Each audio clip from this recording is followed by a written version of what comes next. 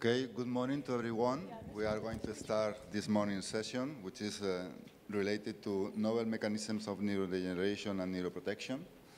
And our first speaker is Dr. Bruna Barneda from the Vall d'Hebron Hospital from Barcelona, Spain. She will talk about neuronal death and fame and axonal degeneration. Good morning to everyone, and first of all, I'd like to thank the organizers for inviting me to explain you our results concerning the death receptor antagonist FAME-LONG and its role in protection of neuronal death and axonal degeneration. In our group, we are interested in death receptor mechanism and death receptor antagonists, and we have studied their role in survival, death, and differentiation of neurons, and also in some physiological processes like neuroinflammation and cancer.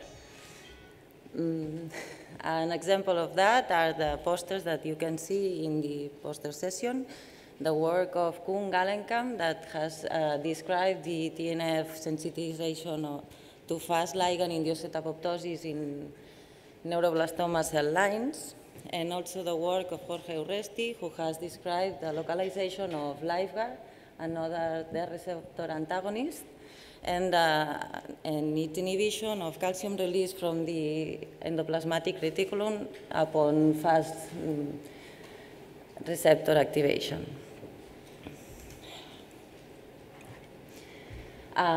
Fas receptor is one of the death receptors that belongs to TNF receptor family, and it has been well characterized the mechanism involved in its activation and the induction of apoptosis through its activation. Once Fas is activated, disc is formed. To form this complex, fat is recruited to death domains of Fas receptor, and this recruits caspase-8. And this, the formation of this complex induces the activation of caspase-8, and depending on the cell types, in type 1 cells, where the caspase-8 amounts are higher than in type 2 cells, this caspase-8 activated could activate directly caspase-3 and induce apoptosis. In type 2 cells, there is less amount of caspase-8, and then this caspase-8, activated caspase-8, what does is to cleave bit and induce the mitochondria engagement and the release of pro-apoptotic factors like cytochrome C and SMAC Diablo that will lead to the activation of caspase-9 and final activation of caspase-3 and apoptosis. The anti-apoptotic members of the BCL2 family have been well characterized to inhibit the apoptosis induced by mitochondria engagement, and there are other proteins in the cell that can block the apoptotic signaling, like IAP proteins, and one of these proteins is XIAP, which is a protein that can protect cells from death receptor-induced apoptosis, and this protein comprises 5 different domains: VIII, VIII, VIII, and an ubiquitin binding domain and ring domain that has E3 ligase activity. And this protein has been described as the most potent caspase inhibitor in vitro. It binds through its VIII domain to cleaved caspase-3 and inhibits its activity. And also it can bind to caspase-9 through its VIII domain and also induce the inhibition of apoptosis. Moreover, it has been also described that this protein can undergo autoubiquitination and proteasomal degradation after some apoptotic stimuli.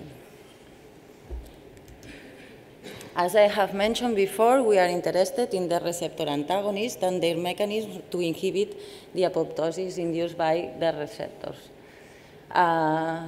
We have described the mechanism involved in C-flip inhibition of the receptor-induced cell death, but the other members of this group, lifeguard and FAME-LONG, has remained, its mechanism of action has remained elusive right now. So we were interested, mainly today I will explain you what we have found with the fast apoptotic inhibitor molecule, the long form.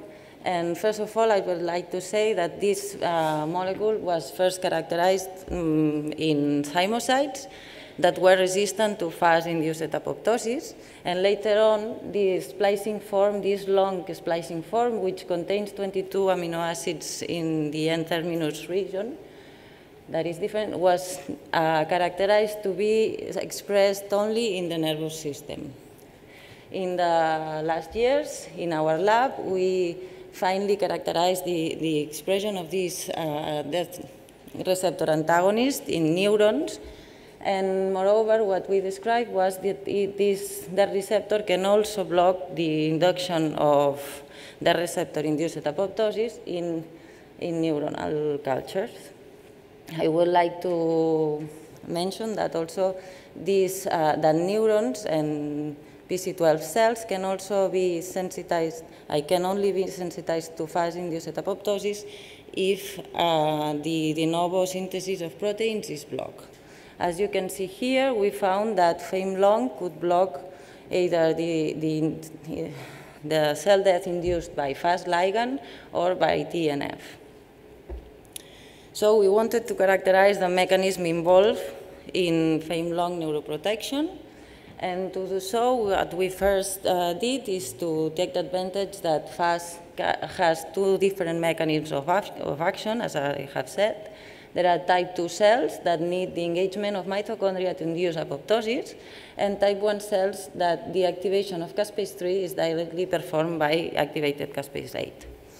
So what we perform is to assess the apoptotic cell death upon fast treatment in these two cell types, and we use as controls C-FLIP, which block both cell death, which block fast ligand cell death induction in both cell types as it acts at the death receptor level. And we use also BCL-XL as because it is an inhibitor of the mitochondria activation, the release of mitochondria from mitochondria of anti-apoptotic factors. And so, well, here you have the graphs, and what we saw was that FAME-LONG was only able to protect type 2 cells and not type 1 cells. That tells us that the FAME-LONG should be acting in some way in relation with the mitochondrial permeabilization stability. To further characterize the mechanism or to study where FAME-LONG could be acting in its anti-apoptotic effect, we looked to all the activation of all the caspases in the PC12 and HEC293, and also a substrate of caspase 3 that is a readout of the activation of this protease, which is PARP. As you can see, in HEC293, and according to its incapacity to protect these cells from fast-induced apoptosis, neither BCL-XL or FAME-LONG were able to block caspase 9 cleavage or caspase 3 and the cleavage of PARP. But when we assess what happens in PC12 cells where these two molecules were anti-apoptotic, what we found is that BCL-XL, as expected, blocks the cleavage of caspase 3. We didn't detect the active fragment of caspase 3. And also, we didn't detect the cleavage of PARP protein 24 hours after treatment. But when we looked to FAME-LONG, what happens was that the cleavage of caspase 3 was not blocked, but we didn't detect the cleavage of PARP, indicating us that something was happening with the activation or the activity capacity of caspase 3. This was confirmed by the assessment of a caspase 3 activity, and as you can see here, FAME-LONG was able to block the caspase 3 activity, activation. No, the activity, not the activation. Not the cleavage, but the activity of this protein. a protein that has been described to interact with active caspase 3 and inhibit its protease activity is XIAP. And so we wanted to know if FAME-LONG was somehow behaving in the same way as XIAP. And we first confirmed that XIAP was able to block death-induced apoptosis in PC12 cells, and it does. And next, what we analyzed was different features of the apoptotic pathway induced by Fas-induced apoptosis. As you can see here, we analyzed Bax activation, that this is activated upon Fas stimulation, and we found that this activation of Bax, which is an anti-apoptotic member of the BCL2 family that promotes the release of the pro-apoptotic factors from the mitochondria, we found that BCL-XL blocks this activation, and XIAP and FAME-LONG were not able to block the activation of Bax.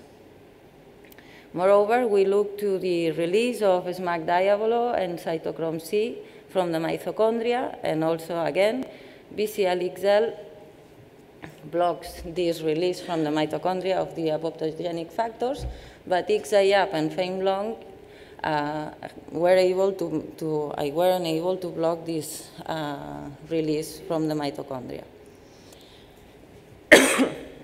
In that point, what we have is that XIAP and FAME-LONG seems to work in the same way to inhibit apoptosis, and what we wanted to know was if there was a kind of relation between these two factors. And to study that, what we performed was to assess its anti-apoptotic capacity in the presence of the shRNA of the other protein. Here you have the graph from the experiment using the XIAP shRNA, and here you have the ones that we use, the FAME-LONG shRNA.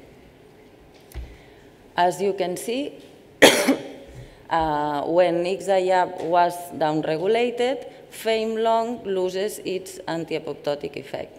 In this, we observe it using both shRNA. Here and here, you can see it, that FAME-LONG loses its effect. This means that FAME-LONG needs endogenous levels of XIAP to protect type 2 cells.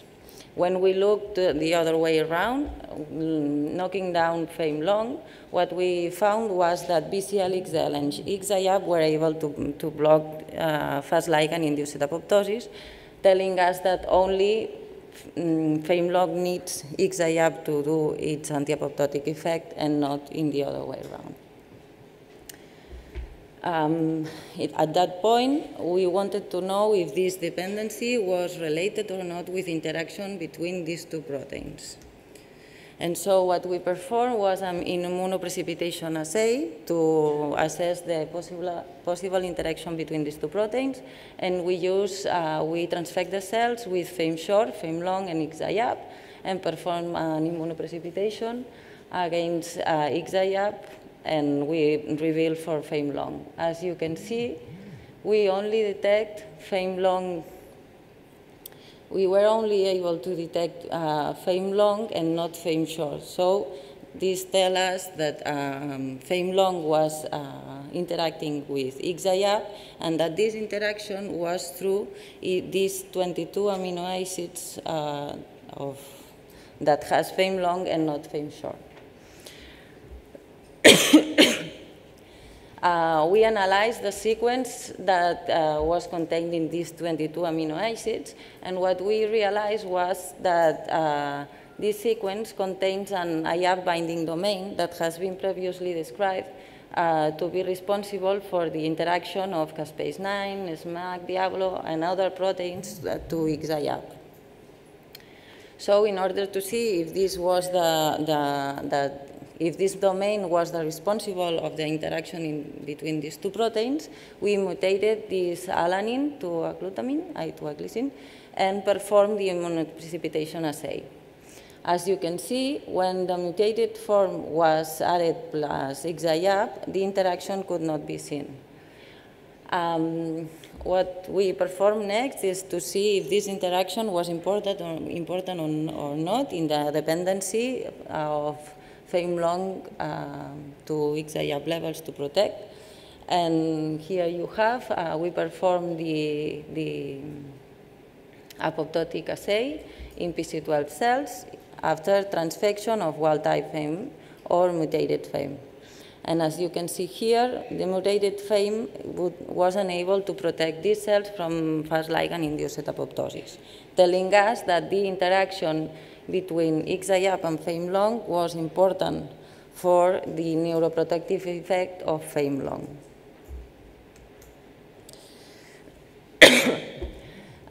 Next, what we studied, we wanted to further characterize this interaction, and then what we performed was to look which of the different domains of XIAP was the ones that was interacting with FAME-long.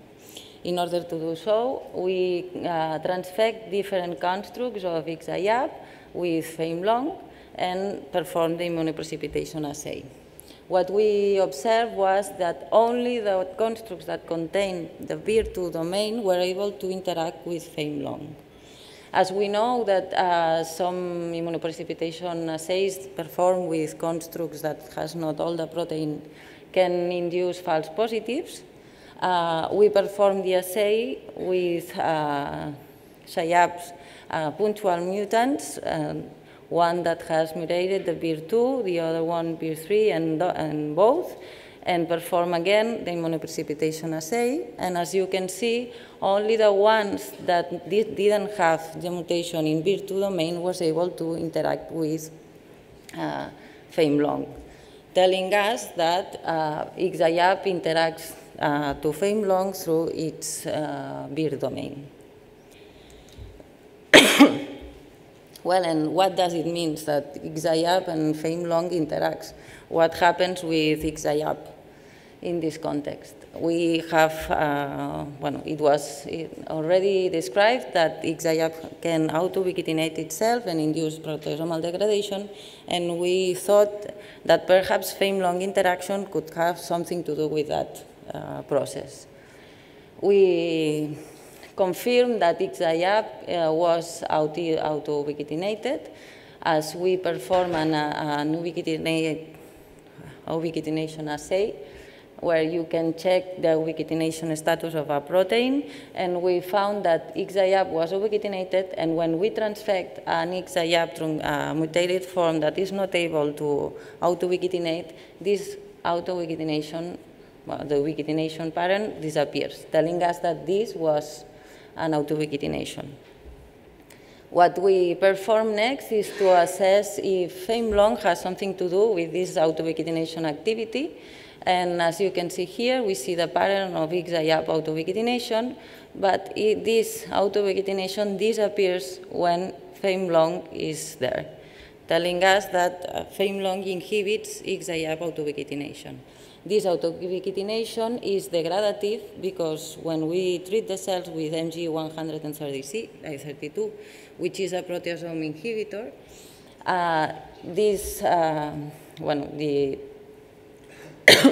the ubiquitinated protein is accumulated because it cannot be degraded by the proteasome, telling us that this ubiquitination is degradative. To further confirm that this inhibition of the ubiquitination by FAME-long was translated to an inhibition of the degradation of XIAP, what we did is to assess XIAP protein levels in cortical culture neurons in the presence or absence of the shRNA of FAME-long. As you can see here, when shRNA of FAME-long is present in the culture, XIAP levels are compromised and decreased. So, summarizing a little bit this work, what we have is that FAME-long protects type 2 cells and not type 1 cells from Fas ligand-induced apoptosis, and that this protection is performed by the stabilization of XIAP. The stabilization of XIAP inhibits its auto-ubiquitination capacity, and then XIAP can modulate caspase 3 activation. In the last times, it has been described that caspases are not only activated once a cell has to die. They can be activated in other processes such as axon degeneration, and also it has been described that they participate in long-term depression by mediating the AMPA receptor internalization.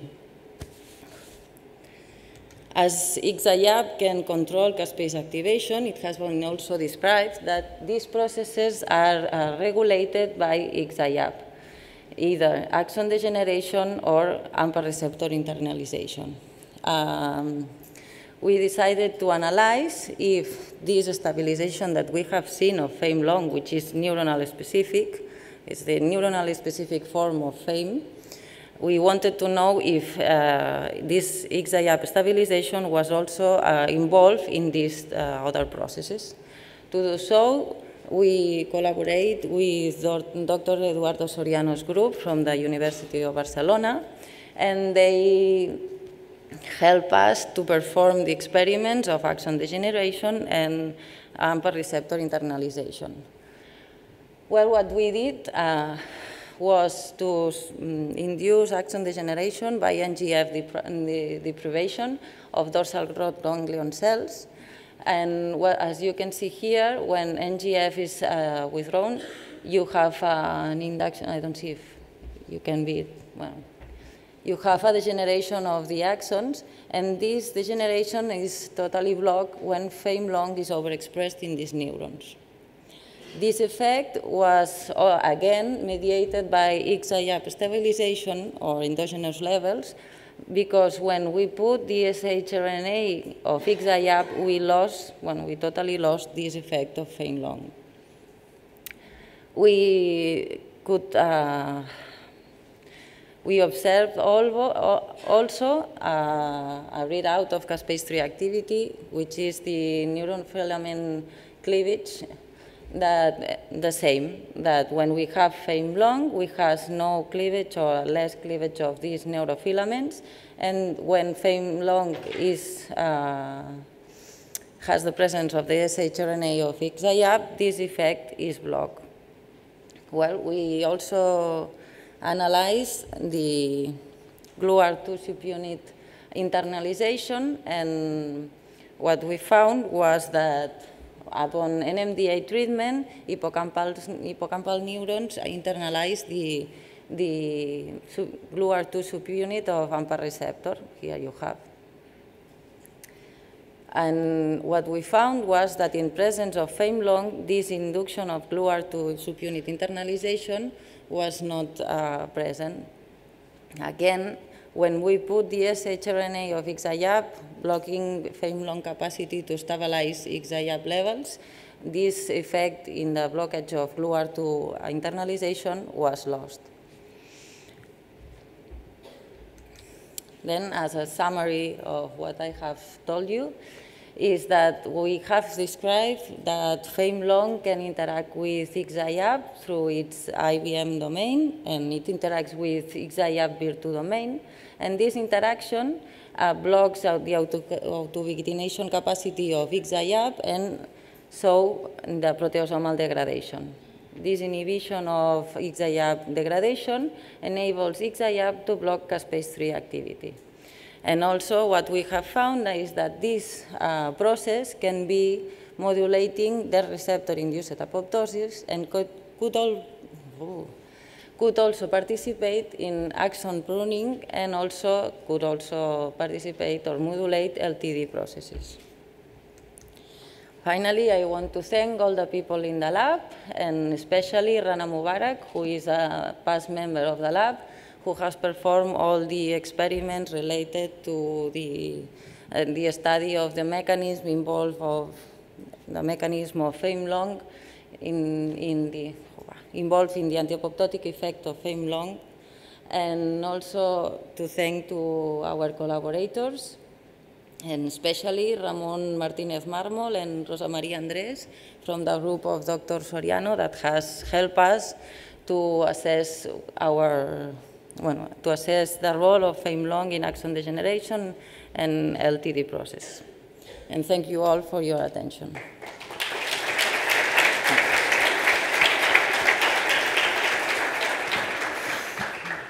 Okay, Bruna, thank you very much. We have time for a couple of questions.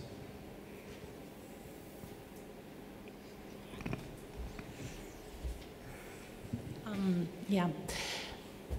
What's known about how FAME-long levels are regulated in the cytosol? The levels of FAME-long, how are they regulated in the cytosol, in the cytoplasm? The problem that we have now, and we are working on that, is that little is known about FAME-long regulation or expression. We are now looking to the promoter to see if it can be, well, we are looking to the promoter and also to possible splicing factors that could regulate its expression. But by the moment, we only know that can be modulated by MAP kinesis, and that is where we are now.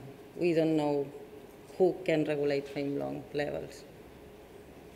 The other question is, have you tried the implication, I don't know if you have tested that already, in intrinsic apoptosis, in programmed cell death? Because if it goes through, because of the implication of the mitochondria, you would expect that it could work also in... block the intrinsic, well, I don't know, but I think that we haven't tried that. Or no, it doesn't protect because it doesn't protect that.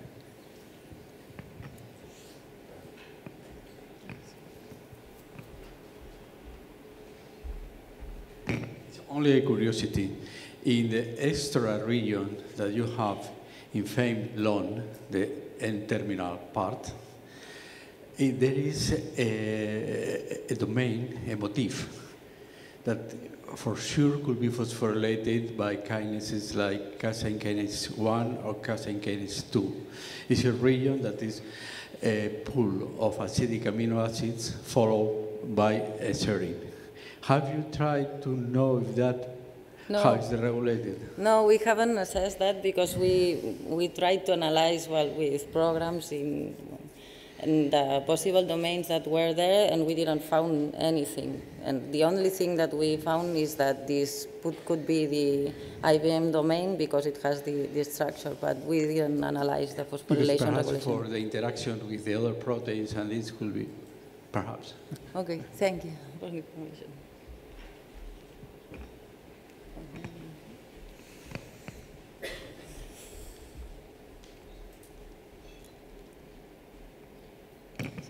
Hi, Bruna. Did you check if the internalization of other glutamate receptors is also affected or not? This is specific of GLUAR2 or is general? The last two slides are in progress. We are checking also GLUAR1 and we haven't done it yet. But well, we don't know what will happen with the other ones. But as both GLUAR1 and GLUAR2 have been having seen to be modulated by XIAP and caspase-3 activation, what we expect to find is that FAME-long could also have something to do with this, also, with the GLUAR1 subunit 2.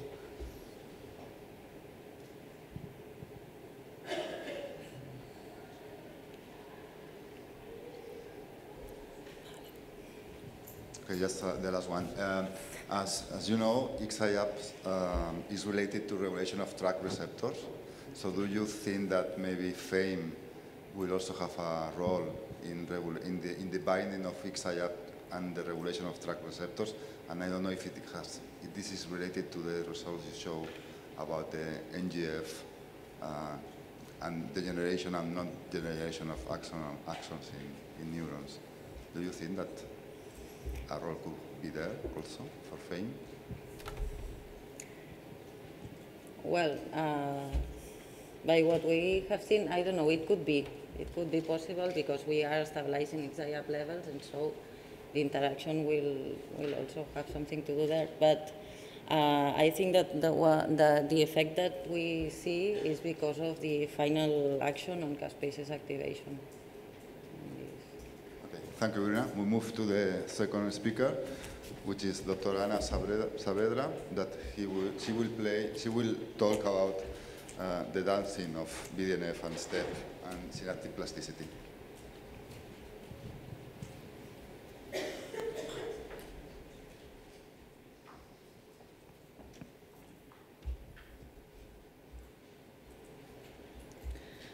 morning. Thank you for attending my talk.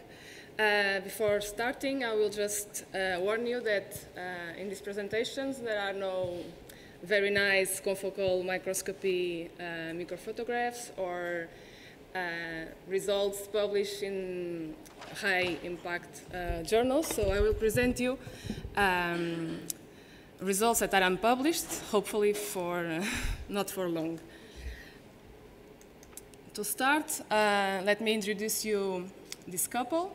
So this handsome man is a nice guy, is BDNF, which stands for brain-derived neurotrophic factor.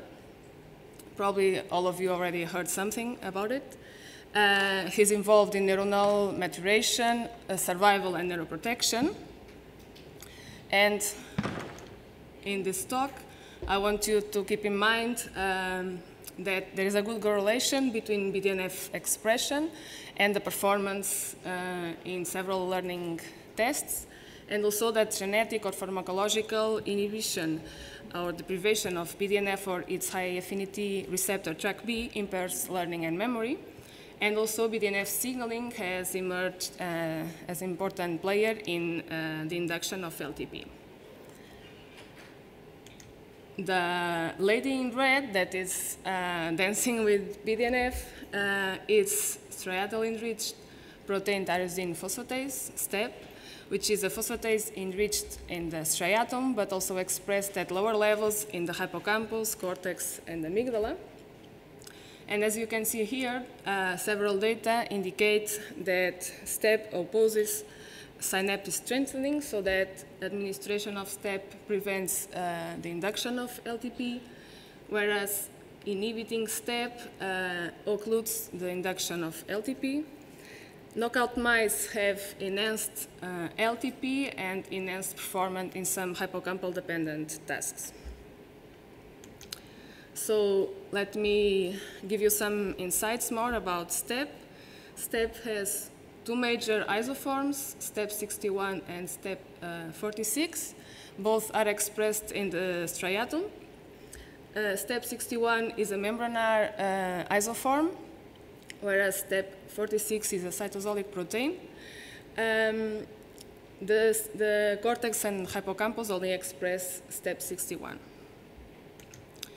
STEP activity is regulated through pKa-mediated phosphorylation and inactivation of STEP, whereas an NMDA receptor-mediated calcineurin activation dephosphorylates and activates STEP.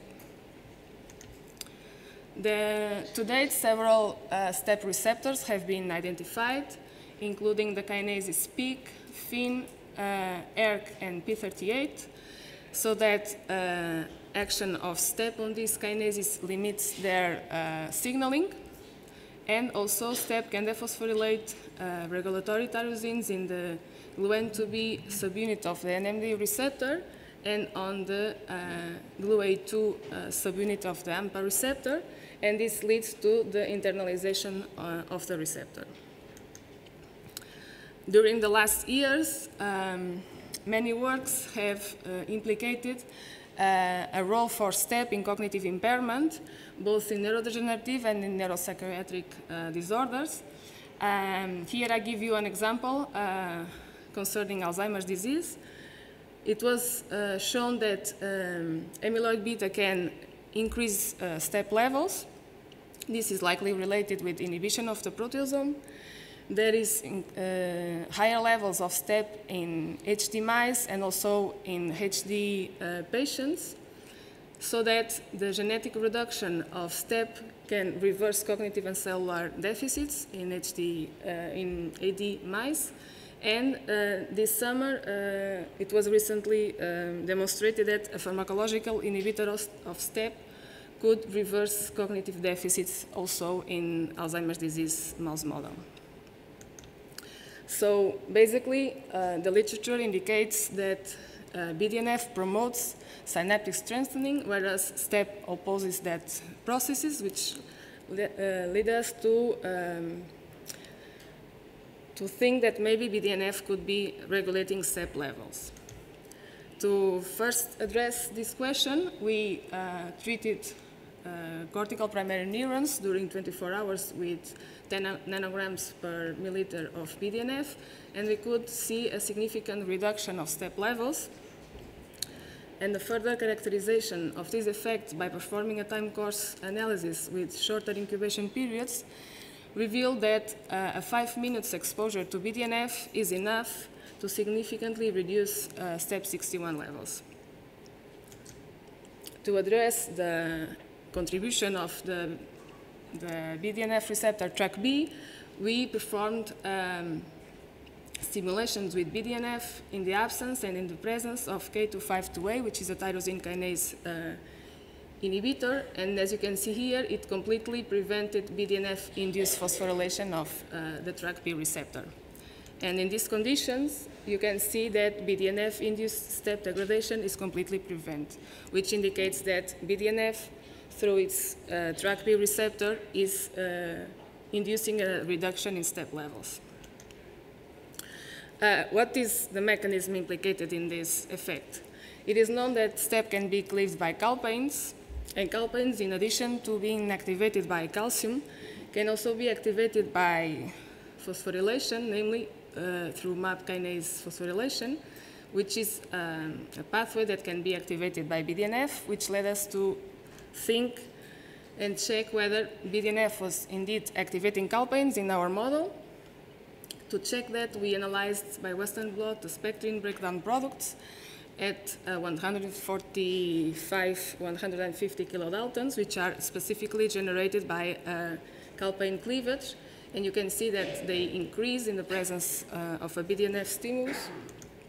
However, in these conditions, the decrease in the step 61 band is not accompanied by an increase in the 33 kilodalton band, which corresponds to the cleavage product by calpains.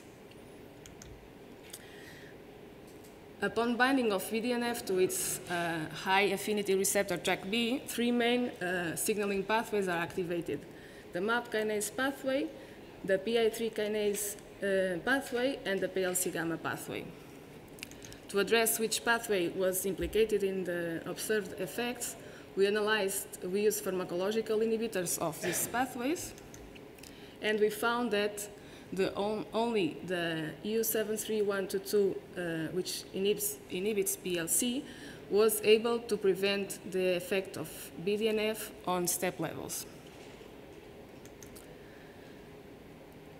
So if calpains are not implicated, what can be the mechanism? It is known that BDNF can increase the ubiquitination of synaptic proteins and can induce the ubiquitin proteasome degradation of several proteins that oppose nucleotide growth. So since step levels, in addition to calpains, can also be regulated by the proteasome, we analyzed whether inhibition of the proteasome with MG132 was able to prevent BDNF-induced reduction of step levels. As you can see here, cultures incubated with BDNF in the presence of the proteasome inhibitor have step levels that are comparable to the control condition. Accordingly, we could detect that the polyubiquitinated step levels were higher in BDNF-treated cultures than in the control condition. But what is the relevance of this degradation? To address this, we focus on two step substrates, the gluN2B subunit of the NMDA receptor and ERF, which are known to be phosphorylated in response to a BDNF stimulus and to be step substrates. So what we did was to perform the experiment and check 1 hour after BDNF whether the levels of gluN2B and phospho-ERK were altered when we prevent step degradation with the proteasome inhibitor. As you can see here, by inhibiting the proteasome in BDNF-treated cultures, you could see that we totally or we partially reduce the phosphorylation levels of these two proteins, indicating that the full phosphorylation of these proteins in response to BDNF needs the degradation of step. So is this only occurring in cortical neurons, or other neurons can also respond in the same manner? We analyzed in striatal primary cultures the effect of BDNF on step levels, and as you can see here, there is a significant reduction of step levels in striatal cultures treated with BDNF, and this effect is prevented by the proteasome inhibitor. And the same was true in hippocampal neurons. There's a significant reduction in step levels, which was prevented by the proteasome inhibitor. So is this specific for BDNF, or other neurotrophin family members can induce the same effect? So what we did was to check the levels of the TrkA receptor, the NGF high affinity receptor, and TrkC for the receptor for neurotrophin 3 in our cortical, striatal, and hippocampal cultures. As you can see, all express to higher or lesser extent the receptors.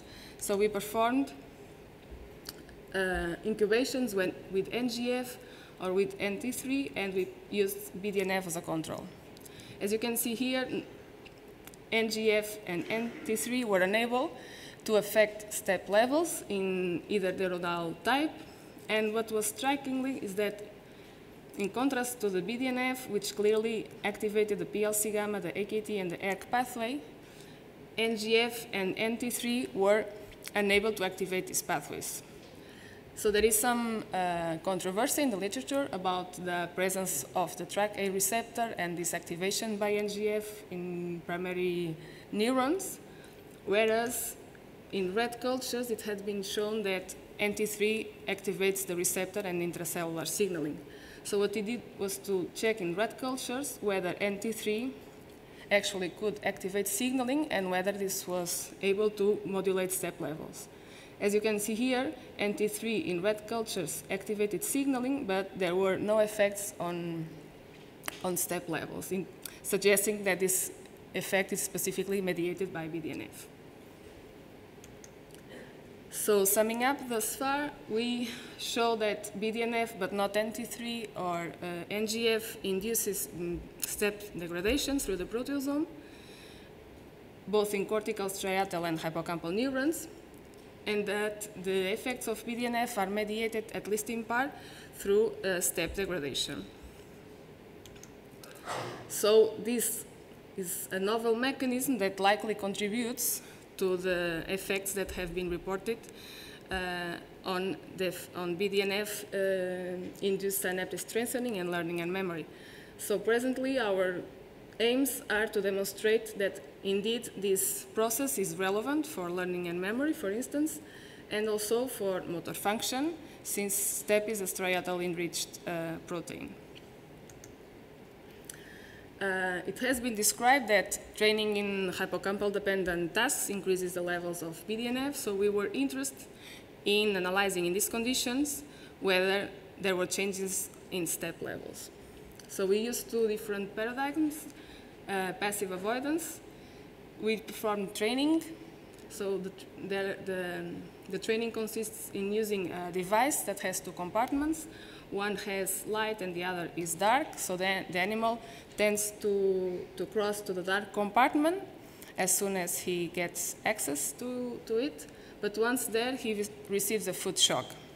So an animal that has no impaired learning and memory, when tested, will not cross to the other compartment as soon as he did it the day before. And conversely, if the animal has impairment in synaptic plasticity and learning and memory processes, it will cross earlier to the dark compartment than an animal that has no impairment. So we performed the training in this paradigm, and we could detect a significant increase in BDNF levels in 30 minutes after training as compared to naive animals. And this was accompanied by a significant reduction of step levels in the hippocampus. In the spontaneous alternation in a T-maze, so the animal is exposed to a T-maze where it can explore the stem arm and one of the arms. And this is the training phase, and when testing long-term memory, the animal has access to both arms, and if he has no impairment, he will likely spend more time in the new arm because it's novel. Whereas if he has impairment, it will stay as long in the new as in the old arm. So performing training in this paradigm also induces a significant increase in BDNF levels in the hippocampus 1 hour after training as compared to naive animals, and a significant reduction in step levels. So what about motor function? Our results indicate that in response to BDNF, there is a reduction of step levels. So what happens in animal heterozygous for the BDNF? We see that there is a reduction by about 50% of BDNF levels, and this is accompanied by a significant increase in step levels. It is known that these mice display a hyperlocomotion phenotype. So what we did was to put the mice in the open field and to determine the distance traveled during 1 hour assessment. And we compared vehicle-treated and TC2153 treated animals, this is a pharmacological inhibitor of STEP, which was recently characterized. And we could observe that the inhibitor was able to restore the normal locomotion in BDNF heterozygous, where it has no effect in the wild type. So the biochemical analysis is still pending. And the other thing I would like to comment before ending is that it is known that hippocampal BDNF and TrkB levels decrease with aging, and also that BDNF levels and TrkB levels are altered in several neurodegenerative diseases. So taking into account our results, and also that it has been shown in the mouse cortex that during aging, if you focus in the gray bar, there is an increase in step levels in the cortex. So we speculate that alterations in this pathway could contribute to cognitive decline associated with aging and also with neurodegenerative diseases, so that maybe step inhibition could be an approach to counteract limited amounts of BDNF. And these are currently topics that we want to test in the lab. I would like to thank all the members in the kinase and phosphatase in neuronal function and dysfunction group, and also our collaborators, Mar Puigdemont, Dr. Silvia Ginés, Dr. Jordi Alberch in the University of Barcelona, and Pradeep Kurup and Paul Lombroso in the Yale University School of Medicine. Thank you for your attention.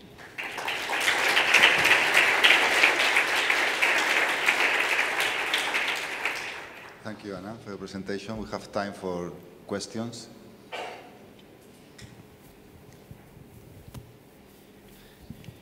Did you test if it's any decrease of a step in Alzheimer's disease patients? It's already published. It's already published. And the other question is already a step knockout, a mouse knockout for a step? Yes, actually in the introduction, yeah. It's viable. It's viable. Yes, yes. And then you cross with a model of APP, one of these models for mutated APP, to know that there is a decrease of the progress with amyloid with. Actually, this study was already performed. It has the step knockout mice was crossed with the Alzheimer's disease mouse model, and this is able to reverse the cognitive and molecular changes. Okay.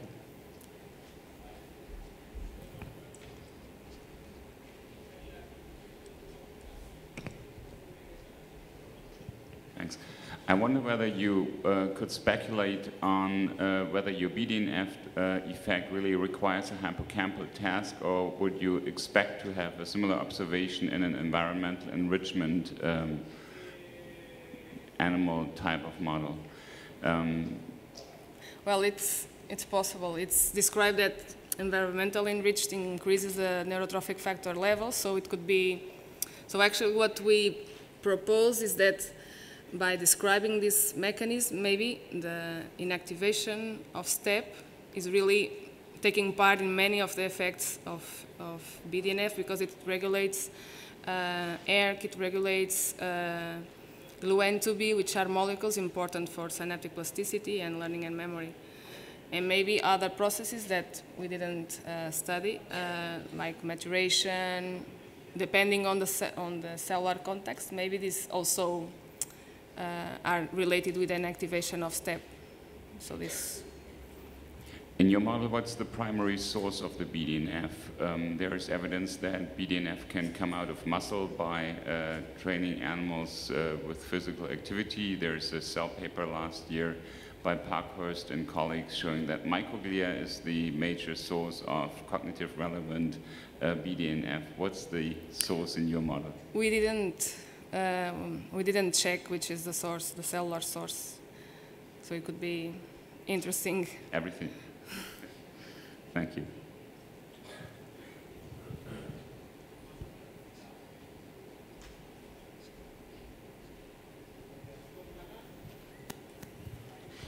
Could you elaborate more on the differential response or no response of mouse cells of the TRAC receptors versus the rat ones? Well, we were surprised to see that, okay, it has no effect, but it's not activating intracellular signaling, so what's the point?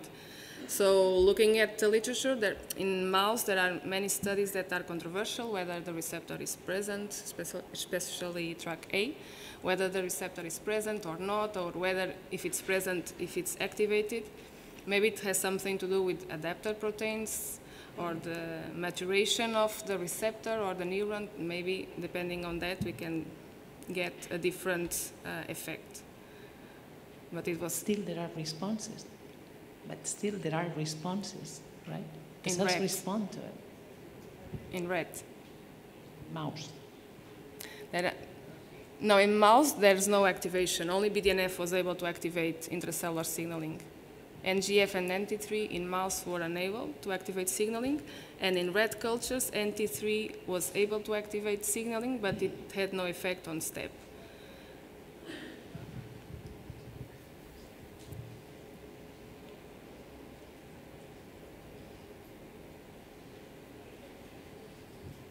So did you check in your training paradigms that the decrease in the STEP correlates with any change, for example, in glutamate receptors in the neurons, in the membrane of the neurons? No, not yet. What we want to do is to look at STEP substrates in one hand, and also to actually prove that the decrease in STEP levels is induced by the increase in BDNF. So we want to block the TRAC-B signaling to really confirm if really the effect is due to the increase in BDNF or it's unrelated.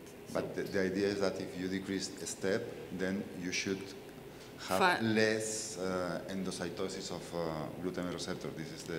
And what we want to test is that in conditions where STEP is degraded, the animal the day after will remember and will perform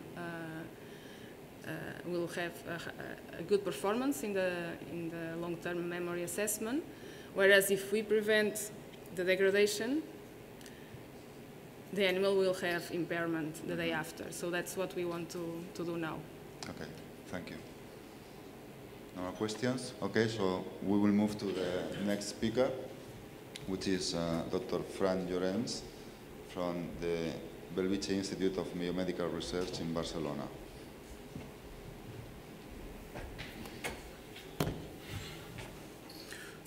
Good morning. First of all, I would like to thank the organizers for this kind invitation.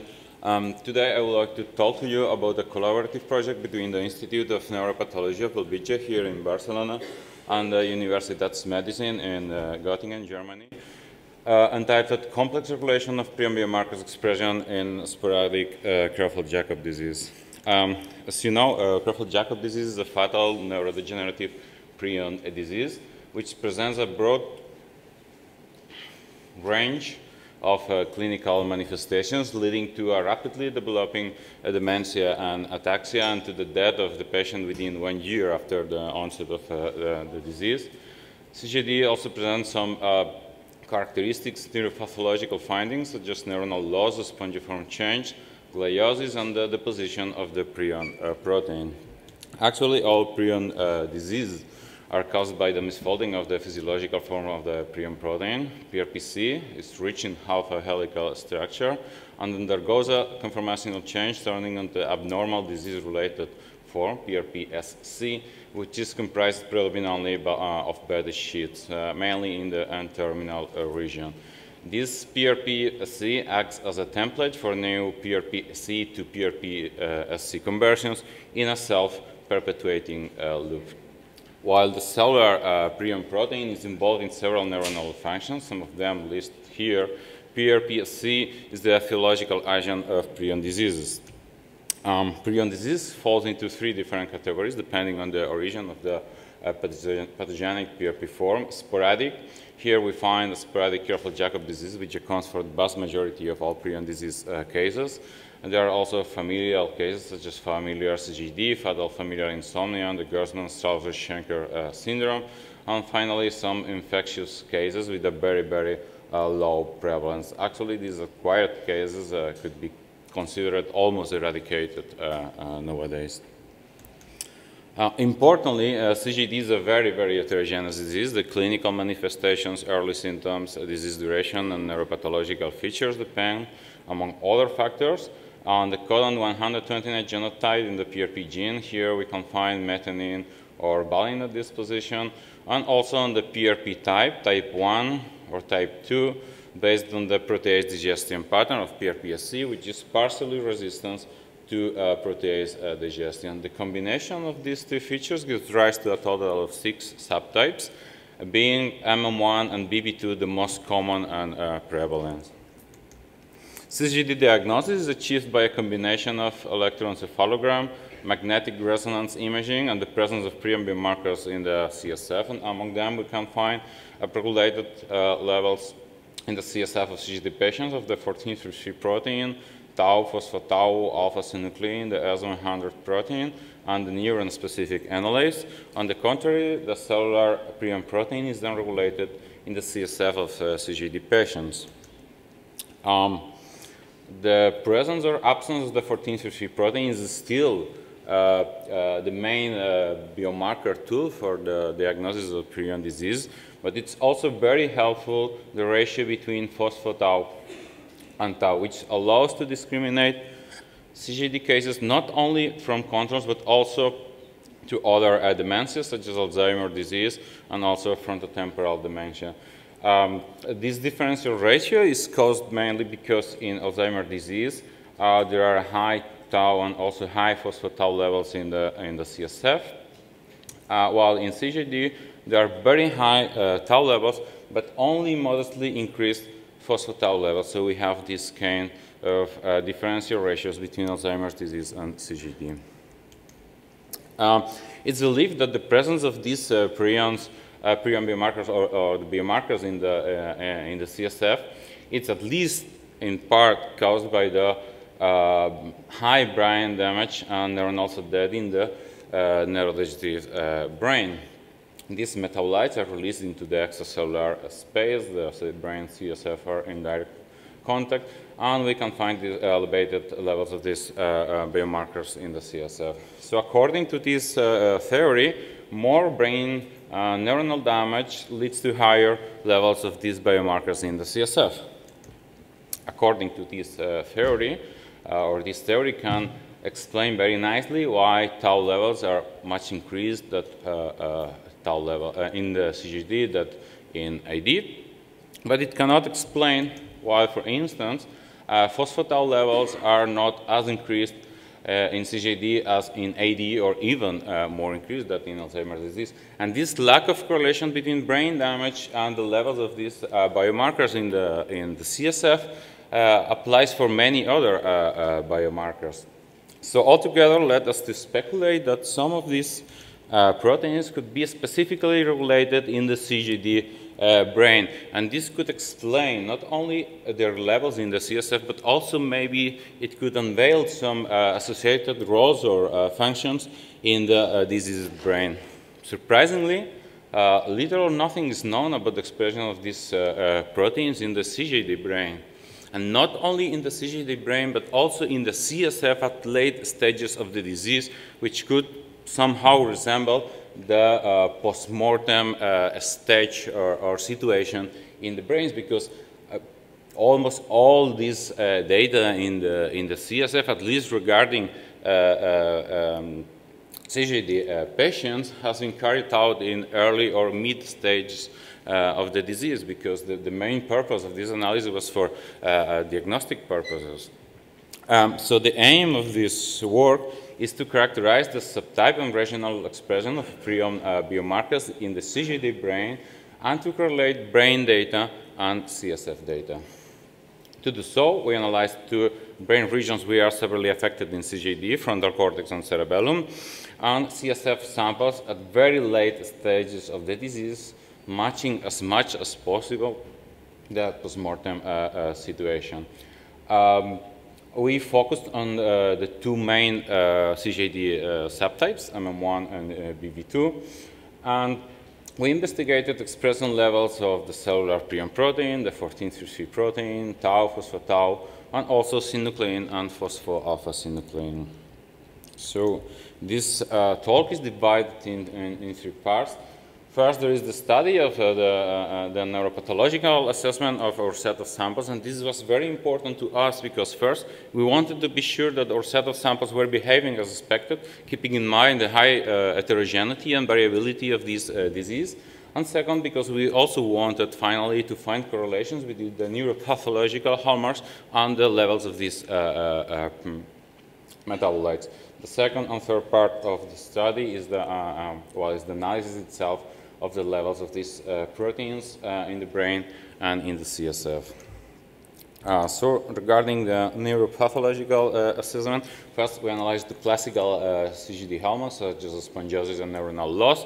Spongiosis was present in all our cases as expected. And it was increased in the cerebellum of BB2 samples where vacuoles are larger and more prominent.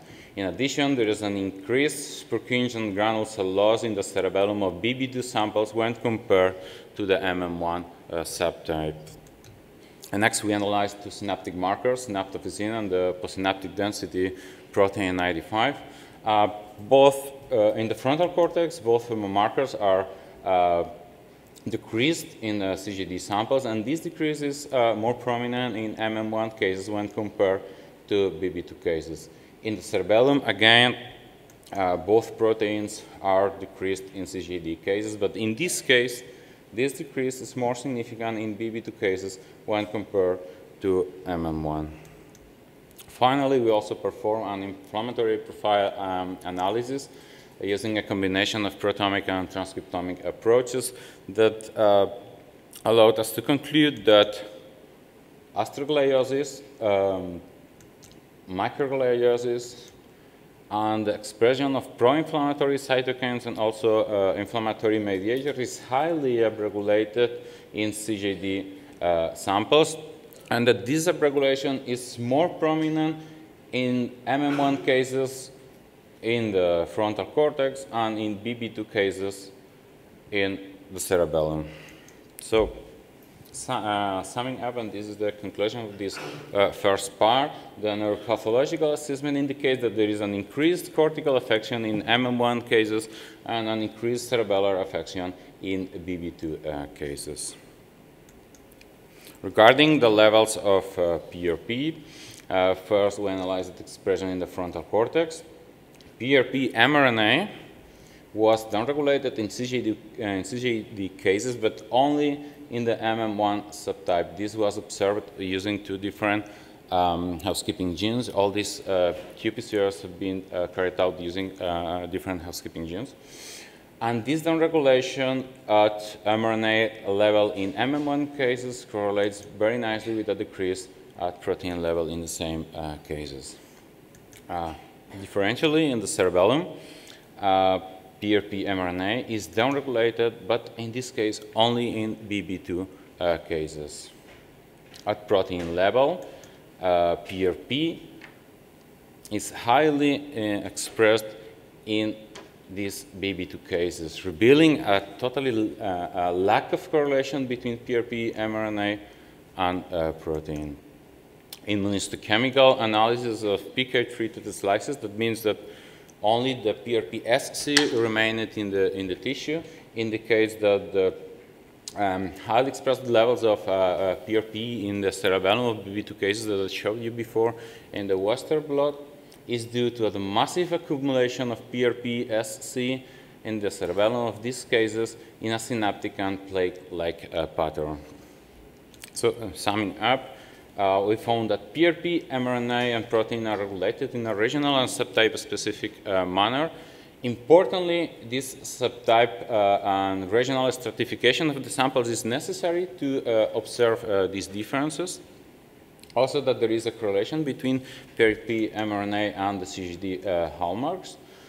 And finally, that there is a lack of correlation between PRP, mRNA, and protein levels in the cerebellum of BB2 samples, most likely due to this interference of the PRP-SC. Then we analyzed PRP-C in the CSF of CJD. In this analysis, PRP-C, but not PRP-SC, can be detected. Using always age and disease stage-matched samples. We observed that PRP-C levels are decreased at late stages of the disease. So this decrease in the PRP-C levels in the CSF may be explained by the downregulation of PRP both at mRNA and protein level in the CJD brain. We also wanted to check if this PRP mRNA downregulation that we observed in CJD cases could be a common feature to other neurodegenerative disease. And indeed, in Alzheimer disease and in PD, PRP mRNA is downregulated, but only at very late disease stages. And similar to AD and PD, PRP mRNA is also downregulated in progressive supranuclear palsy and in frontotemporal dementia cases. So we can conclude that PRP mRNA downregulation may be a common feature at advanced stages of neurodegenerative disease. The last part of the study is the analysis of the classical prion biomarkers levels in the brain and CSF. Starting with the 1433, we analyzed the mRNA levels of the gamma and zeta isoforms. At mRNA level, both isoforms are downregulated in the frontal cortex, but not in the cerebellum of CJD cases. Also, we couldn't observe any difference between MM1 and BB2 cases decrease in the frontal cortex. At protein levels, 1433 is downregulated in the frontal cortex and also in the cerebellum of both CJD subtypes. And 1433 levels in the cerebellum of BB2 cases are significantly lower than the ones that we can see in MM1 cases. In the CSF, and as expected, because as I told you before, 1433 is the main diagnostic tool for prion disease. 1433 is regulated in both CJD subtypes, but 1433 levels are higher in BB2 than in MM1 patients. And this is very interesting because this is only happening at late stages of the disease. At early or mid stages of the disease, both MM1 and BB2 levels are similar. So this indicates that 1433 could be a very good neuronal damage marker because it shows a very nice anticorrelation between the levels in brain and the levels in the CSF. The next protein that we analyzed was alpha-synuclein. Alpha-synuclein mRNA is regulated neither in the frontal cortex nor in the cerebellum of CGD cases. And at protein levels, also no major changes in total alpha-synuclein can observe, only a slight decrease in the cerebellum of BB2 cases. On the contrary, a marked decrease in phospho-alpha-synuclein phosphorylated at serine 129 is observed in both CGD subtypes and also in both brain regions. In the CSF, we also observed upregulated levels of alpha-synuclein in both CGD subtypes that has been described also in early stages of the disease in previous works. So this comparative analysis of the levels of alpha-synuclein between brain and CSF brings up two interesting questions. First, if alpha-synuclein levels are not altered in the brain, do other sources of alpha-synuclein contribute to these increased levels in the CSF? And second, if phospho-alpha-synuclein levels are decreased in the brain but not total alpha-synuclein, it could be that there is a specific inhibition of alpha-synuclein phosphorylation in the brain of CGD samples. Since one of the main kinases phosphorylating serine 129 in alpha-synuclein is protein kinase CK2, we analyzed its activity using a phospho-substrate-specific antibody, but we couldn't observe difference in the activity of CK2 between control and CGD cases, indicating that maybe other alpha-synuclein kinases are downregulated or inhibited in the CGD brain, or that alpha-synuclein and phosphosynuclein differently incorporate into the CSF. Finally, and the last protein that we analyzed was obviously tau. Similar to alpha-synuclein, tau mRNA is regulated neither in the frontal cortex nor in the cerebellum of CGD cases. But at protein level, both total tau and also phosphotau phosphorylated at 3 different sites, serine 189, serine 422, and serine 214, are decreased both in the frontal cortex and in the cerebellum of both CGD subtypes, MM1 and BB2 subtypes. The analysis of tau and phosphotau levels in the CSF revealed that both proteins are upregulated in both CGD subtypes, and as expected, and as we know for the early and mid stages of the disease, tau levels are higher than phosphotau levels, giving rise to this kind of classical phosphotau-tau ratios that I showed you before for the previous, for the early disease stages. So now in this case for tau, this comparative analysis between brain and CSF levels led us to speculate that low phosphotau levels in the CGD brain may be a consequence of a specific regulation in tau phosphorylation and not just a mere reflection of neuronal damage. In this regard, the 3 phosphosites that we analyzed in tau share a common kinase, GSK3. And one of these sites is the same that we used for the CSF analysis. So I think that the logical question at this step was quite clear to analyze GSK3.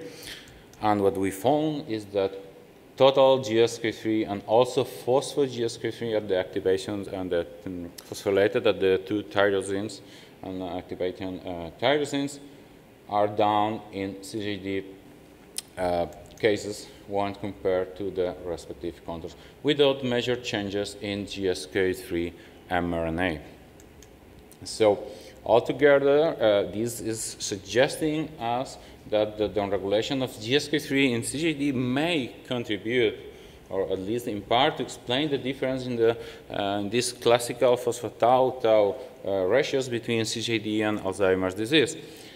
In AD, it's supposed that GSK3 is hyperactivated, but phosphotau is for sure hyperphosphorylated. And in the CSF, we find high tau and also high phosphotau levels. On the contrary, in CGD, GSK3, we just found that is downregulated and that phosphotau is hypophosphorylated. So maybe this is the reason why we find these high tau levels, but only modestly increased phosphotau levels, giving rise to these ratios. So the conclusions of this work is that prion biomarkers levels are highly regulated in CGD brain, both at mRNA and protein, and their CSF levels may not be only a consequence of this classical view of brain neuronal damage. Also that the regulation of prion biomarkers in the CGD is regional and subtype dependent and may have some functional implications that for sure deserve further studies. Actually, the future directions in this project is to study the functional basis of the alpha-synuclein phospho-tau downregulation in the CGD brain, and also to study the functional basis of this lack of correlation between mRNA and protein in some of these cases that we just observed. Actually, our preliminary data indicates that there are some epigenetic mechanisms behind these processes. So this work has been carried out mainly in Professor Isidro Ferrer's lab here in the Institute of Neuropathology of Barcelona in collaboration with Professor Inga Zers in Göttingen. I also like to thank all the people involved in this project, and especially to Irene Lopez Gonzalez, Belén Soleaga, and Paula Garcia Sperger, who did a very, very nice work on the transcriptomic analysis of our set of samples. That's all. Thanks for your attention. I will take questions if you have any. Okay, thank you very much.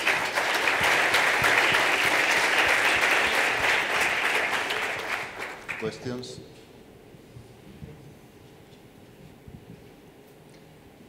Congratulations, Fran, for your talk. Very nice. Thanks. I don't know if you get the chance to study VCJD brains, because in variant CGD, in the CSF, the phospho-tau levels are much higher than in sporadic C. So it would be nice to compare with sporadic CGD. That's very, very interesting, but we need a good cohort for this because, well, as you have seen, this is a descriptive work, and it involves just human samples, but we need very big cohorts, or as big as possible, to get some significance. And for variant CJD, we don't have those brains. But yes, this will be definitely very interesting to see not only the levels, but what is causing these differential levels on these proteins, because all of them are related to neurodegenerative disease, to the mechanistic, to the pathogenic mechanism. So for sure, this could have some implications on the pathogenicity. And did you have the opportunity, here, Frank, did you have the opportunity to check for the presence of Lewy bodies in the brains of CJD? There are no major alpha-synuclein depositions in these cases. Part of this neuropathological assessment also includes the analysis, the immunochemical analysis of alpha-synuclein, phospho-tau, and I think that there are only one CJD case. I don't remember if it's in frontal cortex cerebellum with very small amounts of alpha-synuclein depositions. But this is not the general feature for these cases, that's for sure. And what is your opinion about the soluble or the oligomeric form of alpha-synuclein affection in CJD samples? Do you think there is any hypothesis about that? I think that there are many groups that are focused on this, but we are not on this. Yeah. Thank you.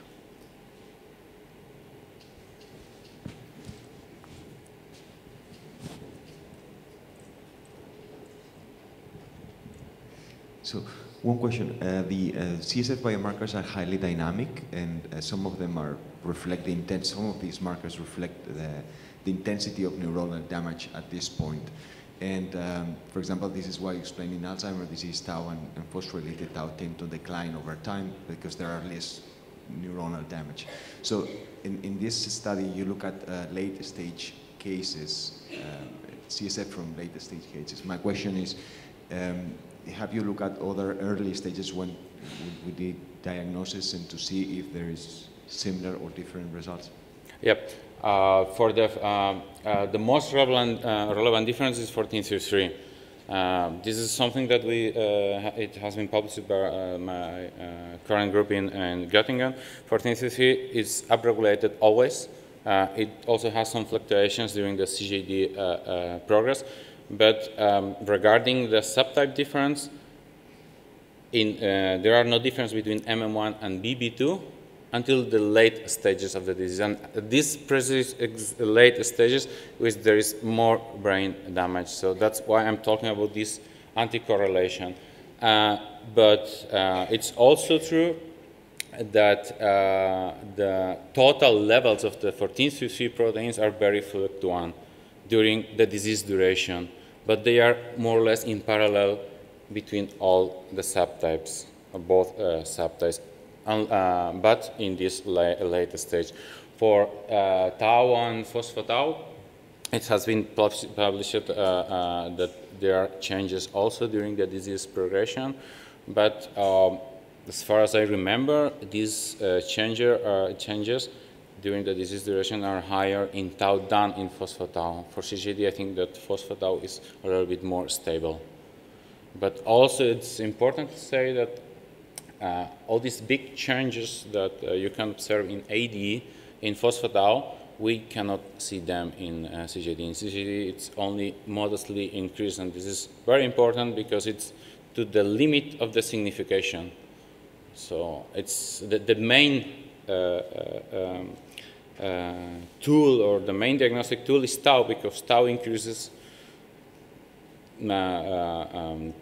dramatically in CGD. This very small increase in phospho-tau, it only helps us to do this ratio and to a bigger discrimination. But yeah, for your question, I think that more or less are stable, and that phospho-tau is a little bit more stable than tau.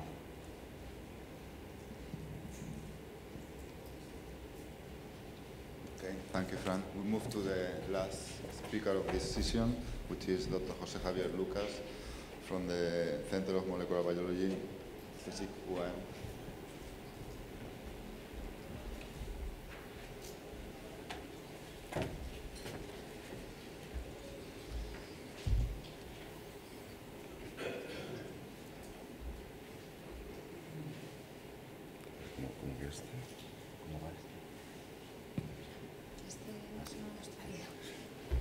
Good morning.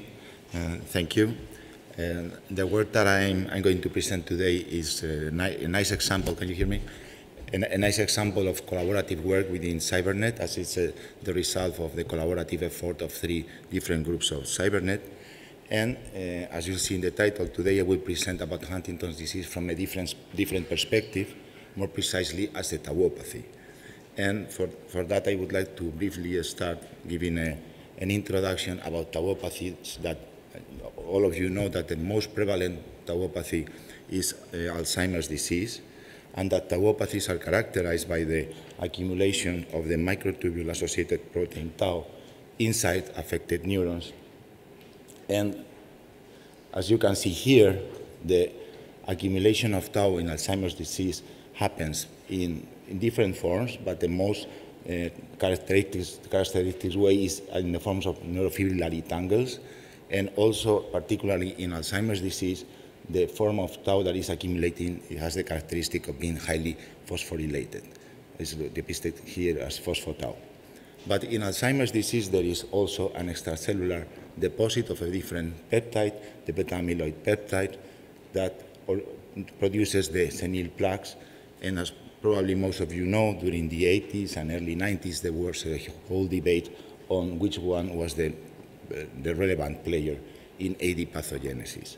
And the identification in the families with familial Alzheimer's disease in the early 90s, discovering that mutations in the amyloid precursor protein and in the presenilins 1 and 2 favoring the production of beta amyloid clearly established that amyloid deposition is a clear triggering element in AD pathology. And for several years, the pathogenic role of tau was kind of neglected in the field. But that was just for a few years, because in 1998, this seminal work by Hatton, Hoytink, and many other co-workers identified mutations in the tau gene as responsible for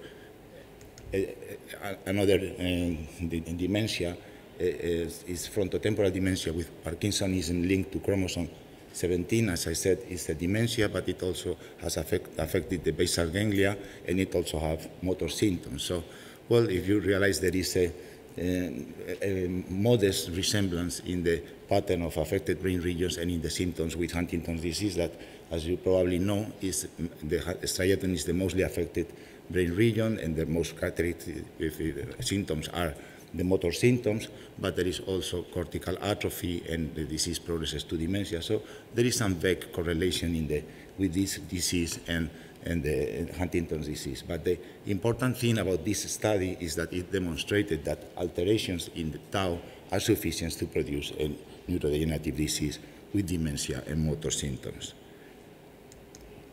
And as you can see here, most of the point mutations identified in these families with FTDP17 are concentrated around this region of the tau protein where these black boxes are. These are the tubulin binding domains, repeats, and depending on the different alternative splicing of different exons, there are different isoforms, but you can see that there are half of the isoforms contain 3 tubulin binding repeats, or in the other 50% have the 4 tubulin binding repeats, and this is depending on alternative splicing of exon 10, and the protein sequences encoded by exon 10 are depicted here in yellow. So many mutations around this, point mutations around this part of tau, but there are also several families in which the mutations are not coding, they are intronic mutations near the intron exon boundary of exon 10, and the consequence of these mutations is that they favor the alternative splicing of the 4R and 3R isoforms of tau in favor of the 4R repeat tau. So this is telling us that this balance in favor of 4 repeat tau is contributing to the pathogenesis of this neurodegenerative disease. And as I said, this 4 or 3 repeat, this is the area by which tau binds to microtubules to stabilize them, and 4 repeat tau attached with higher affinity to the microtubules, so it will be more efficient than 3R tau to stabilize microtubules, but also this tubulin binding domain is the one through which tau proteins self-assemble. So thinking why this balance in 4R, 3R isoforms in favor of the 4R is driving neurodegeneration, there are different options. One could be an excess of microtubular stabilization, another could be a facilitation of tau cell assembly and a toxic gain of function of these oligomers or higher order aggregates of tau, or a combination of them. But you might be thinking, so what has tau have to do with Huntington's disease, despite from this distant or subtle similarity in symptoms with FTDP17, as we know that Huntington's disease is produced by a completely different kind of mutation. As you probably know, it is caused by an expansion of CAG repeats, and these CAG repeats are responsible for a polyglutamine expansion in the N-terminal region of Huntington, and it is very clear from studies for many years in human samples, in cellular models, in animal models, that these expanded polyglutamines are toxic for neurons, and it's very clear that Huntington's disease, no matter what, is a polyglutaminopathy. And this also in common with most of the other CAG produced neurological disorders like the spinocerebellar ataxias 1, 2, 3, 6, 7, and 17, in which these expansions in CAG repeats are the all encoding regions and in the reading frame originating expanded polyglutamine sequences in the different proteins. So there's no doubt that toxicity associated to polyglutamine, expanded polyglutamine, is playing a role in the disease. But I would like to, however, bring your attention to the fact that there is another SCA12, also produced by an expansion in a CAG repeat, but that is not in the coding region, and therefore it's not so obvious that a polyglutamine sequence might be, although there are some hypotheses that it might be also being translated, but it's not so obvious to think that polyglutamine is responsible for SCA12. I also would like to remind you that there are CUG repeat diseases like Huntington disease like 2, SCA8, and myotonic dystrophy 1, in which, as I said, the expanded repeat is the CUG, and they are all in non-coding regions. And particularly for myotonic dystrophy 1, it's very well established that expanded CUG repeats are able to sequester different splicing factors, particularly muscle-blind like 1, and it's very well established that the alteration in the multiple alternative splicing events secondary to this dysregulation of muscle-blind do contribute to the pathogenesis of myotonic dystrophy 1. And more recently, in 2011, the group of Krzysztofiak in Poland demonstrated that expanded CUG repeats mimic CUG repeats in their ability to sequester splicing factors and in their ability to produce similar alteration in the pattern of alternatively spliced genes, at least in cellular models. And most importantly, last year, this seminal work by Gillian Bates, they found, this is the first demonstration that an alteration in alternative splicing is contributing to Huntington's disease pathogenesis, because the expansion of CAG in the first intron of Huntington is making a cryptic poly-A site to manifest, and then there is translation and production of N-terminal forms of Huntington that are the ones that are most toxic, because then the polyglutamine stretch is very much exposed, contrary to when it is in the full length, in the context of full length Huntington. So the group of Gillian Bates demonstrated that there is this alternative splicing event produced by a cryptic poly-A site in the first intron, and they find as a candidate splicing factor mediating this SRSF6, because bioinformatically they found that it could bind to the 6-mer consensus sequence at that time for this splicing factor. And more recently, the group of Krainer this year extended the consensus for RSSF6 to 9-mer, out of which the 8 last are a perfect match to CAG, CAG, CA. So it seems that expanded CAG is a nice sequence for SRSF6 splicing factor to bind. And importantly, there are plenty of classic works by Athena Andreadis and by Liu showing that SRSF6 is one of the main splicing factors affecting exon 10 in the tau gene. So that's why we reason that probably there will be more splicing events affected in Huntington's disease, and the splicing of exon 10 of tau was an excellent candidate, as it was known to participate in a similar neurodegenerative disease. And obviously, the first thing we did was to check in samples from post-mortem human brain, extracting RNA from them, and to see whether the increase in 4R over 3R tau mRNA isoforms was taking place in the brain of HD patients. And thus, this is what is shown here. What I'm going to present is mainly work by Marta Fernandez Nogales in the lab. And what she found is that there is no difference in the amount of total tau mRNA in Huntington cases versus controls. However, there are differences in the isoforms, and these give rise to a dramatic increase in the ratio of 4R over 3R tau in the striatum, and also a significant increase in the cortex. And this correlates well with the profound alteration of the SRSF6 splicing factor that is concentrated in the Huntington inclusions in the nuclei of the neurons, and also the pattern, the levels and the pattern of migration of SRSF6 is totally altered. These proteins are very regulated by phosphorylation, and probably this reflects the phosphorylated form as it can be seen with the phospho-SR specific antibody. And then we wonder whether this alteration in the mRNA ratio corresponds to an alteration in the in the ratio of the protein.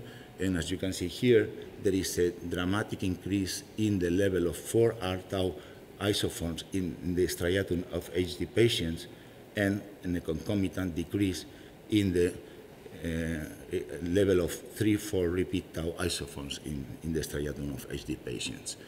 And this is the case not only in the striatum, these are the same samples that I just showed, but in the cortex there is also the same disbalance in the 4R, 3R tau protein ratio, and interestingly there is also an increase in total tau in the cortex, as it happens also in some of the classic tauopathies.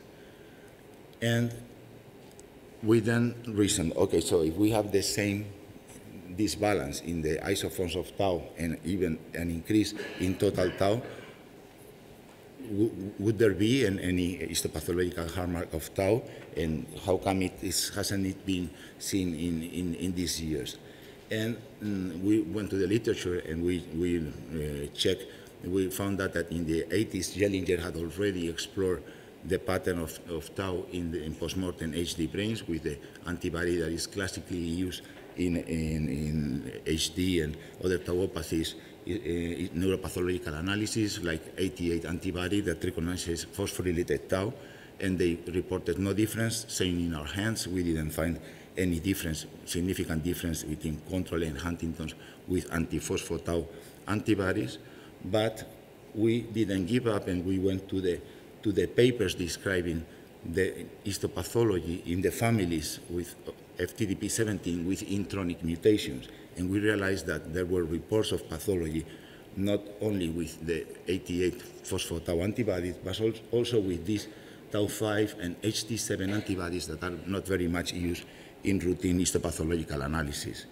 And when we checked with these antibodies, like here, tau5, we were able to see accumulation of tau in the form, I don't know if you can see it well, in the form of cytoplasmic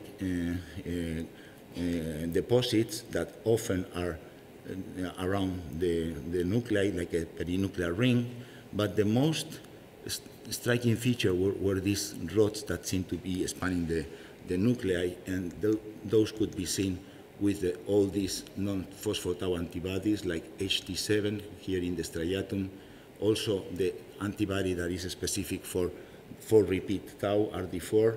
It's giving us this funny structure that seems to expand the nucleus in the striatum, in the cortex.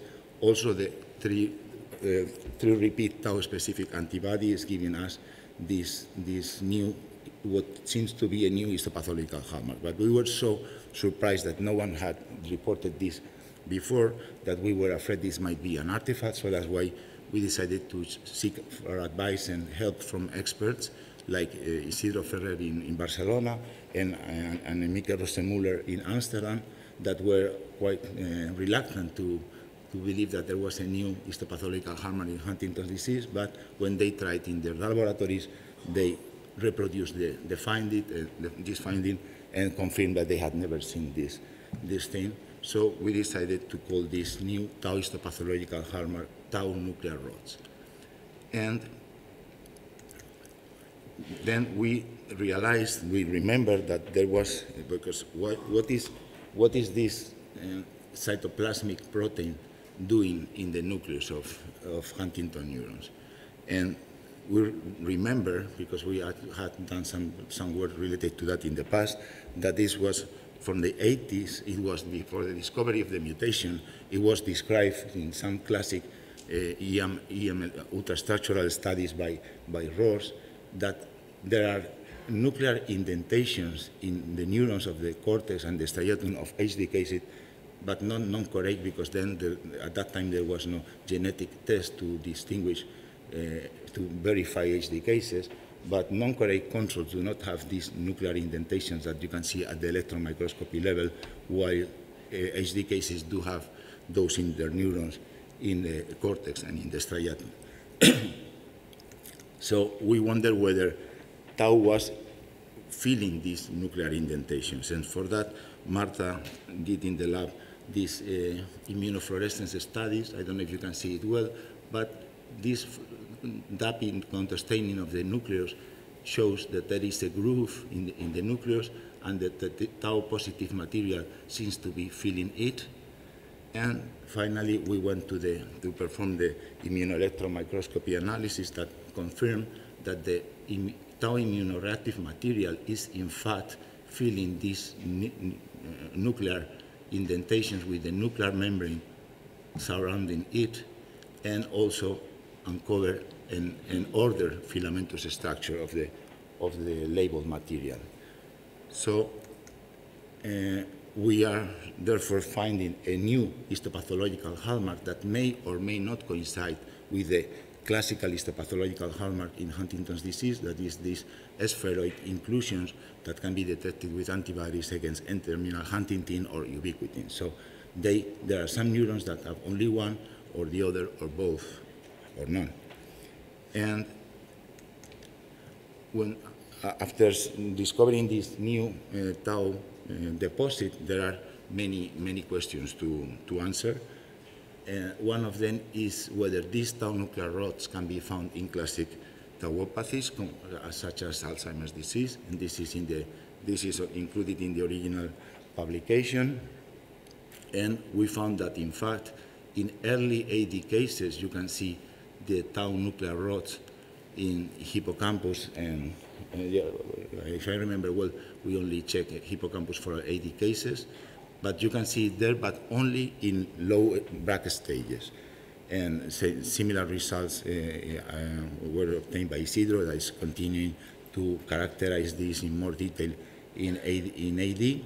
And the reason why this is not then evident in later AD cases could be because then when the neurofibrillary tangle pathology appears, this is masked, or maybe because these neurons are the ones that die first, and then those neurons that are able to produce the phospho-tau neurofibrillary tangle are somehow protected and live longer. We don't know. Definitely, there will be plenty of studies to be performed to make sure what is the time course of this disease and their potential contribution to the disease. But definitely, they are also in Alzheimer's disease. Another question is whether they are in other CAG polyglutamine disorders, and this is also in the original publication. We checked in the cerebellum of SCAS, very few cases, only SCA1 and SCA3. We were not able to find these tau nuclear rods. Maybe one explanation is that tau nuclear rods are specific of forebrain structures, and if that's the case, maybe that might be explained why Huntington's disease, with a very similar mutation of these diseases, is not a spinocerebellar ataxia, but it has an affectation of forebrain structures and a different motor phenotype, but we cannot conclude from this. Much more study needs to be done. Another question is whether they are restricted to the cortex and striatum in HD brain, and we are collaborating with Alberto Rábano, is doing a nice study of the neuropathology of tau nuclear rods in HD cases, and he has found that there are some regions that in a control brain already have similar structures. He has reproduced the increase in the tau rods incidence in the cortex and in the striatum, as he has found also different new brain regions in which there is also increased incidence of this histopathological hallmark. And the big question that we cannot answer for the moment is whether really these tau nuclear rods are toxic themselves, or are they simply a reporter of an altered microtubule function? Because the way I like to think of it is that probably this nuclear indentation is just a consequence of the excessive stabilization of microtubules, and microtubule bundling from the mTOC is pushing the nuclear envelope in producing this invagination of the nuclear membrane.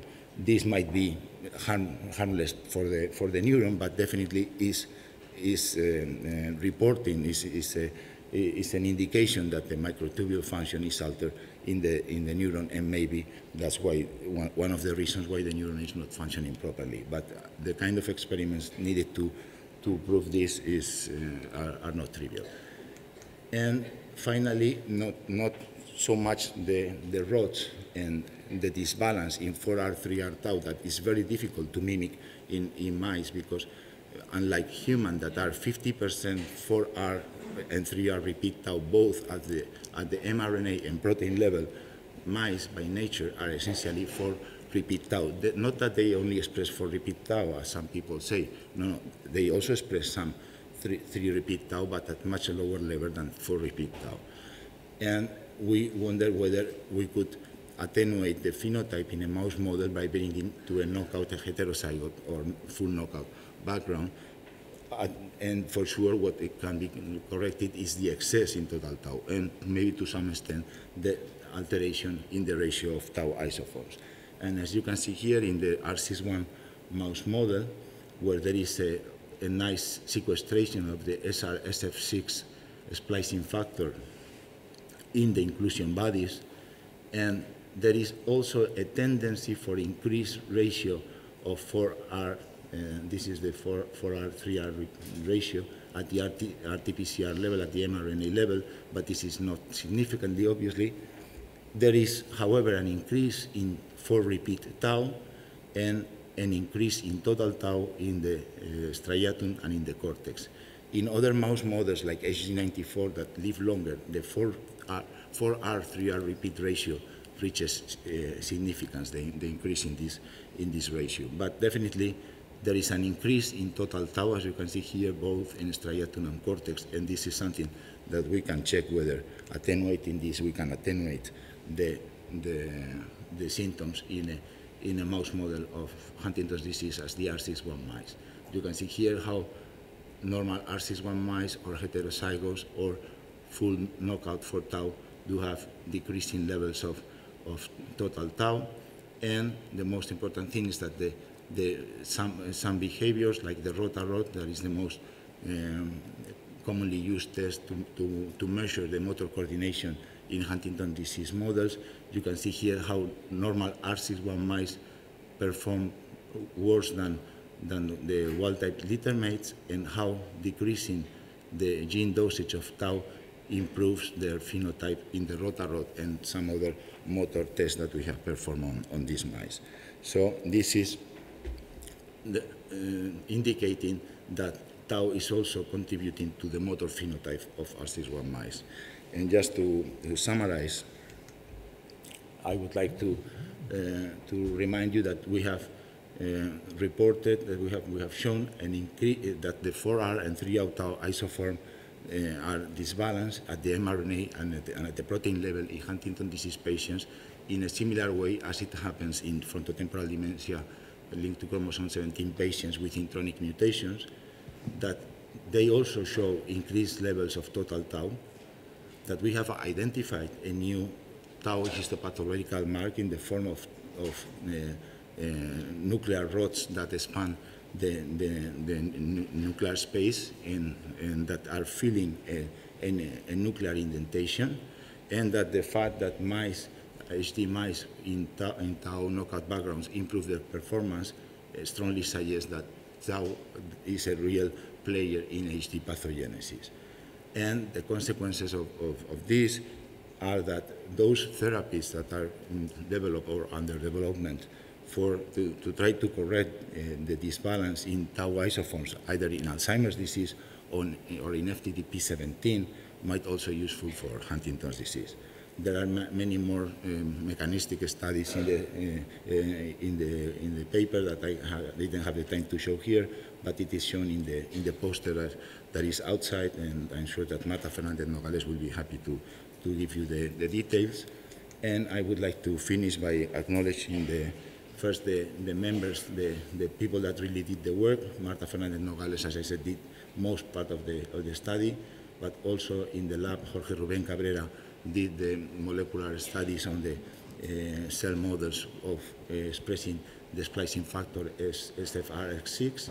Maria Santos Galindo has been helping in the different parts of the project, and I said this is a collaborative work with other groups of the CIIIEN, like the group of Sus Avila and Isidro Ferrer, our collaborators Jeroen Huseman and Annemieke Rosemuller in Amsterdam.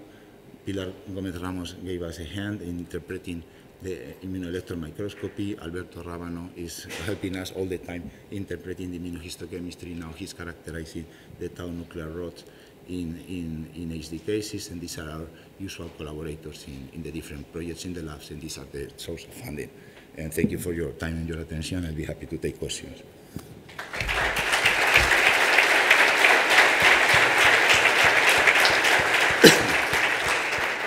Thank you. Questions, please?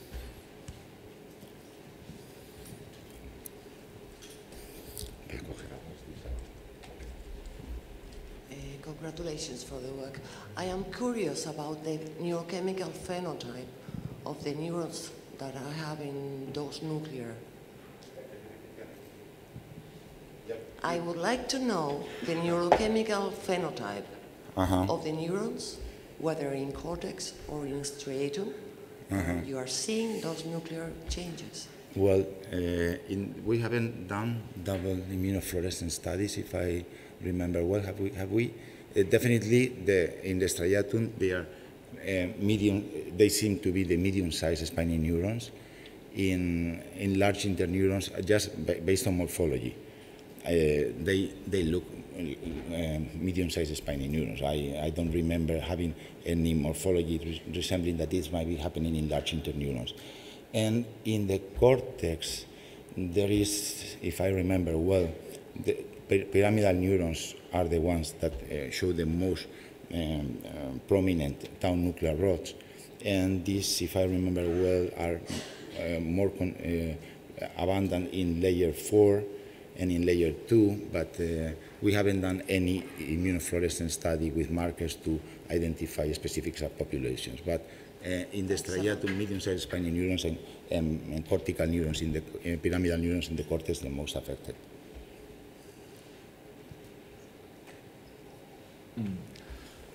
I don't know if I missed it during the presentation, but have you seen the nuclear rods in the animal models? It's not in, it's in the poster, but I did include it in the presentation. You can find them, but as I said, probably as a consequence of that, the fact that the 4R3R disbalance is not so obvious in the mice, because mice are essentially 4R. Probably that's the reason why they are very, very rare. You can find them both in the RCS1 mice and the HD94 mice, that are the ones that we have explored.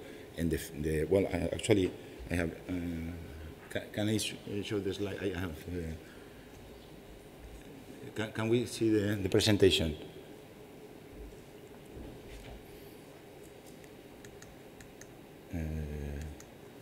Right. So these are in mice. This is in RCS1 mouse, and this is in an HD94 mouse, but I'm afraid with this slide you cannot see it. But, well, now. So you see here the rod spanning the nucleus. They are thinner, but yeah, they are there, thinner and much less abundant. And well, we also, we were requested by the referees to analyze this in the different backgrounds. Obviously, we don't see the tau nuclear rods in the tau knockout background. What is it? Okay, here. So you see it in a plus background, in a plus-minus background, but in the minus background, obviously, you don't see anything. But anyway, they are much less abundant in the mouse than in the human. There are first studies underway as we speak, phase 1 and phase 2 vaccination studies against tau epitopes in Alzheimer's disease. Would you consider a vaccination strategy in those models?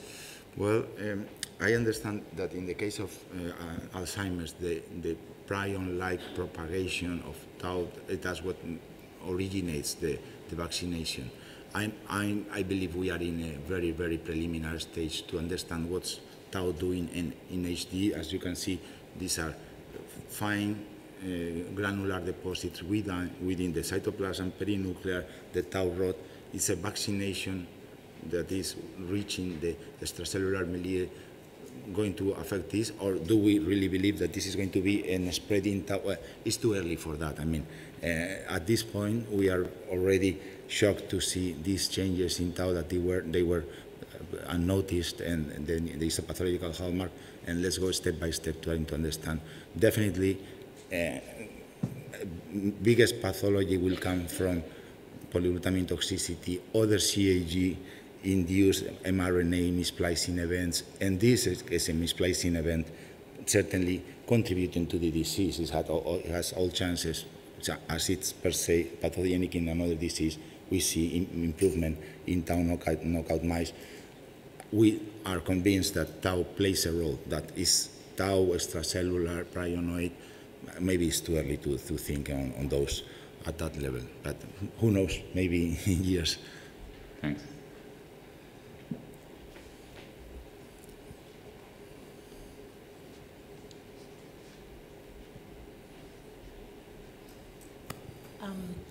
Going more into the speculation field, do you think this modification from nuclear point of view could explain some of the reported effects of Huntington in transcription?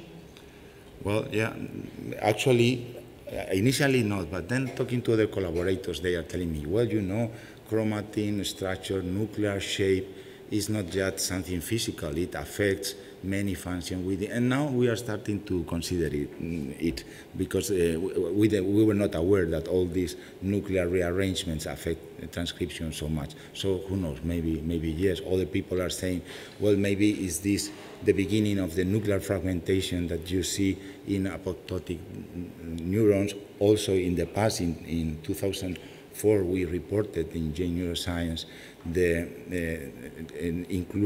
indentation also in collaboration with Isidro, study with Isidro Ferrer, we found the indentations in affected neurons, in dark neurons. So maybe it correlates with other ways of dying cells that are not. It's not so clear that all neurons die through apoptosis in Huntington disease. This is this dark cell degeneration that is quite frequent. This indentation. So maybe it also may have also some pathologic implication by itself. But initially, I thought it might be just a reporter of microtubule bundling and harmless, but maybe transcriptional or nuclear fragmentation. Because I was wondering whether it's possible to isolate these nuclei because they have this increased tau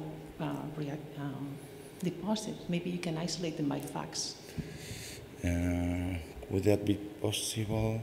Maybe, I don't know. You mean from post-mortem tissue? Well, who knows? But I don't see. I'm thinking on following this more in neurons derived from induced iPSCs from patients. Then probably that's the material to make the follow-up of this. In post-mortem, you know, there is a huge variability from one case to another. So.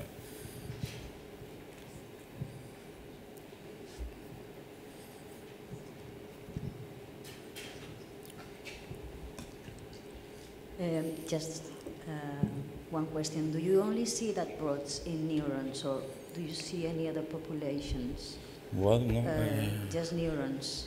Well, maybe Alberto Ramano is the one that is doing for the initial characterization. We were really focused on quantifying the incidence of rods. That you also find some rods in the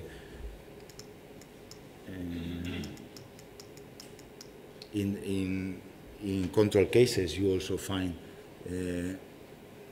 rods in cortex and in striatum, but they are much less abundant. So our initial worry was to verify that they are definitely more abundant in the neurons of the striatum and cortex. And I don't remember seeing rods. Well, sometimes there are, but we haven't done any double immunofluorescence study. There are some small, very round cells that might be astrocytes or ancillary astrocytes. That they sometimes show the rod too. But we haven't done any double staining to make sure. So I was just thinking that cell that must divide, if you have this stability of the microtubules, it would be difficult for it to be so plastic to divide. So I wonder if these forms of tau are included in other types of cells that could be... Well, could be, but at this point I cannot answer because we haven't done any double staining. But maybe Alberto, if you see him around, he might know because he's been checking systematically. Okay, so time for closing the session. I would like to thank all the speakers for the nice presentation, and now time for coffee break.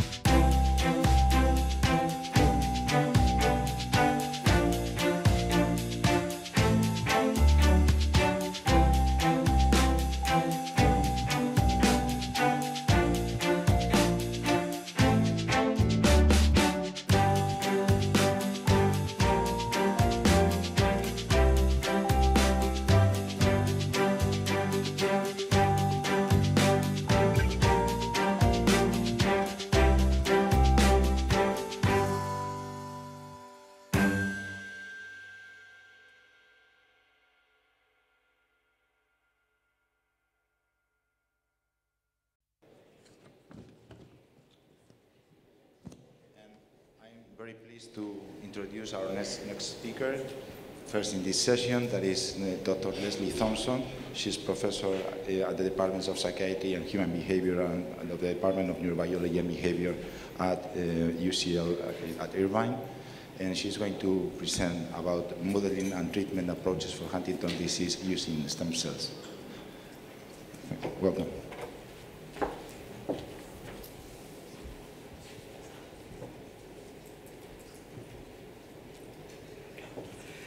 Thank you very much. I really appreciate. I want to thank the organizers for this invitation. This has been a great meeting, and what an amazing organization. So yeah, I'm going to sort of segue into going back to stem cell approaches for modeling and for therapeutic applications for neurodegeneration, and in this case for Huntington's disease. And as you've heard very nicely in the speaker before me, that HD is a genetically programmed neurodegenerative disease, and you have the loss of medium spiny neurons in the striatum, atrophy of the cortex, and this translates into, let's see, is there a way to, I'm not sure how to get on to, just a sec. There we go. Okay. This is just an individual in a large population in Venezuela where that really helped identify the disease gene. And you can see there's this typical chorea that occurs, but there's also this generalized wasting, this metabolic component to the disease. And this is end-stage Huntington's disease where they really just are completely immobilized mid-range, but you can see the very characteristic features of the disease. But really, it's many of the patients tell you it's the cognitive deficits and the psychiatric deficits that are hallmarks of the disease that really impact people's lives, not being able to fulfill their daily roles. They can't take care of their kids, their families, do their jobs. A lot of depression, personality changes, things like that occur very early in the disease prior to any kind of movements. And it's unusual in that it's fully penetrant. If you inherit this disease gene, this mutation, you will get the disease at some point in your life. Your children are then at 50% risk. And as you've heard, there's a very tight cutoff at about 40 repeats, that above that, 40 and above, people manifest disease. And under that, under 35, they typically don't. And I'm going to be focusing quite a bit with the iPS cells just on this fact that it's really the DARP32 positive medium spiny neurons, GABAergic neurons in the striatum that you see the most profound cell loss, although the cortex is highly involved as well.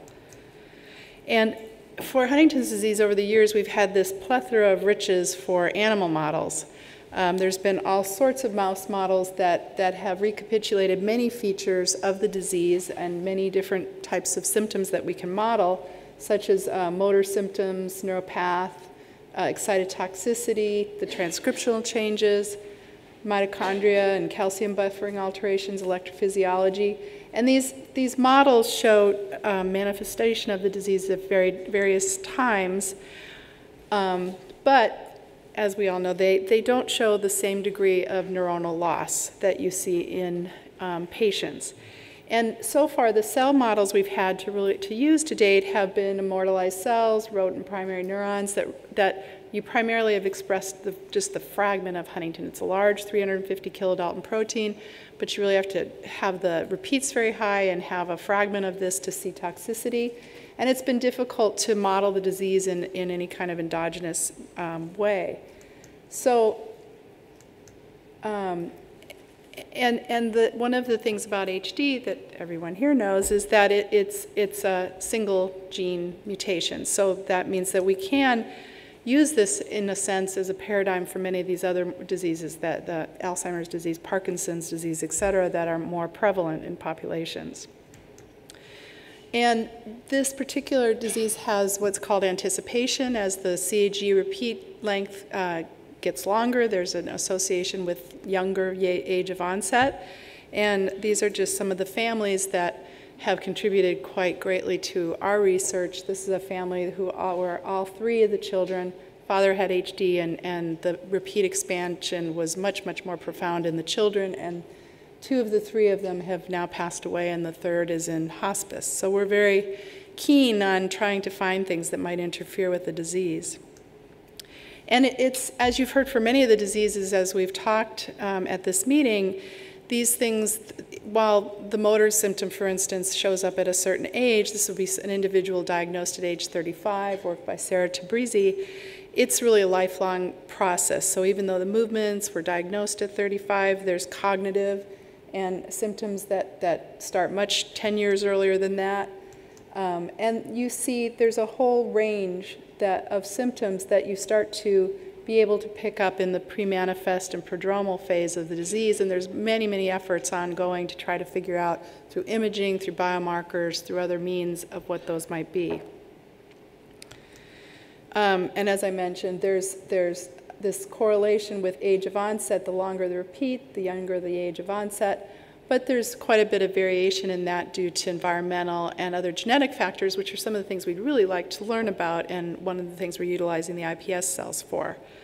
And so I'm going to kind of give you an overview of some of the efforts that have been going on to develop iPS cells as a group and evaluate the phenotypes, try to use these in various approaches to identify mechanisms and treatments.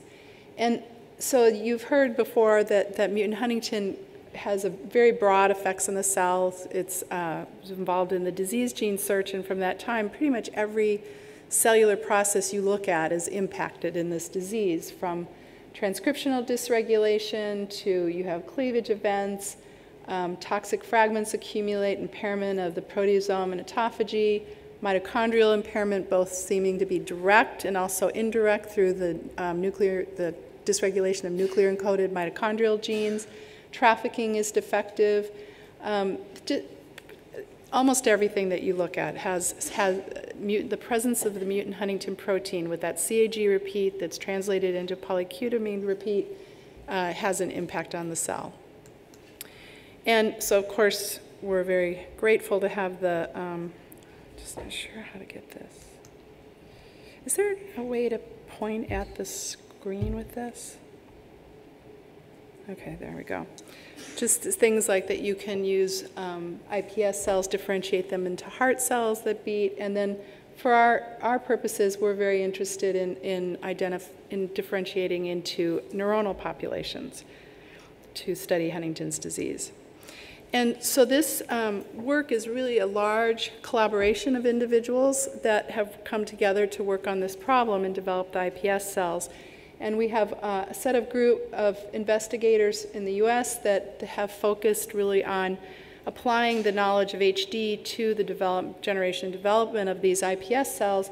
And then a group in Europe, and Joseph being here in Barcelona, and Elena Catano and Paul Allen, Nick Allen and Paul Kemp in Cardiff, who have really focused on, in addition to many other things such as transcriptional dysregulation, but been the core of trying to figure out better ways to differentiate these cells and have them be electrophysiologically active and something that we can really use as a group.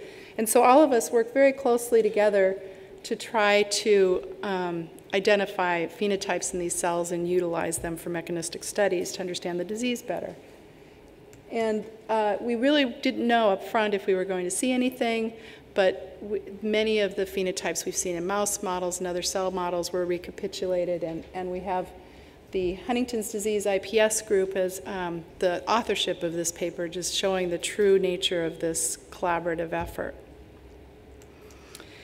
So they reflect many of the areas that are dysregulated in HD, and I'll be going through a few of these in just in a minute, but they recapitulate defects in autophagy, aberrant protein interactions, altered bioenergetic, altered transcription and epigenetics. You see all of these types of more physiologically relevant phenotypes, protein cleavage events, and you can induce aggregation and cell death.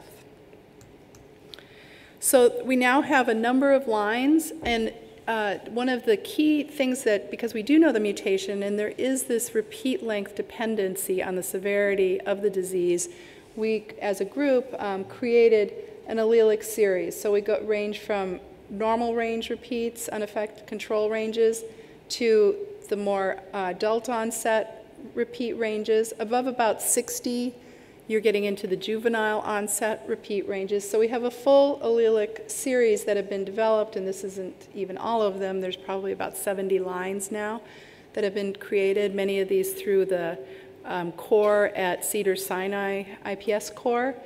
And these are also available to other researchers at Cornell through the NIH who have, where the lines have all been deposited. So those are things that researchers can access. And these lines are all capable of being differentiated into DARP32 staining neurons, although there's different efficiencies of how much DARP32 you observe and what level they're at. But they can be differentiated along the path to mature neurons with at least striatal characteristics. So that's what we've been working on. In addition, you can use the cells for things like modeling the blood-brain barrier. So a student in my lab is differentiating these lines into brain endothelial cells and finding that there's functional differences between the HD and control lines. While there's not overt structural differences, there's clearly functional differences that might reflect aspects of disease pathology as well. So these, just from the group, then these neurons exhibit calcium dyshomeostasis. So this is just showing calcium imaging, and you see these increases in calcium. And if you pre-treat with glutamate, for instance, you increase that tendency for calcium dyshomeostasis to occur. This is in a line with a huge number of repeats, highly expanded, 180 Qs is juvenile range repeat. But this has been a really useful line to just get at what types of phenotypes might be there. So if you can see it in that, then you can start to titrate down to the lower repeats. But you do see this repeat-dependent effect where with 60 repeats, you see this medium range between the 180 and the control lines for the calcium dysregulation in the presence of glutamate, which you would anticipate from this. There is high throughput single cell analysis, and this is in the lab of Steve Finkbeiner, who does longitudinal studies. And he's created a robot where he can go back to the exact same cells and culture every time and look to see whether the cells begin to change morphologies, become dystrophic, if they start to die. And this just, if I can get this.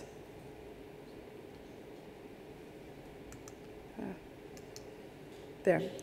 You can see where you can follow these individual cells in culture and see and then monitor the length of the neurites, whether they die, how they look.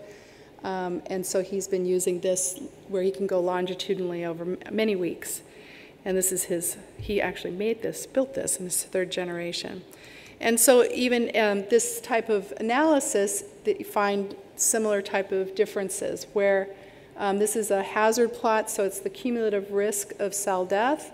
And here is the 180 line. You can see this has the highest level of cell death over time, with the 60 being intermediate. And this is a high normal, but a control line that SIB of the 180 individual. So you can use this kind of analysis then very effectively. He's adapted it to higher throughput to do screening for drugs, for instance, that will prevent this type of cell death in culture. And these are undifferentiated cells. They have, so in Huntington's disease, there's been known for many years, Flint Beal and others from way back before the gene was identified have defined that there's bioenergetic deficits. We see this metabolic syndrome that results in the waste, some of the wasting that occurs in HD.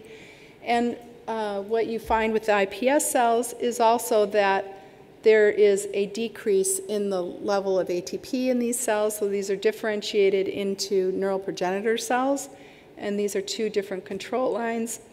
A 60 repeat where you see decreased level, statistically significantly decreased. And again, with this 180 line, you see, again, decreased ATP reflecting this bioenergetic change.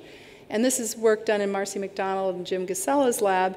And they've now extended this throughout this allelic series and see this very nice sort of CAG dose-dependent decrease in ATP levels.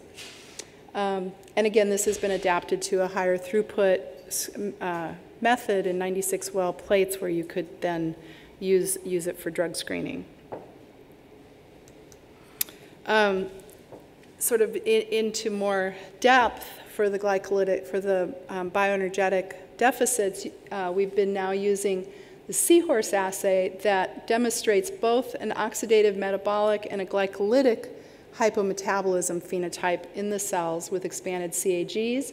So you can monitor what happens, for instance, to glucose in these cells, glucose handling.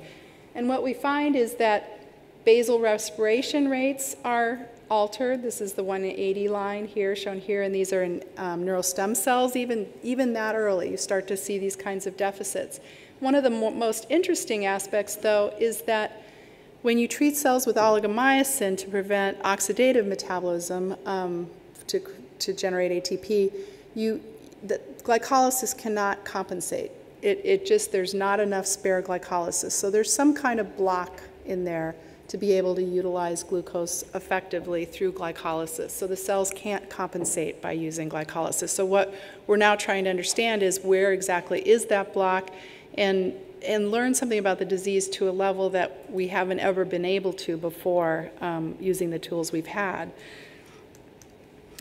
The cells are much more sensitive to trophic factor withdrawal, to BDNF withdrawal. You've heard how important BDNF is in many of these systems. And one of the nice things, again, about this consortium and the collaborative nature of it is that we've been able to replicate assays in different people's labs. So, for instance, in Clive Svensson's lab, they saw an increased tunnel staining in the presence of, when you withdraw BDNF from media of fully differentiated neurons.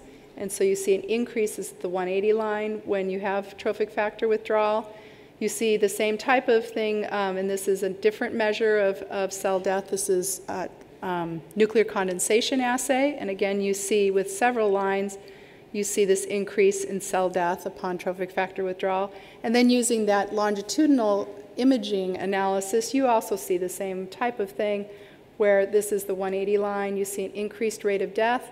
And in all of these assays, but just shown here, BDNF will at least partially rescue those phenotypes of the BDNF withdrawal, so suggesting that this is coming from BDNF withdrawal.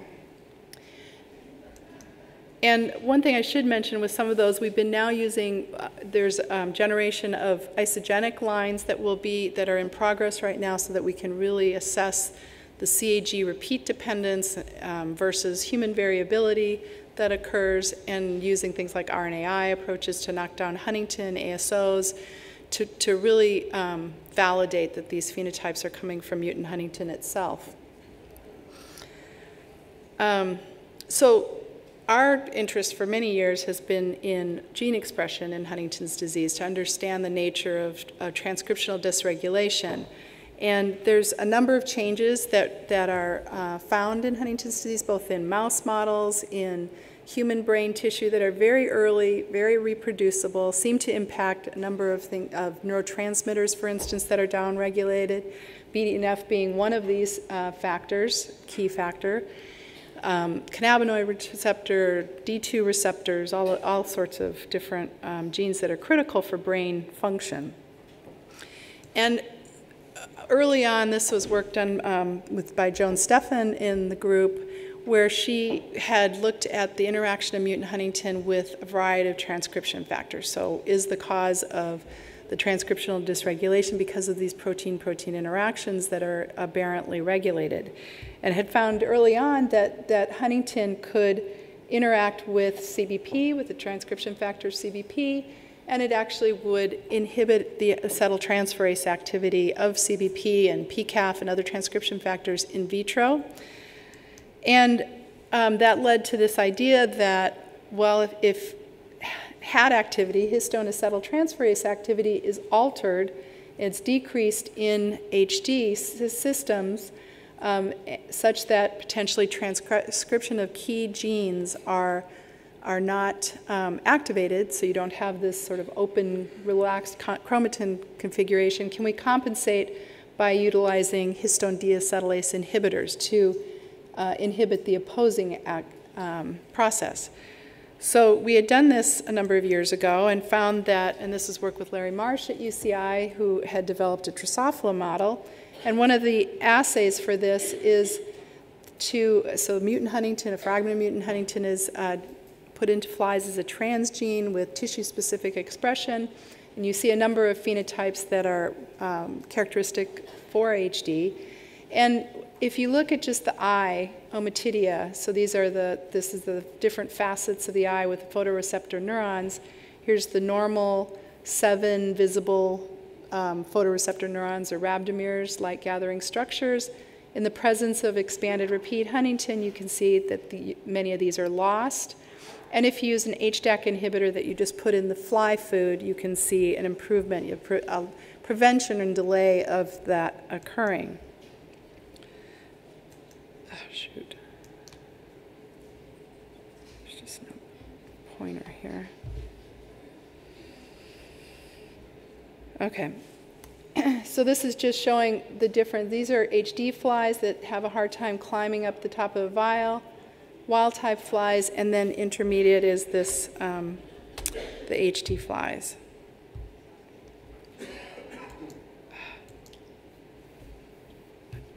There's no way to point, or can you do that back there at all when the movie comes up, or there's no way to point at it? Oh, okay. Anyway, they have an intermediate phenotype of their ability to climb. They have a natural tendency to climb to the top of the vial, but the HD flies are impaired, and with the HDAC inhibitors, they have an easier time to do that. And same thing in mice. They have, on the rotarod, they have an improved ability to stay on the rotarod. This is just showing with wild type, they can pretty much go forever. With the HD mice, they tend to progressively lose their ability to stay on this rod, and with HDAC inhibitors, they have an intermediate ability to stay on. And so this started to form the foundation that perhaps if you can target transcription, and especially the regulators, the proteins that regulate chromatin structure and activity, that you might be able to develop some type of treatment that could target this. And this was actually, we had a collaborative project with Frank Laferla at UCI and tried one of these HDAC inhibitors, which is nicotinamide, a class 3 inhibitor, in AD mice, and it also showed a protective effect in those mice and has gone on into some clinical trials. But what we wanted to dig a little bit deeper then after this, and so we started to look at the modified histones that the histone modifications that might be more selective than these broad HDAC type of inhibitors.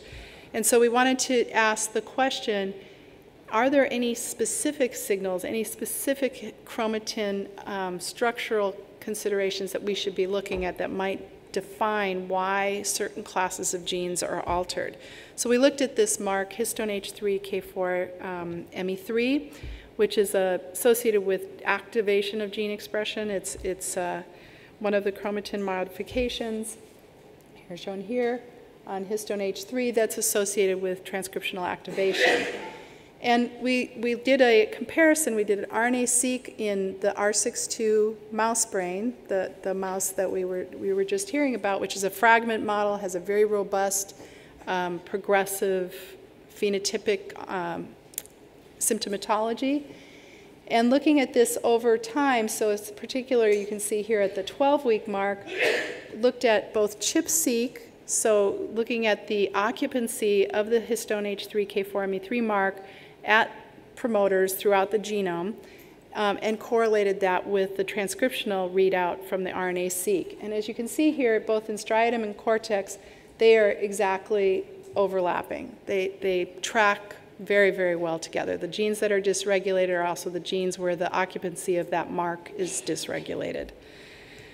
So went on then to explore this a little further. This is all work in collaboration with David Hausman and Ernest Frankel at MIT, and found that the genes that are dysregulated in HD tend to have a specific type of pattern in their occupancy along the promoter. So if you look at these different classes, they fall into 5 classes of where this histone, this modified histone sits along the promoter of a given gene. And they sorted into 5 different classes of where they sit. So you might have a peak right at the transcriptional start site, some of them moving further into the transcriptional start site upstream, for instance. And there's one class, this class 1, that has a very broad distribution, and the pattern moves into the transcriptional start site. And these class 1 genes tend to extend their profile into the coding region, and they're highly enriched for brain-specific transcripts, for genes that are involved in the regulation of transcription, neuronal differentiation, and transmission of nerve impulse, so synaptic transmission.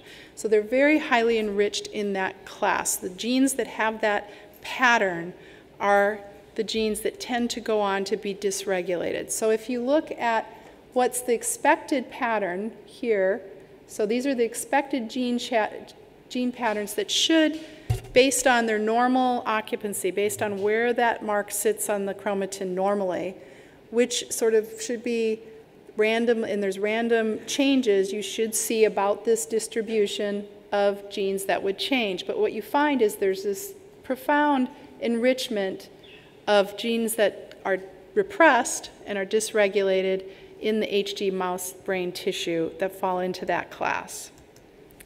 So these are the genes that are enriched, targeted for transcriptional repression by mutant Huntington, and you see this both in striatum and cortex.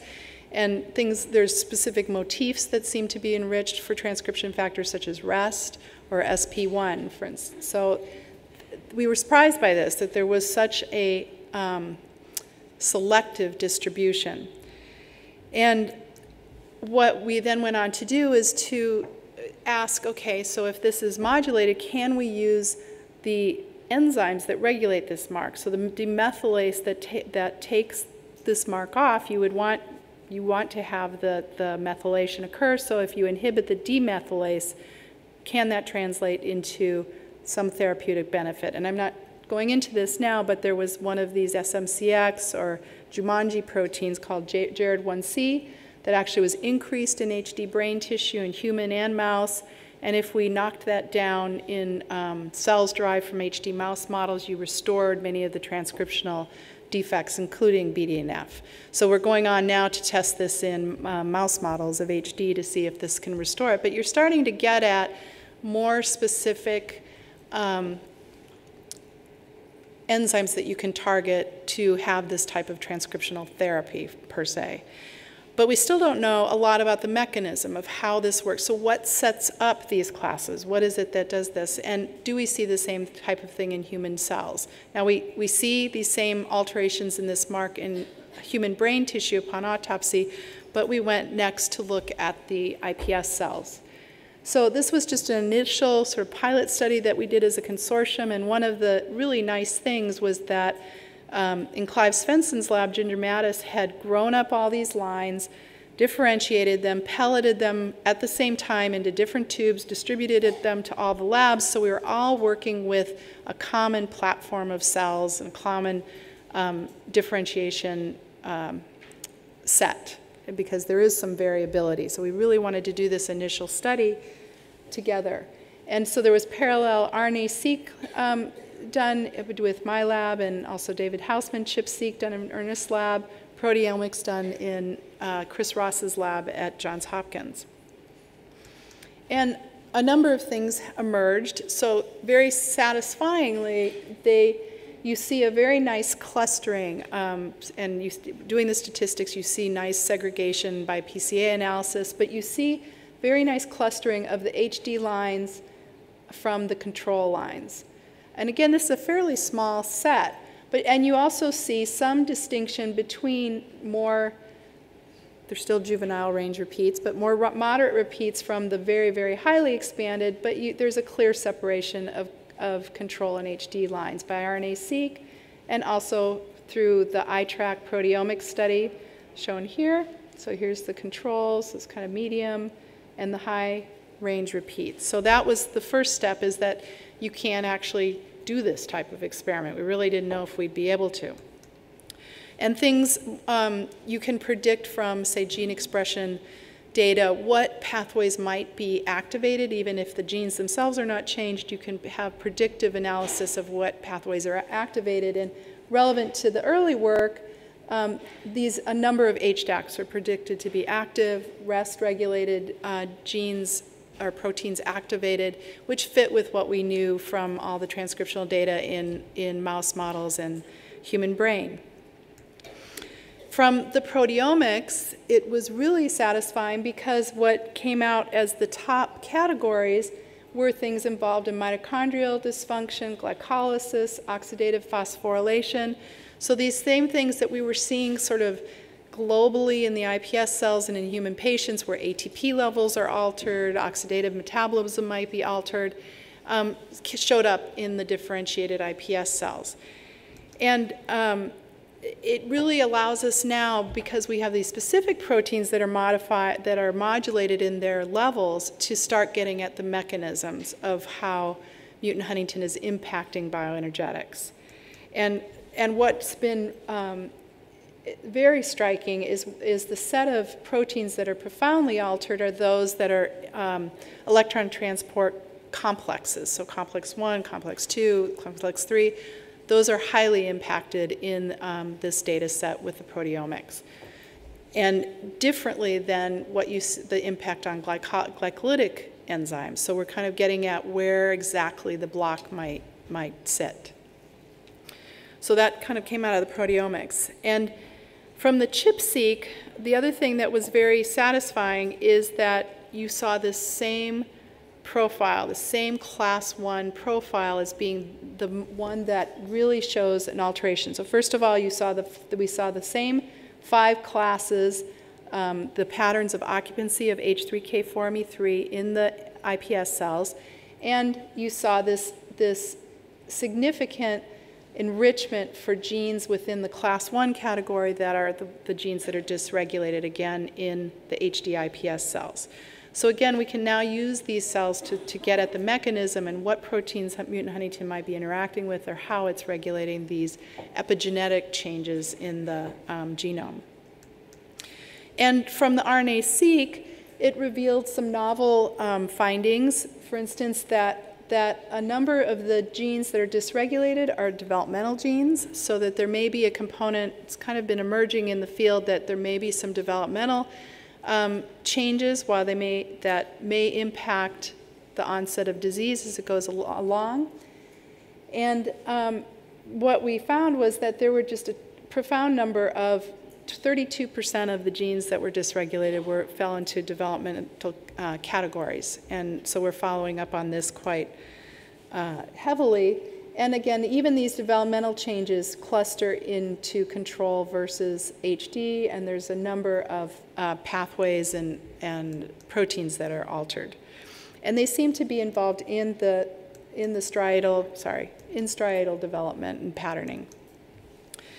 So the next steps then for this type of work is to integrate the primary analyses into higher order cell signatures, and use sort of a systems biology integration of all the omics data sets and identify potentially genetic and therapeutic interventions, and then correlate that with the single cell imaging. You can transfect these cells, so if you find something that we think modulates, say, the chromatin structure, then we can test that in the longitudinal analysis by imaging and see if it restores the neurons back to their original state. And more recently, we just were awarded an NIH grant that's part of this, what's called Library of Integrated Network-Based Cellular Signatures Consortium, or LINCS. And there's 6 sites in the US that are part of this network. And the goal is to create a network-based understanding of biology and by cataloging changes in gene expression and cellular processes. So they're trying to integrate data sets from all sorts of different cell types to see what the signatures are, what are common to various cancers, what's different to various cancers. And then we are the group to look at using an IPS platform, and we're starting out with motor neuron disease from ALS and SMN patients. And this is the group of collaborators to do the types of analyses I was just talking about, but at a much more enhanced rate, and get at what are the cell signatures that define the state of the cells. And the overall goals are to then generate data to get these cell signatures from human iPS cell-derived neuronal cell types, build the cell signatures that convey the key features of the cell state, and integrate these resources. And they've even got a site that's whole goal is to deal with all the bioinformatics, all of this data that's going to be generated, and put it into some usable form. And ultimately, this is going to be accessible to all researchers. That's the goal, is that these data sets, these analyzed data sets, are going to be widely available to everyone.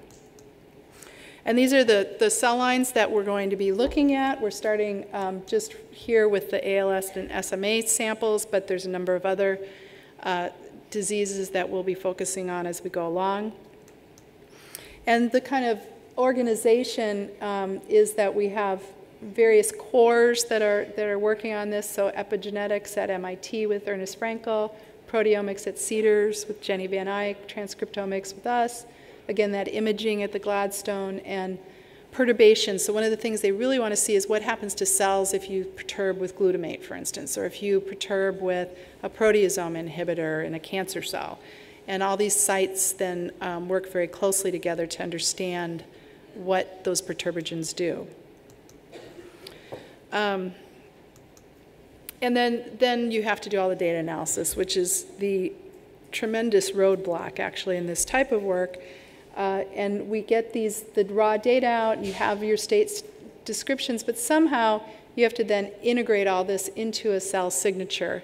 And one of the nice things is Steve Finkbeiner at the Gladstone is bringing in Google and their technology for handling large data sets. So that should help over the next several years to try to deal with this.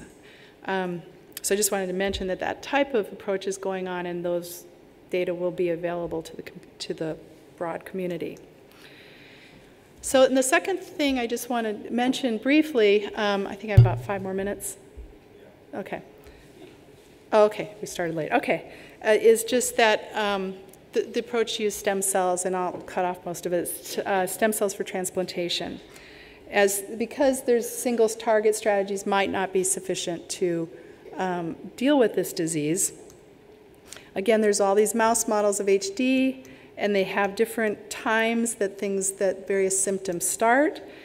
And we had done a preliminary project showing that transplantation of mouse neural stem cells into the R62 mice showed a very protective effect. The cells survived, they improved clasping, pole test, beam walking, rotorod.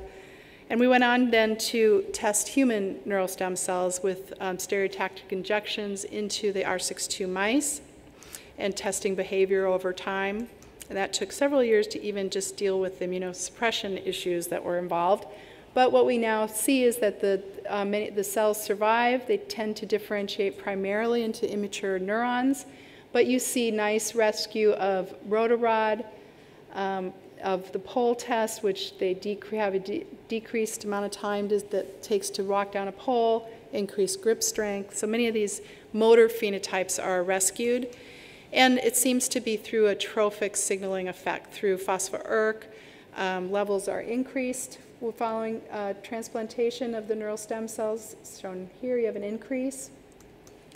And BDNF levels appear to be going up as well in the mice following transplantation, suggesting, again, this is more of a trophic nursing effect than a cell replacement effect. And the level of RNA BDNF levels seems to correspond in a pilot study, fairly small study, to the extent of restoration. And we call this one guy Mighty Mouse, who had very high levels of mRNA and had a very nice restoration of the phenotype.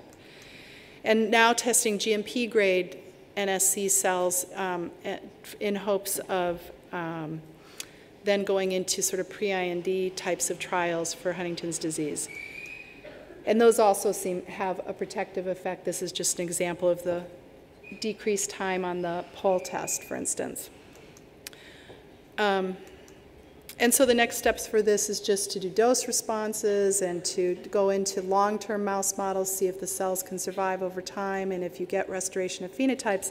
But it does seem to be a promising approach and one where you can leverage all this new knowledge about stem cells and potentially apply them to the field of transplantation. And I probably won't go into that part. Yeah, I'll stop there. So thank you very much.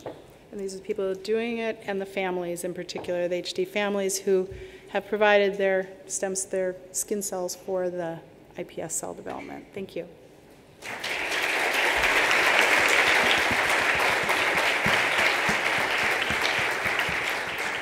Thank you, Leslie, for skipping those last slides. You started later than expected, but okay. Thank you for the effort. So we have time for one or two quick questions in the audience. Are there any questions? Well, it's very impressive to see these large efforts but I was, to complicate it even more, how about the study of this signature in that's non-cell autonomous? I mean, reactions that are non-cell autonomous. I mean, is there any? Yeah, so that's the next step, and that's a really good question. So first of all, we realize that maybe the fact we can't get pure medium spiny neurons yet is an advantage because it's a mixed population, right? So to some degree that may be actually helping. But now what's happening is as Joseph and others get better and better at differentiating these cells, we're doing co-cultures, like with neurons with astrocytes. People are doing neurons with microglia. What? Yeah, now, so cortical, that's the next step too, is to differentiate in that, and there is not a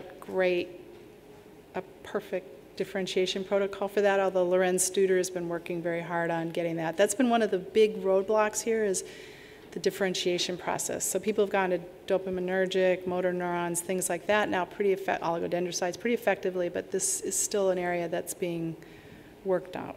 But we were surprised we could even get something that was so consistent with the in vivo data. So that was kind of nice, but it is a bit issue. You have shown that in the animals treated with stem cell, with progenitor cells, you see an improvement in symptoms correlating with BDNF levels. Am I right? Yes. So why not treat directly the animals with BDNF agonists? Yeah, so I've had that. Yeah, so it's the group that we work with very closely. They've also done this for AD mice, and one of the things, the BDNF, if you give that, you get partial. You don't get all the way up. It gives you part of the benefit, but not all the benefit of the stem cells. So presumably they're also secreting, and we're looking at this, NGF, GDNF, other types of trophic factors that may be important here as well. And the thing I didn't show is that we want to use these stem cells as a way to deliver chaperones or other trophic factors. We can deliver things like BDNF, GDNF in a continuous way with those stem cells. But it's a good question, but it's also hard to keep the BDNF in there, and there's also the levels of BDNF that you would want to give. You have to be very carefully, that has to be carefully controlled as well. So this is another approach to doing that. I comment and question myself. It was great to see how you are reproducing in the cells all the different alterations like the autophagy, the ATP levels, the mitochondrial function. As we mentioned before, it would be nice to see whether the splicing, particularly tau alterations, is there, but that's obvious. Yeah. That's something that has to be checked. I was really excited with talking to you about that, because we do know that tau is altered. Again, I don't know which form. I need to go back to the data, but it is altered both in the proteomics and in the RNA-seq, so it'd be good to look at that. But those are all things that are the next steps now. to look at. And I found curious that you're using 180 mutation. Is that really from a patient? Yeah. And isn't it risky after Yes. the experience with the mice that sometimes some of the R6 phenotypes, you always have the impression that they might be some artifactual, and when the mutation that is a dynamic mutation and it changes in the colonies of mice, when it goes very forward to Yes. much more extent, sometimes the phenotype goes No, back. that's So absolutely correct. So we started with the 180 just because it has the most severe phenotypes to lay the foundation, but we've got 109, we've a range of 60 repeats. Now we have a group that that's just getting going with this in 70, like 72, 77 repeats that we're testing 54 repeats. So we're trying to get an allelic series and to get, now that we know what to look for, but you need something just like in R62, something very extreme. the first attempt you want something. Yeah, is something very extreme. And then even with the mouse work, so for instance, we're going into the Q175 full-length mice with the NSCs. You're following the same track, yeah, the mice same, before. yeah, exactly.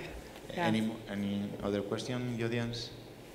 So thank you, Leslie.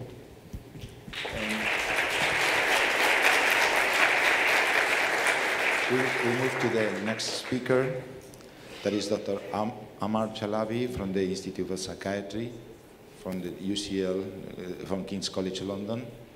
And he's going to present about amyotrophic lateral sclerosis. He will present an overview of the disease and how to model it, and for sure he will be also presenting some of the data from his laboratory. Thank you.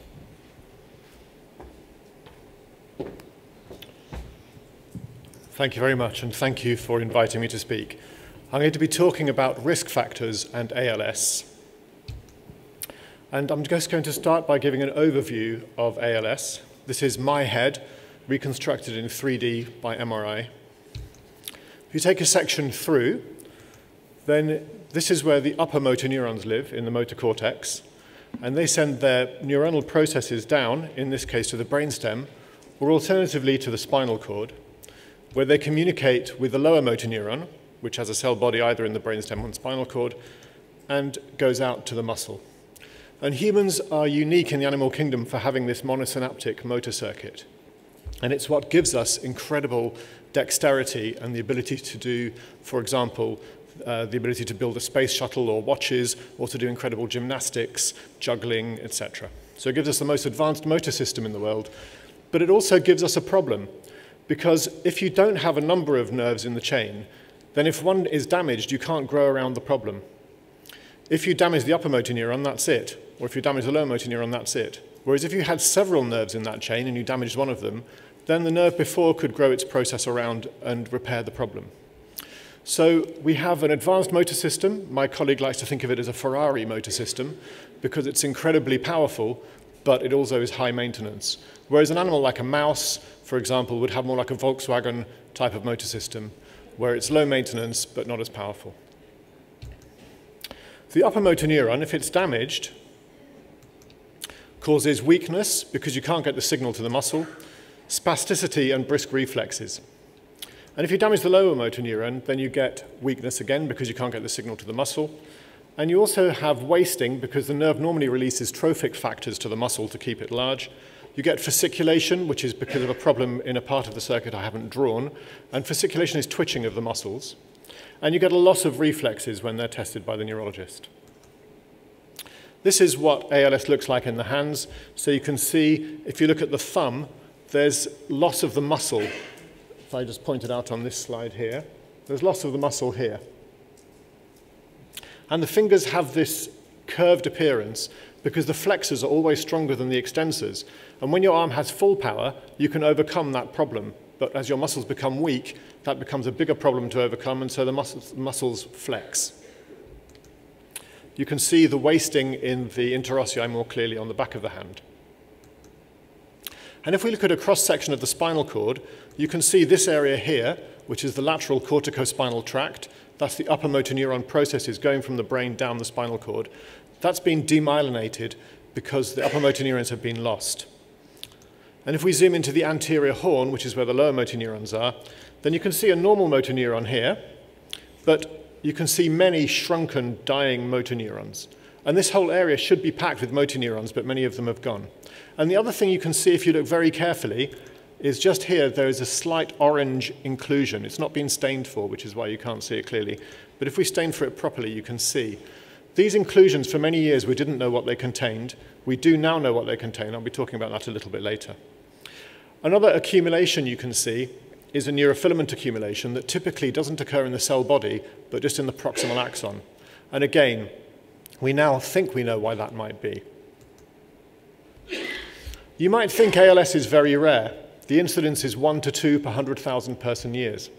But actually, the lifetime risk is about 1 in 300, which means it is as common as multiple sclerosis.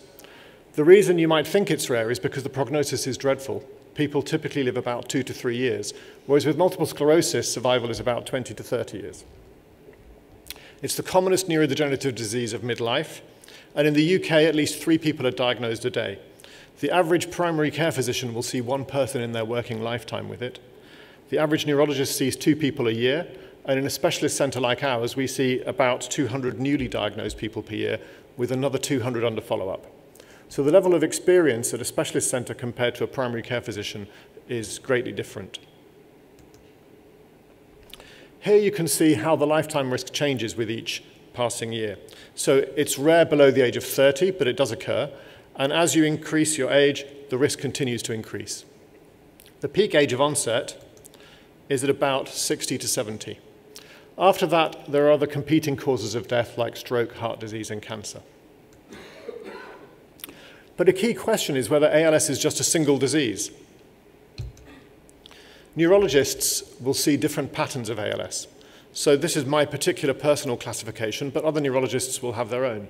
So I think people have weakness of speaking and swallowing, which is bulbar palsy.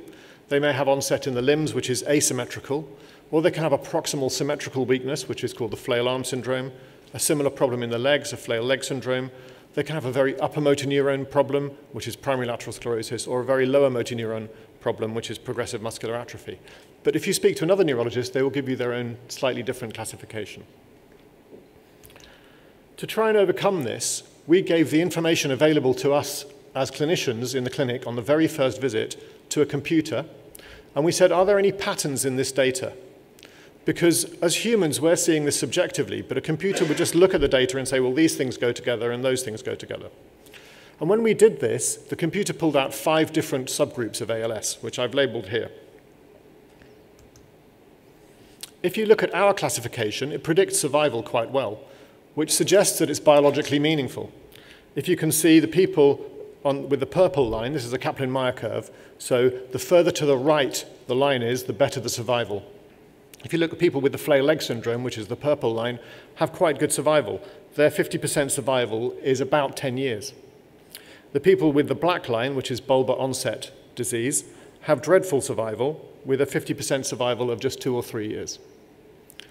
Now, if you look at the machine classification, it does amazingly well. So this group in the orange, it pulled out a group of people from the first clinic visit who never died. So they have no change in their life expectancy.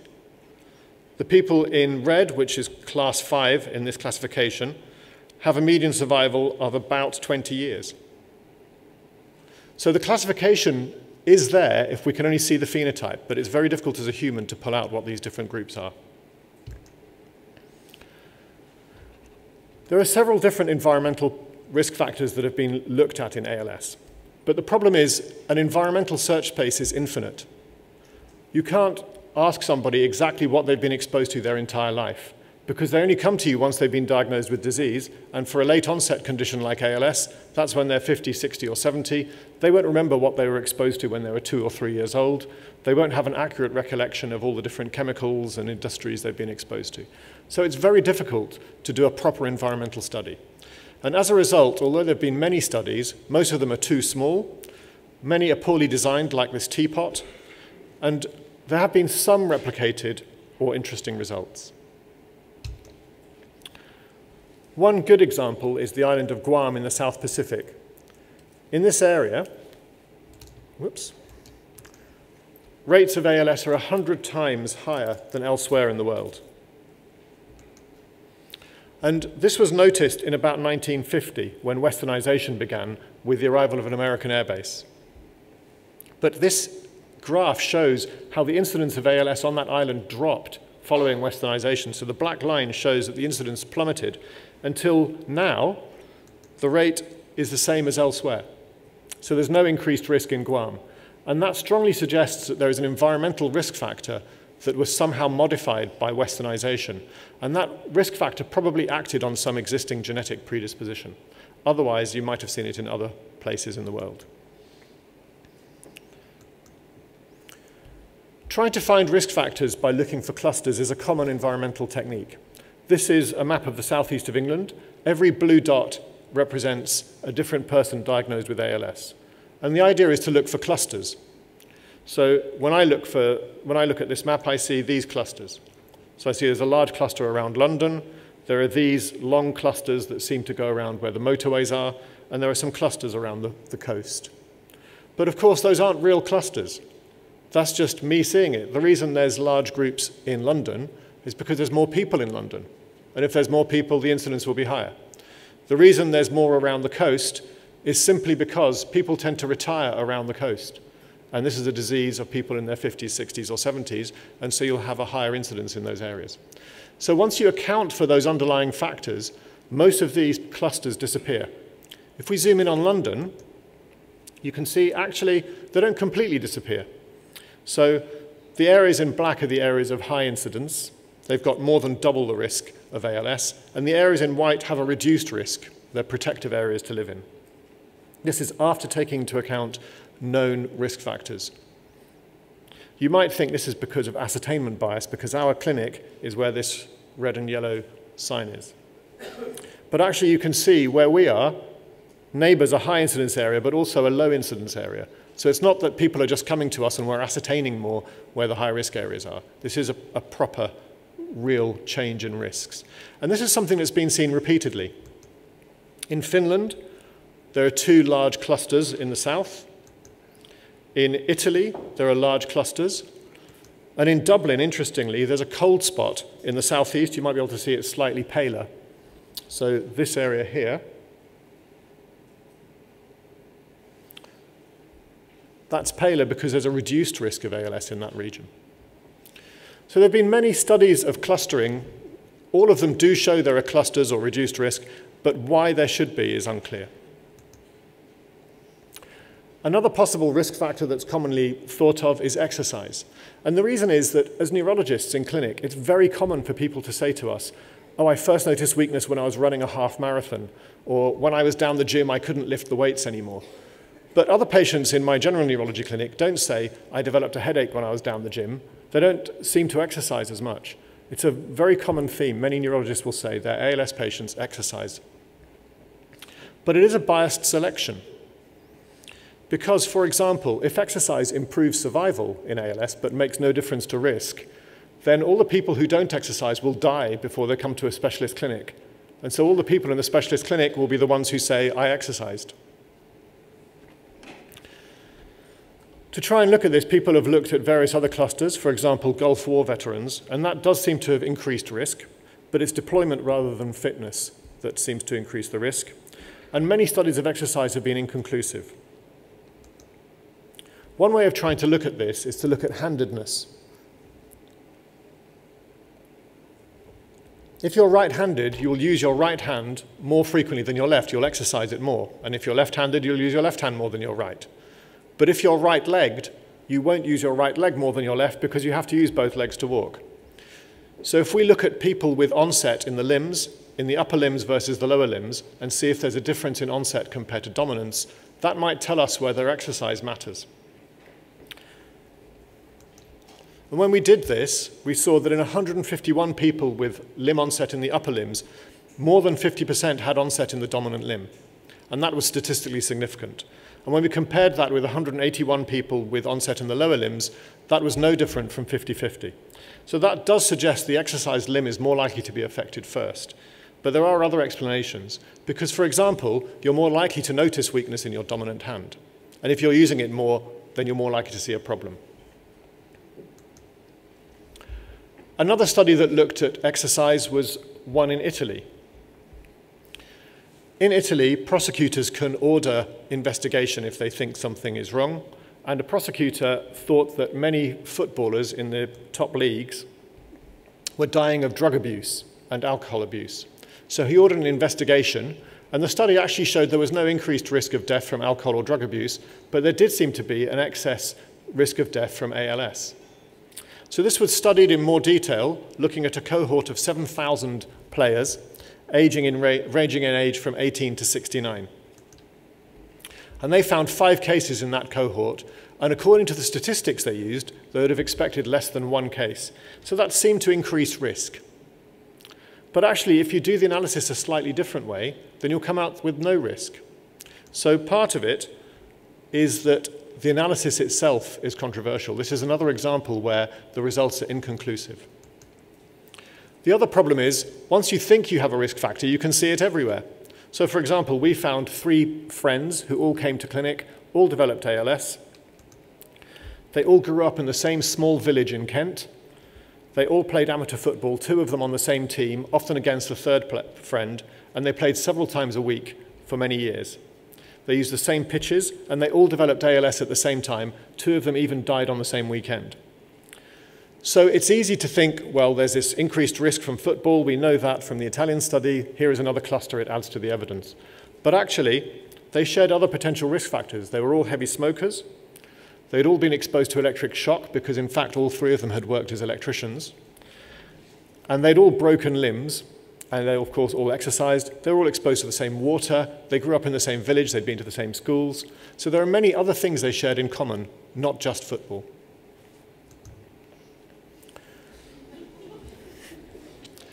Some of the best quality studies show that smoking increases risk.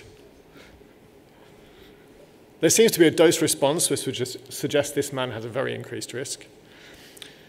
A Dutch study showed it worsens survival as well, but that would mean that people who come to see us in a specialist clinic will be less likely to smoke because all the smoking people with ALS will not live long enough to come to a specialist clinic. The delay to come to a clinic is typically about a year in most health systems. Some studies have suggested that women are at increased risk. So just to summarize the section on environment and ALS, it's difficult to draw firm conclusions. There are probably geographical clusters, it's not clear why. Smoking is probably a risk factor, exercise might be. And the second component to this talk is about genetics and ALS. This is DNA. I know many of you are basic scientists, so you'll know what it looks like, but for people who don't, it's this slightly stringy thing dangling from the glass tube. And the remarkable thing about DNA is just how much there is of it. In each cell of your body, there's more than a meter of DNA, and if it was scaled up to the size of a ladder, it would stretch to the moon and back twice. So it's an incredibly long string of information. And that has to be packaged very tightly. You can see it here being bundled by histones and coiled into a supercoil. That supercoil itself is coiled. For people old enough to remember telephones with the cords, this is a typical kind of coiling problem. So you can see here the supercoils will themselves package into chromosomes.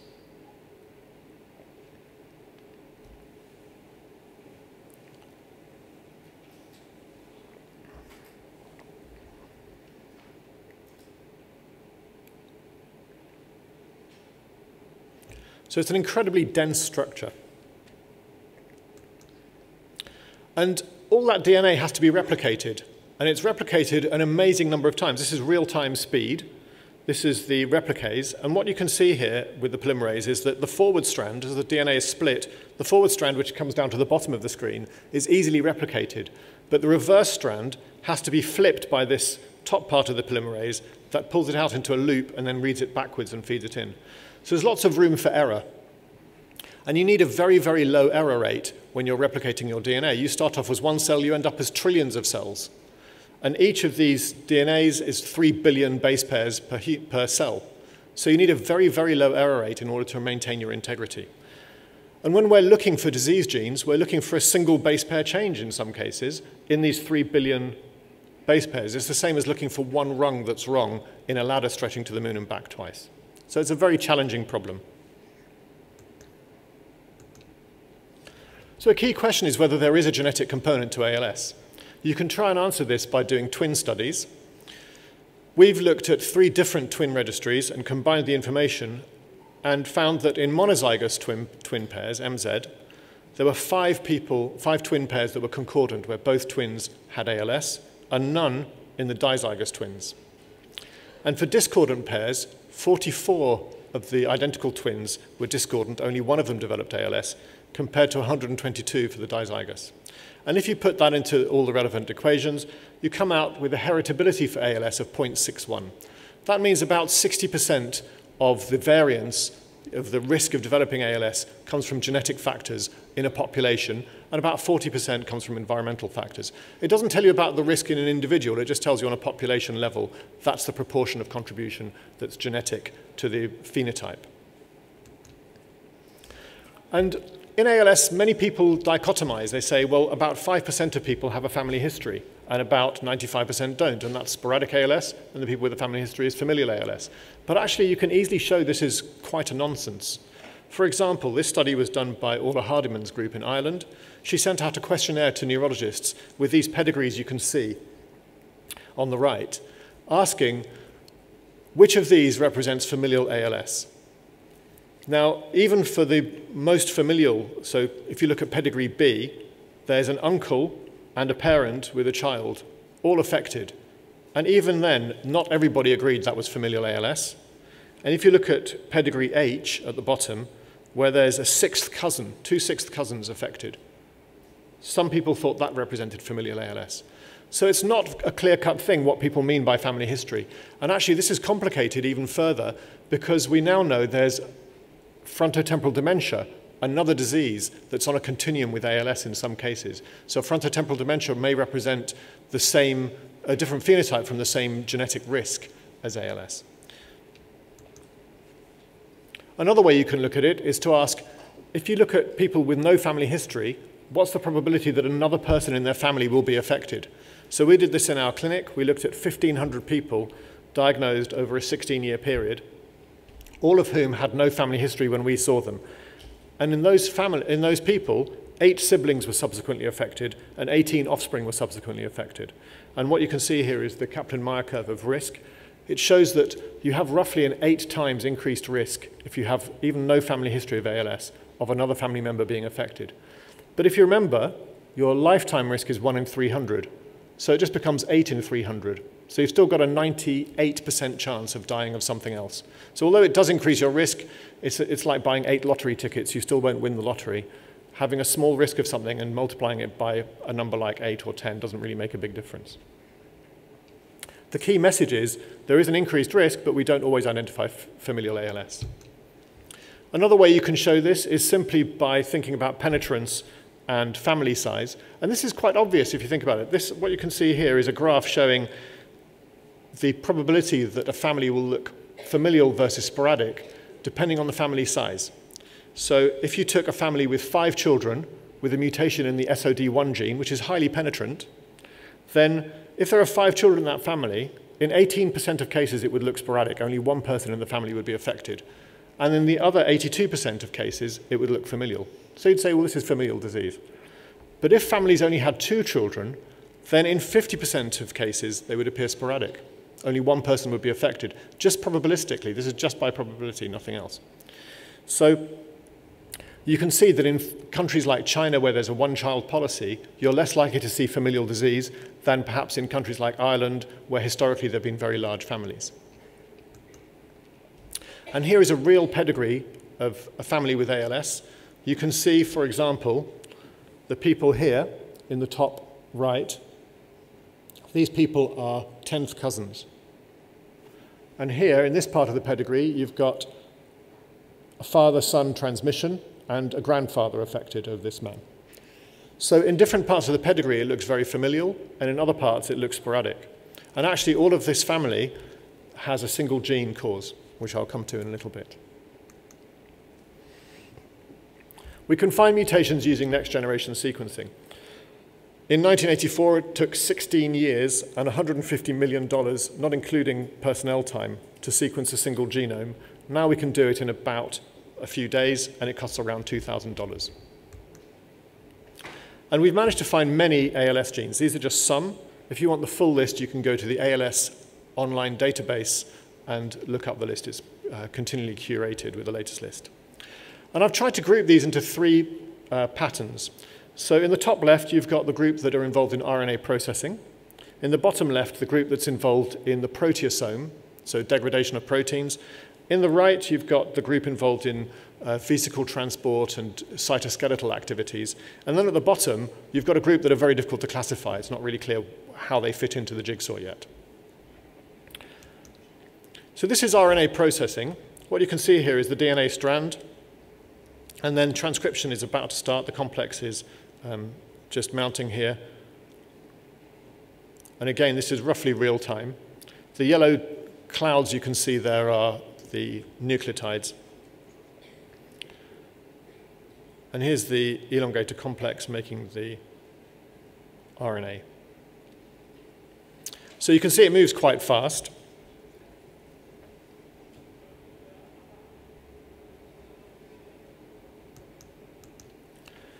And eventually, the mRNA comes out of the nucleus. This is after it's been spliced, etc. And then translation into protein occurs. So all of this counts as RNA processing. So here's the ribosome assembling. And then the tRNAs slot in, and you can see it moving along codons at a time. And you might be able to just see the red protein appearing at the top.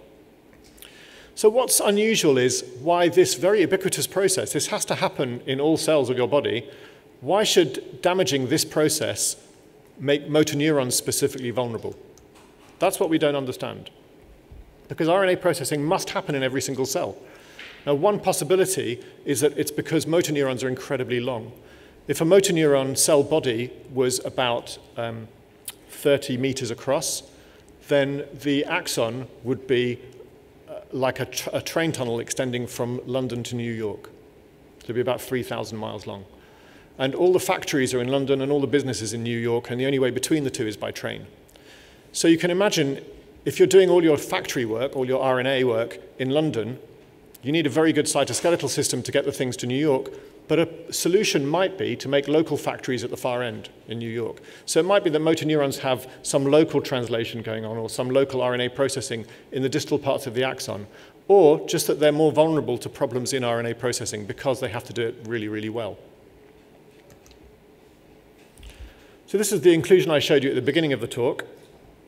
It contains ubiquitin, and it also contains a protein called TDP-43. Now, TDP-43 is very important in RNA processing, and ubiquitin is part of the proteasome system. And you can see it here. So the protein's been tagged for degradation, and these are the different components of the ubiquitin system, tagging it. And as soon as it's tagged, it's taken to the proteasome, and the dustbin lid opens, and it's degraded. So problems in this system also can lead to ALS as far as we know. Again, it's not clear why that might be. And in the final part of the jigsaw, again, a clue from pathology. Neurofilament accumulations occur. Neurofilaments are part of the cytoskeleton. The cytoskeleton is incredibly important for ALS. Here you can see it dynamically being created and destroyed.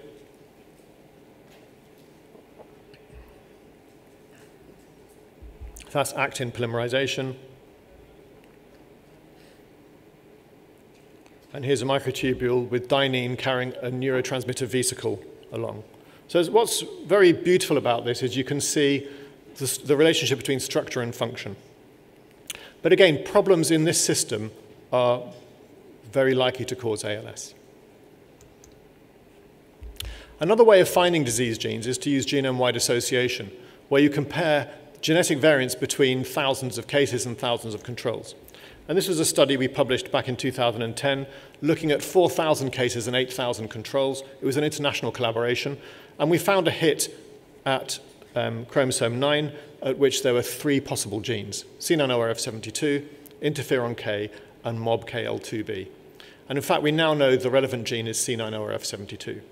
But what's interesting about this is you can see the top hit has a p-value of around 10⁻⁹. But just by increasing the sample size, this is our most recent study, We've now got 13,000 people with ALS studied compared to 25,000 control DNAs. And you can see the signal at that same gene is now 10 to the minus 20. And other genes that had a very weak signal, if you look at UNC13A there, was only just genome-wide significant. It's now clearly genome-wide significant, and there's 4 other hits. And as we increase the sample size, we're likely to see more and more genes come up as risk factors. Now, these only have a small effect, but they're important because they reveal information about the mechanism of the gene, of the disease, and they also affect many people. The mutation in C9orf72 is an expansion mutation. So most people in this gene in the first intron have a repeat comprising 4 Gs and 2 Cs, and that's repeated twice, GGGGCC, GGGGCC. But in about 10% of people with ALS in some populations, that's expanded hundreds of times. And it's not clear why that should cause ALS, but it's a potent risk factor. It also is a risk factor for frontotemporal dementia, and in some people it causes both. But in about 20% of people, it seems to cause nothing. So it's got reduced penetrance. The expansion mutation seems to be in an unstable area, and it can occur like this. So here you can see the DNA strand that you saw being replicated earlier. You're only looking at the forward strand here for simplicity. And polymerase slips when there's a repeated sequence. And then you get a spool of DNA coming out because it keeps reading the same section over and over. And then when that DNA is read again, when it's replicated a second time, that loop can now be unraveled and read, and you get an elongation. So that's how expansion mutations occur. It's a very common mechanism. So it would apply in Huntington's disease as well, for example. This is just at 2011, the different genes found in ALS. So I've put them on a spectrum between ALS on the right and frontotemporal dementia on the left, with time going up the y-axis. And the size of each circle represents roughly how important we think that gene is in terms of the number of publications available for it. And you can see many genes don't just cause ALS, but they cause frontotemporal dementia. So to summarize this section, genetics has yielded proper clues about ALS, and we're now getting enough information to develop new treatments, but it'll take several more years. There are more genetics clues to be found. We know that because if you look at the heritability explained by our current genes, it's less than 1%. And it needs large collaborations because you've got to get very large numbers of samples to do it. And the other problem is genetics is expensive. If you're looking at 25,000 people and each sample costs $2,000, then that's a lot of money you need. So can we put all this information together? Well, one way we can easily model it is like this. You can imagine somebody's born with a genetic load. With time, they develop cell damage, and they're also exposed to various environmental factors. And if they don't get enough of a burden to reach a particular threshold, they won't develop disease. But in some people, genes, time, and environment will be sufficient that they pass a threshold and develop disease, and then they get some kind of self-perpetuating cell death process that leads to ALS. So this is a simple way of thinking about ALS. And you can imagine some people have a very large genetic burden. They have familial disease or high penetrance genes, and other people have multiple small effect genes. And there may be gene-environment interactions, and there may also be epistatic effects and regulatory effects with control of expression, etc. So you can easily build up such a complicated model. And you can do this mathematically as well. We've got a team of people doing this at the moment. But one way to think about it even further is to borrow from the cancer world and ask, is ALS a multi-step process? So I'm going to lead you through a little bit of mathematics here. It's slightly challenging, but it shouldn't be too difficult for any of you. If you imagine that ALS is caused by a single exposure, and your probability of exposure to that thing, we call it U, then the incidence of ALS is going to be proportional to your probability of being exposed to the thing. So it's going to be proportional to U. So for example, if smoking always caused ALS, even if you smoked one cigarette, then everybody who smoked cigarettes would get ALS, and your probability of smoking would be equal to the incidence of ALS. Now imagine, instead of that, you need to be primed to reach that position. So that instead, you have to have some second exposure first. When you have that first exposure, then when you get the second exposure, you will get ALS. So your probability of being exposed to that other exposure, again, we can call it U, it doesn't matter if you call it U1 or some other number, your probability of it being exposed to that by age t is simply u times t. And if there are more than that number of steps, if there's 5 steps, then it's ut times ut times ut, etc., 5 times. So it's ut to the n times u. So, in other words, the incidence equals u times ut to the n. This is true for any disease if it's a multi-step process. Actually, this is taken from the cancer world, as I explained. Now, if you simply take logs of this, then you can show that the log of incidence would be proportional to the log of t, which in this case is age, times n, which is one less than the number of steps you need. So if ALS is a multi-step process, then if you plotted the log of incidence against the log of age, you should get a straight line if it's a multi-step process. And the slope of that line would be 1 less than the number of steps you need. So this is information from the Southeast ALS Register in the UK. It shows it is pretty good as a straight line. The R-squared is 0.95. Here's a population register from Holland. R-squared is 0.99. From Piedmont in Italy, R-squared is 0.95. From Ireland, 0.99. And from Scotland, 0.97. And overall, it's a very strong agreement to a straight line. And the slope overall is 5 in every single population register. And overall. So ALS looks like a multi-step process, and because the slope is 5, it looks like you need 6 steps to develop ALS. So one of those steps might be exposure to a particular gene, so you inherit that gene, and then you get all the different environmental risk factors, etc. So that means our simple model of ALS risk should really look like this. You have your genes, your time, your environment factors taking you to the threshold, but actually you have steps 1 to 6. So just the final thoughts. Genetics technology is mature and well-funded. We're beginning to understand genetics and ALS. Environmental studies are much less well-funded, and that's because they're very difficult to perform well. But they're very, very important, and environment and ALS definitely needs more work. So I'd like to thank my funders and my future funders. You may have had this in Spain or not. The Ice Bucket Challenge, this was our team doing it, and all the people who I've collaborated with. Thank you very much.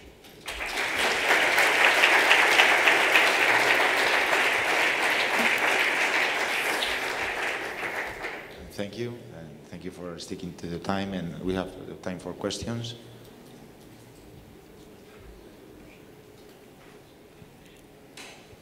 Hi, very interesting. I wonder, can you comment a little bit more on the ANG13 finding? So you mentioned ANG13, so I wonder, so is significant the link between ANG13 and ALS? Yes. There's which isoform? So it's a genetic polymorphism in it. It's not clear whether that polymorphism is what matters or if it's controlling the expression of a nearby gene, but it doesn't seem to be in linkage disequilibrium with anything else. So it probably is something about changing the way ANG13 functions. That's still being explored. It also seems to have an effect on survival, not just on risk. I see. Very interesting. More questions?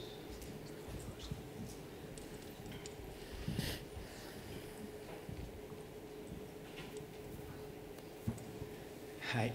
Regarding the special vulnerability of the motor neurons, as you mentioned it, you practically focus on the point of the length of the neuron. But similar lengths are sensory neurons, yes, in which not many alterations have been found. Do you have any more insights? Yeah, I think it's the key problem. Why is it motor neurons are not sensory neurons when they can be just as long? The only thing I can wonder is that sensory neurons may have their cell body halfway along the process. So maybe it's only half a problem. I don't know.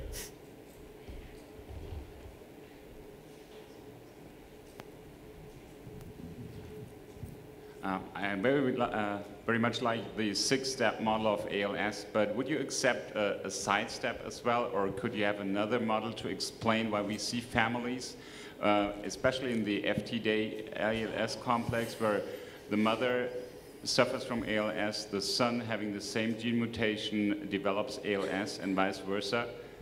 Yeah, so the multi-step model would explain that, because, for example, if 5 of the steps are the same, one of which is the gene, and the other, they differ by 1 step, one might cause ALS and the other might cause FTD.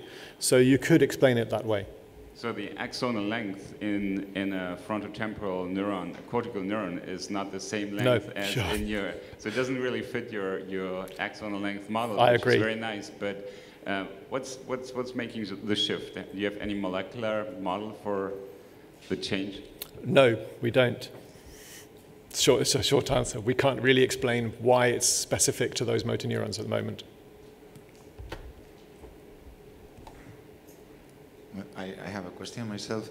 You mentioned briefly the ataxin-2 influence also, and the initial paper, if I remember well, in 2010, yes. It was before the discovery of the hexanucleotide repeat expansion. If I remember well, ataxin-2 was supposed to act at the level of the protein through an interaction with TDP43. I wonder whether this has been revisited in case of mRNA-based toxicity of the expanded CAG allele in ALS. Sure. So the ataxin-2 that you're talking about is that large expansions of ataxin-2 cause cerebellar ataxia type 2. If you've got a short repeat length, then you're just normal. But if you have an intermediate repeat length, it increases your risk of ALS. And when that first came out, people were quite skeptical of it.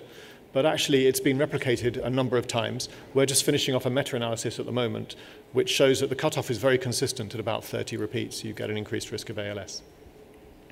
Why you should get that is another matter. RNA toxicity is one possibility. The other possibility is making these proteins by having aberrant start sites, so non-ATG translation of protein.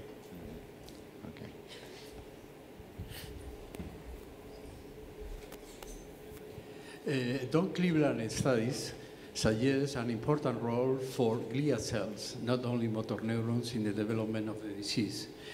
I would like to know your comments on that, because perhaps could be something different between motor neurons and other type of neurons. Yeah, so glial cells definitely interact with motor neurons, in fact through neurofilaments.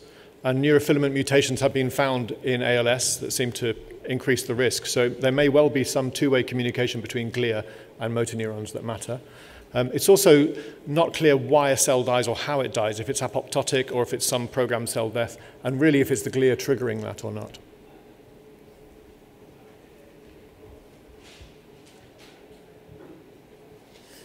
Okay, so if there are no more questions, thank you for your talk and for staying on time.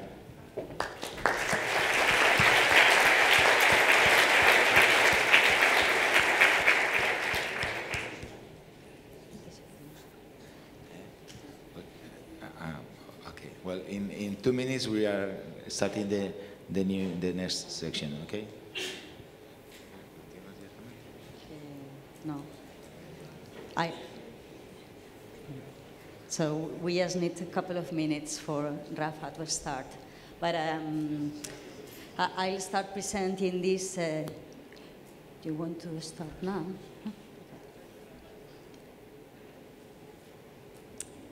So this is the first year we are celebrating such a session that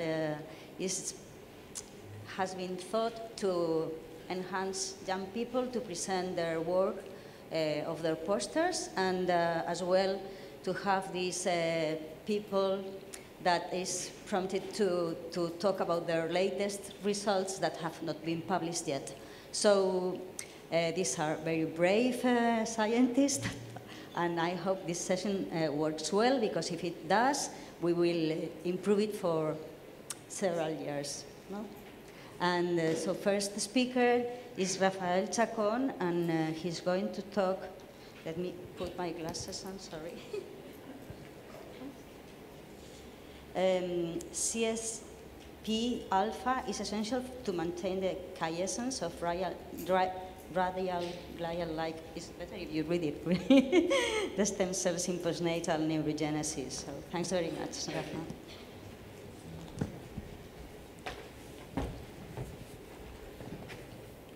Thank you very much, Teresa, for the invitation. I'm so happy, particularly because you said it's for young people. So this is I'm so flattered right now. So as many of you know, in my lab we're being interested for a number of years in the function of a synaptic vesicle protein. Is called CSP. And CSP, the interesting thing, is unique because it does contain a DNA J domain, and also it is bound to the to the membrane of the synaptic vesicles through several palmitoylated cysteines. Interestingly, mutations in this region triggers a very devastating neurodegenerative diseases, adult onset neuronal ceroid lipofuscinosis. Besides that, CSP is interesting because when we remove CSP from mice, it triggers presynaptic degeneration with a very strong neurological phenotype.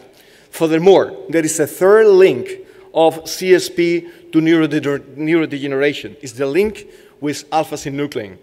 CSP cooperates with alpha-synuclein to give stability to the snare complex. That is a group of proteins that are essential for vesicle fusion. Interestingly, when CSP is absent, so this snare complex is not properly folded, and in particular, SNAP25 get degraded through the proteasome. One important thing that we have found in the lab is that this phenotype is especially severe in neurons with a high synaptic activity. This is an example for PV, parvalbumin positive neurons in the hippocampus. So this is a little scheme where you can have a neuron that is receiving inputs from a PV positive neuron that is normally degenerated. It has what we think is a dime-back process in the CSP alpha knockout. However, other neurons with a low activity, they do not get degenerated. So one important thing about PV positive neurons in the hippocampus is that they have been involved in recent years in the control of neurogenesis. So in the hippocampus, in the subgranular zone, there is this remarkable phenomenon we have been talking about in the last 2 days, that is neurogenesis. And one important thing is that this early stage, this neural stem cell, these so-called radial glia-like stem cells, the quiescence of those cells is controlled by the input of these PV-positive GABAergic neurons. In addition, these PV-positive neurons also have an important effect at the late stage of postnatal neurogenesis because they promote the integration of these newborn neurons into the hippocampal circuitry. So the obvious question was, is neurogenesis in the CSP knockout mice affected? In order to answer that, we directly did quantification of newborn neurons using BRDU uptake, and the answer is yes. We have a clear phenotype because in these mice, when we carry out injections of BRDU, and you have here two basic protocols, when we are injecting the BRDU at 10 days and we look at the neurons 5 days later, or we can inject also here at 10 days and then we look at 30 days later. We cannot look later because the mice, they normally died around 4 or 5 weeks of age. In any case, what you can see here is that there is a clear increase in BRDU positive neurons in the knockout. So next step, we wonder how are the pool of these radial glia-like stem cells, the neural stem cells.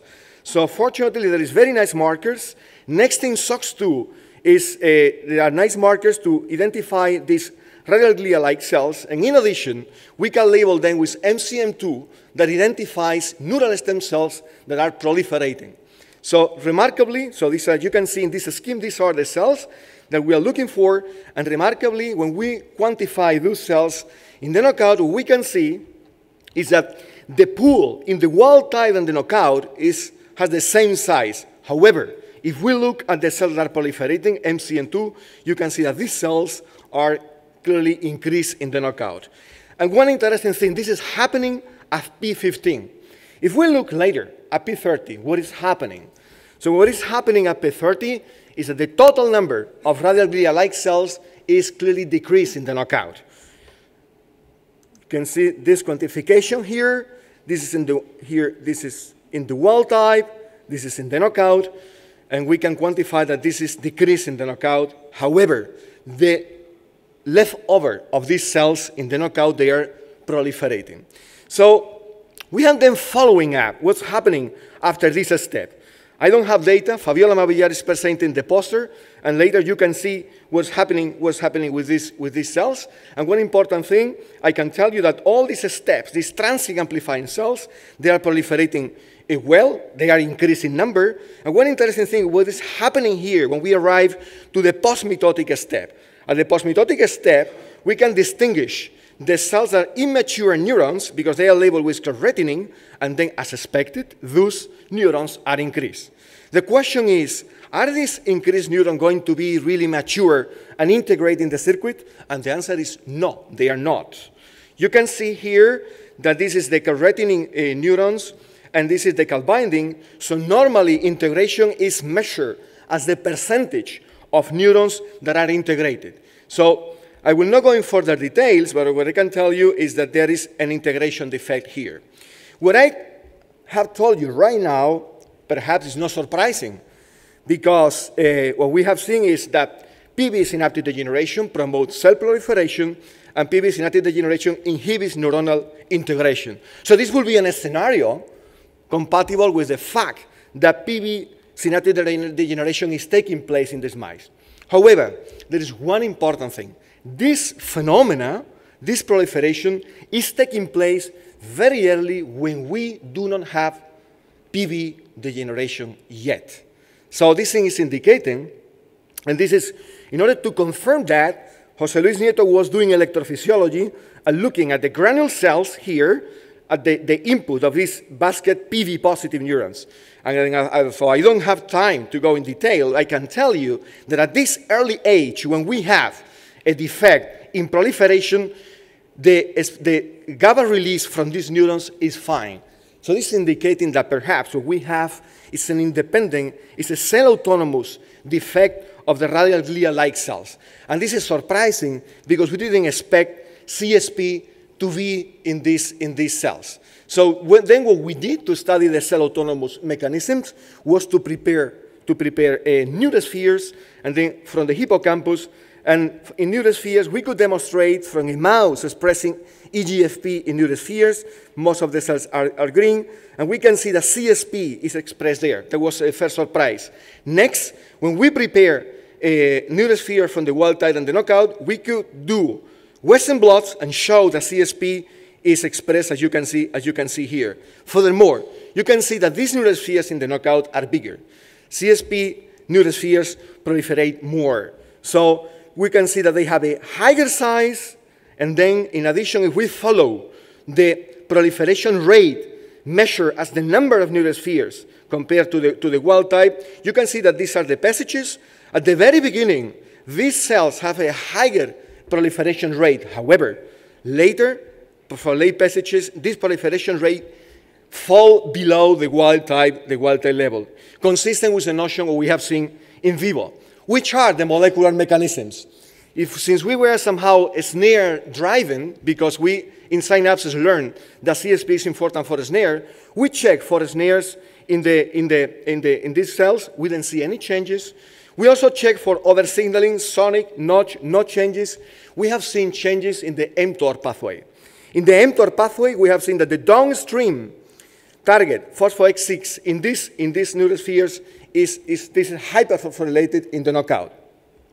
Consistent with that, in order to get independent observations of these phenomena, we have then prepared neurospheres, and we have treated them with a mTOR blocker rapamycin. And you can see here, this is the control, this is the wild type, this is the knockout, the phospho-X6 really increase. With rapamycin, we can decrease all this phosphorylation. Interestingly, when we treat with rapamycin the knockout, you can see the knockout neurospheres, the size of these knockout neurospheres is reverted in the rapamycin treatment. So we conclude that in the absence of CSP, these radial glia-like cells lose the quiescence, leading to increased number of transient amplifying cells and a progressive depletion in the neural stem cell pool. We don't think that this is an effect secondary to the PV degeneration, because PV is fine at that age, and we think that CSP-alpha maintains the quiescence of radial glia-like neural stem cells through a cell-autonomous mechanism mediated by mTORC1 inhibition. So I'm probably completely done, but the one thing that I wanted to do is that we are then now trying to do rescue in the mice, treating them with taurine, that is an analog of rapamycin. And these mice that you can see here, this is the video is going very slow. I don't know why, I'm probably late. But what I can tell you is that these mice, these are preliminary results. The mice, these are the normal knockout, and the normal mice are getting better. Just quickly, you can see here, these are the mice now, the knockout with the rapamycin. We can switch the video off, okay? I'm basically done for acknowledgement. Our goal is now in vivo to see if we can revert this proliferation in vivo. These are very preliminary results, but it's the knockout with vehicle and this is the knockout with taurine. So, acknowledgement, José Luis Nieto, Leonardo Gómez Sánchez and Fabiola Mavillar have been key persons putting this project forward. Fabiola has the poster, please go and see. And Ricardo Parral and Pedro Linares are our collaborators with the stem cell work. And thank you very much for the funding. And particularly, we think that we are in a very good position now to really collaborate with Isabel and Jose to look at other aspects of this neural stem cell business in the collaborative project. Thank you very much.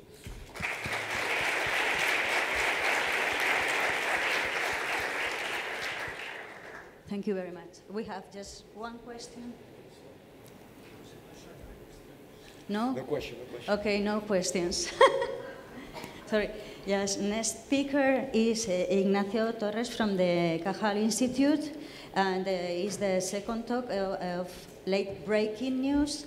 And before we go with his talk, I would like to say that Francisco Molinet, that should be the second speaker of the poster highlights, has to give the presentation to the people there at the desk. Is it okay? Okay. So Ignacio is going to talk. Okay. Thank you, Teresa. Well, you just start. Yes. Thank you very much. Okay. Good morning, and I thank the chair for inviting me and giving us the opportunity to show and to share with you our latest, part of our latest results. As you may see from the number of authors, this is a large collaborative effort mostly. This slide is just to introduce the topic of the idea that insulin peptides is a large family of peptides, a very ancient family. It's at least 600 million years, although there is also evidence that there are insulin peptides in plants, so it may be even older. But what I want to stress here is that this family of peptides or hormones, whatever you may call them, are built in a system that either cooperate or antagonize each other. And this is well known in invertebrates, and it's not such well known in vertebrates because probably in vertebrates we are biased by the knowledge we have on insulin, and we consider insulin as a major hormone in metabolism and so on. But in the brain, insulin, IGF-1 and IGF-2 are really very, very similar in terms of function. So, and this is also supported by this evidence that in the brain, all three receptors for insulin, for IGF-1, for IGF-2, and insulin overlap mostly in all brain areas. So they are able to interact with each other mostly because all three peptides, IGF-1, insulin, and IGF-2, are able to interact with the other receptors. And moreover, insulin and IGF-1 receptors are able to form hybrids, which are functional. And in the brain, it is calculated that at least 50% of the insulin and IGF-1 receptors are forming these hybrids. The role of these hybrids is not very well known, okay? So my hypothesis, which is based on this type of anatomical and evolutionary evidence, is that this family of peptides are able to cooperate and to antagonize in the brain.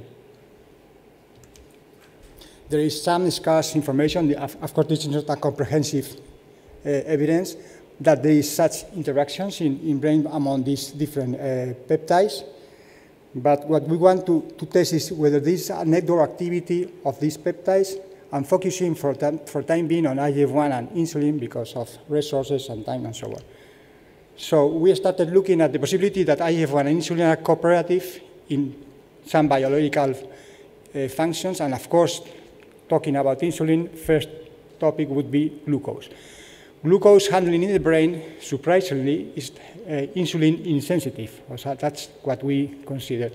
In the neurovascular unit, which is comprised mostly in terms of quantitative matters, by neurons, astrocytes wrapping the endothelial cells, the brain endothelial cells, which are specialized in brain.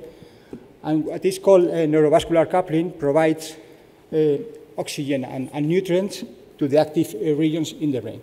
And the entrance of glucose, the energy available to neurons, is so far a passive event in the terms that there is no regulatory mechanism that is described for this. It's only considered to be increased blood flow in the active area. But insulin or any other standards, I focus on insulin because insulin is important in all other types of tissues and organs. Insulin in this matter, under normal physiological conditions, does not influence glucose uptake. That's what is considered. Only under pathological circumstances such as diabetes or just with experimental manipulation, you can see that insulin has an effect on glucose uptake by brain cells, okay? So the first thing that we did was to check the different types of cells, and we saw that when we combine insulin plus IF1, there is an increase in glucose uptake in astrocytes, but not in neurons or in endothelial cells. So this is specific for astrocytes.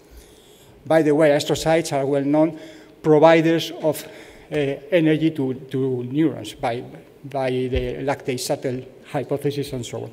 So first observation is that insulin and IF1 cooperate in taking glucose only in astrocytes.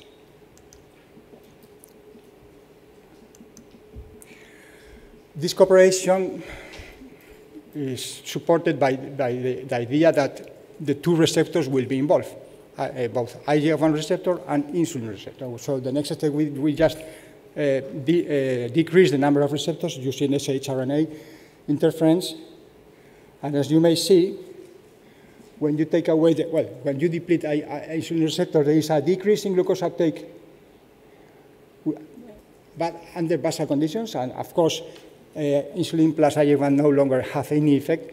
And when you take away the IGF-1 receptor, not take away, but just deplete IGF-1 receptor, you see an increase also under basal conditions. When you take away both, there is a cancellation of the effect, so there is no change. But since there are no receptors or very low abundance of receptors, insulin and IGF-1 no longer have any effect on astrocytes. These are primary astrocytes in culture. So to our surprise, just taking away the insulin receptor, you decrease uptake of insulin, and the opposite, when you take away the IGF-1 receptor, you get an increase. So our view is that IGF-1 receptor is doing a ligand-independent effect, and the insulin receptor is also doing a ligand-independent effect on glucose uptake. Ligand-independent effects for insulin and IGF-1 receptors have been already documented, so this is not a fresh evidence of such a mechanism.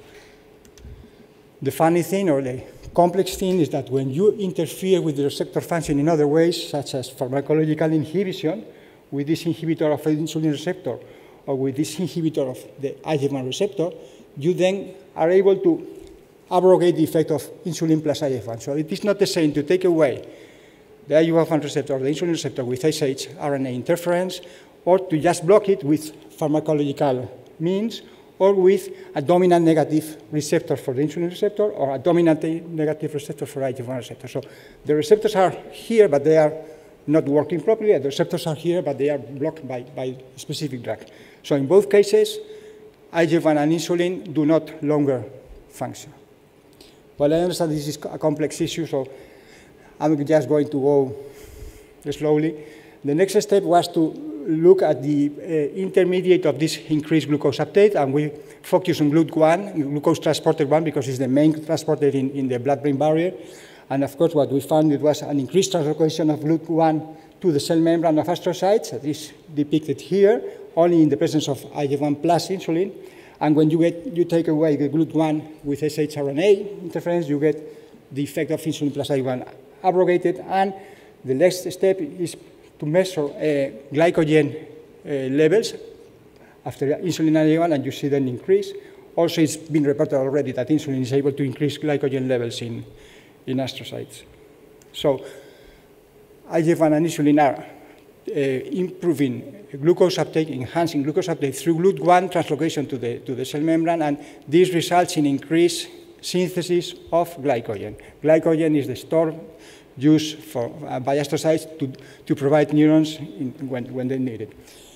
We then validated these in vitro results using different in vivo approaches. The first one was to use PET scans for glucose uptake, and when we injected the shRNA in the sensory cortex of mice, either for IGF-1 receptor or for insulin receptor. In the case of the IGF-1 receptor, we saw a clear enhancement of the glucose response in terms of PET scans.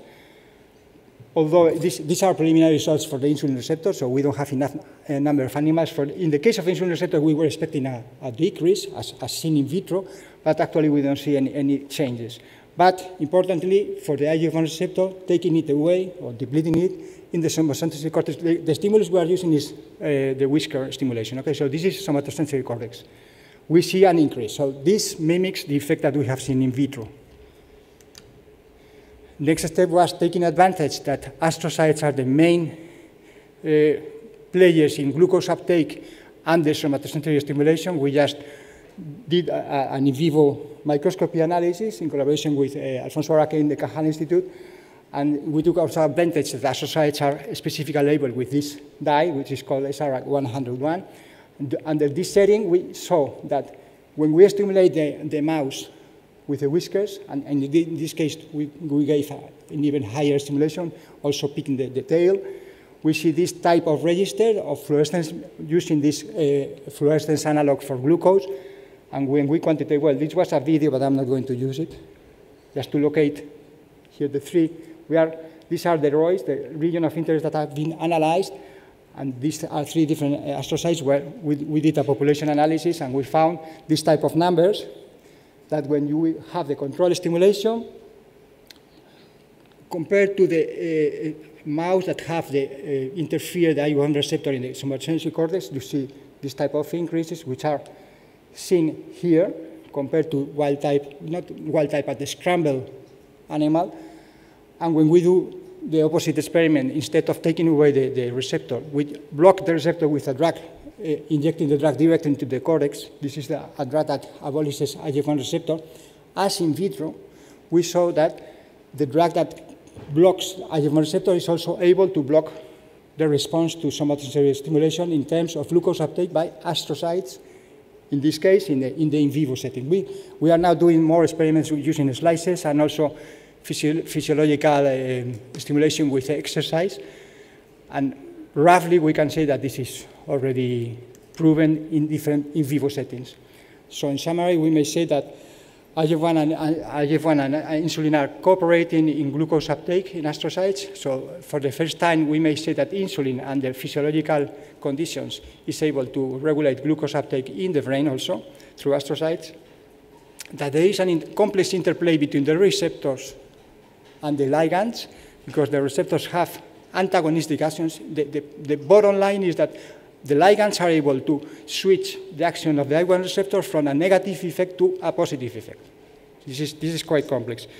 Now, we have some preliminary evidence that in Alzheimer's, of course, we are focusing on Alzheimer's disease because Alzheimer's disease is showing glucose uptake problems in patients. This is well known. So we have preliminary evidence that maybe using animal models, we are planning to use IPS from patients, not only for Alzheimer's disease, but other diseases, because glucose uptake in the brain is a major issue in all types of diseases. And this is our planning. And we also have done some in-detail studies on the pathways involved. Thank you very much for your attention.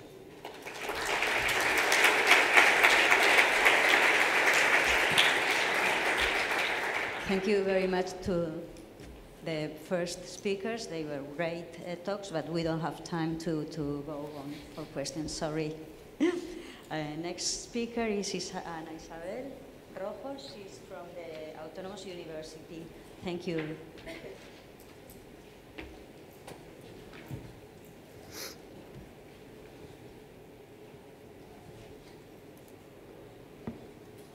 Next.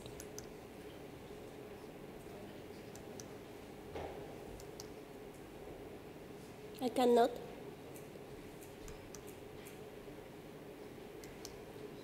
Now, good morning. First of all, I want to thank the organizing committee to bring me the opportunity to talk here about our work in progress.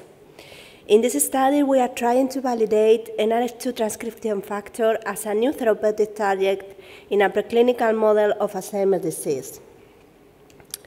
Let me introduce you a little bit of NRF2.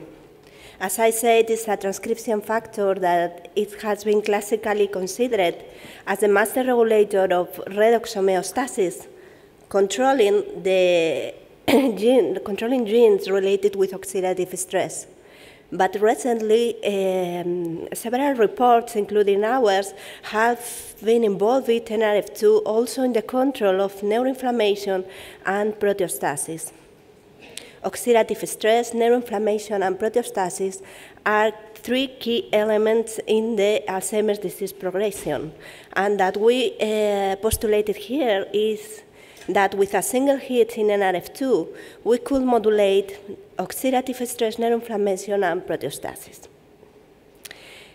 In order to analyze if NRF2 is a good candidate for therapy in Alzheimer's disease, during the last 3 years, we have made a big effort to obtain two kinds of animals.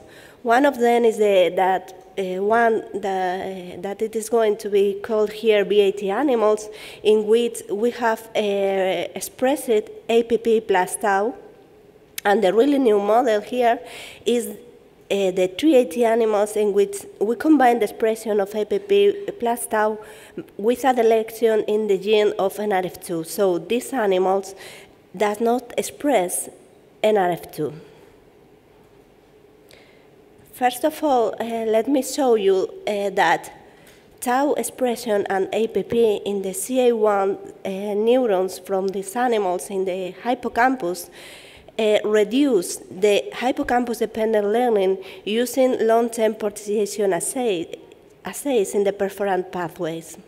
Here you have a wild-type mice response to potentiation, and here you have in blue the VIII animals, and surprisingly, VIII animals have a reduced slope of potentiation. So NRF2 deficiency reduces the capacity of these animals to potentiate correctly, and there is a synaptic problem in the CA1 neurons of these animals.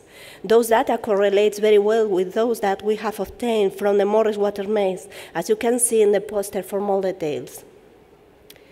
Next, we wanted to analyze if it could be a synaptic imbalance in this hippocampus, and we have found that the postsynaptic protein, PSD95, was overexpressed in the VIII, but also in the VIII animals. Here you have the quantifications. There is a tendency of accumulation of PSD95 in the VIII animals regarding VIII animals.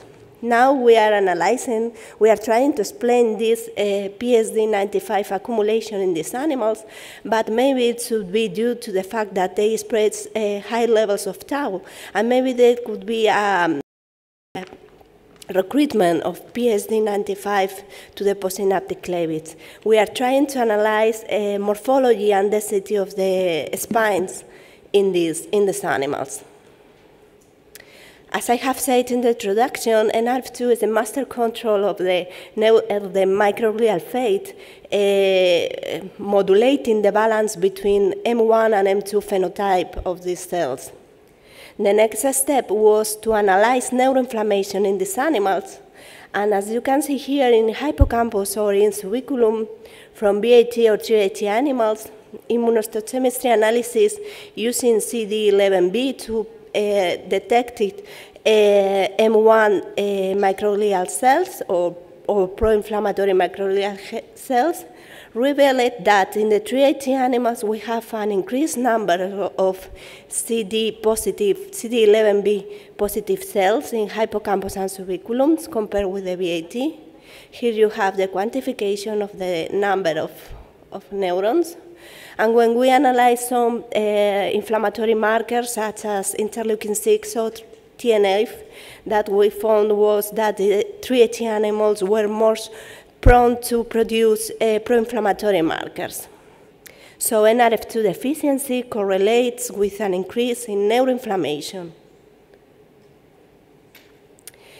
Regarding amyloid pathology, We analyzed A-beta plaques formation in these animals. We have to wait until 40 months. We have very few plaques, but we have them. They started to appear in the subiculum area, and then we think that they spread to CA1 and into the cortex.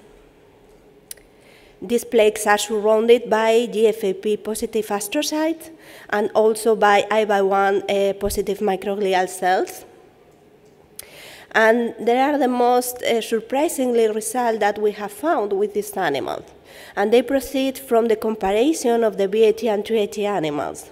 What we found was that in the IIIE animals, we have a reduced number of plaques, and where the plaques appeared, they were more diffuse than in the VIII animals. This qualitative analysis was quantitative determined using A-beta ELISA to determine A-beta 40 and 42 levels in the soluble or in the insoluble form of the peptides. And as you can see here, the comparison between VIII and IIIE animals, we have a drastic reduction in the A-beta 40 or A-beta 42 in these animals. So NRF2 is a key element to mediate A-beta or APP metabolisms or A-beta aggregation. Finally, I want to show you that A-beta is located inside the neurons, forming an inclusion bodies. When we compare VIII animals versus IIIE animals, what we found is that in the CA1 neurons, we have an A-beta inclusion that are very well suited here in subiculum. And in the IIIE animals, those aggregates were more pronounced, and the number of disaggregated of these APP-positive granules were higher in the CA1 and in the subiculum in the oldest mice. Our next goal will be to analyze the maturity of these A-beta inclusions. So to conclude, let me show you why do we need this new AD model. The animals saw a slow development of amyloidosis and tauopathy, leaving a very useful time window to analyze preclinical events such as early inflammation. The role of oxidative stress and proteinopathy in the evolution of neurodegeneration and neuroinflammation will be also analyzed. And the comparison of VIII versus IIIE provides a powerful tool for drug design analysis of target effects and the relevance of NRF2 role. So for more details, here you have the poster reference, and thank you for your attention.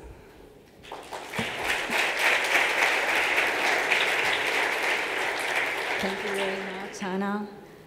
We have time for questions.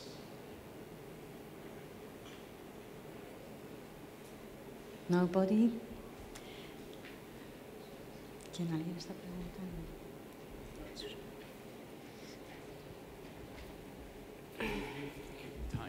You talk about your measurements in M1 glia, microglia, but you didn't talk at least I couldn't see anything about M2. That is, I am very interested. Anything about M2?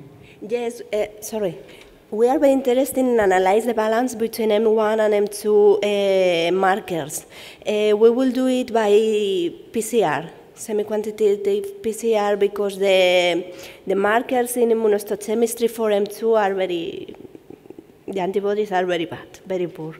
So in previous models in our group regarding Parkinson's disease, we have demonstrated that NRF2 knockout mice have a disequilibrium between M1 and M2 profile.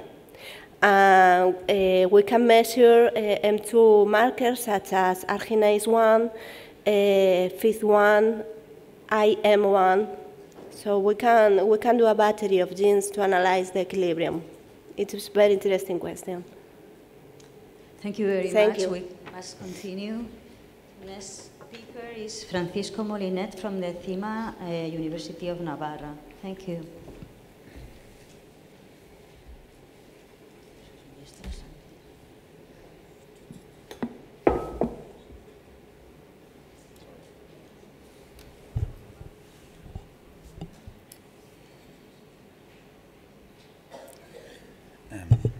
Thank you for the opportunity of presenting this work here. Parkinson's disease is a neurodegenerative disorder characterized by progressive loss of dopaminergic neurons in the substantia nigra, causing dopamine depletion in the striatum. As you can see in the figure, in the upper figure, PET imaging allows to follow up the evolution on patients at basal states and pre- and post-clinical stages. This triggers a succession of compensatory changes, delaying the appearance of motor manifestations, leading to a prolonged presymptomatic period of disease evolution. The aim of this neuroimaging study is to characterize and define in vivo a state course pattern of functional changes associated with dopaminergic striatal reduction in the MPTP monkey model of Parkinson's disease using positron emission tomography. In this study, 24 monkeys were administered MPTP using a low-dose regimen of 0.5 milligrams per kilogram weekly to obtain a partial, slowly progressing degeneration in the nigrostriatal projection. Before the first MPTP administration, and when a stable state was established and assessed by Kurgan scale, dihydrotetrabenazine and fluorodeoxyglucose PET scans were carried out to study the monoaminergic and metabolic functional stages respectively. Here you can see the video of the time course evolution of this progressive MPTP model. This is the basal state, and as you can see, this monkey can be freely moving and without any problem. The same happened with the asymptomatic states. This is the Kurgan scale at 0. As you can see, it also moves. The recovered monkey is a monkey that has been previously Parkinsonian, has received the good amount of dose for being Parkinsonian and then recovered. This is the mild Parkinsonian monkey. You can see that start having a bit some problems at the moment, a bit of tremor, and this is the severe Parkinsonian group, which has a Kurgan scale upper from 16. You can see him very quiet, the state, and you can appreciate the tremor in the hands and the legs. This is the evaluation.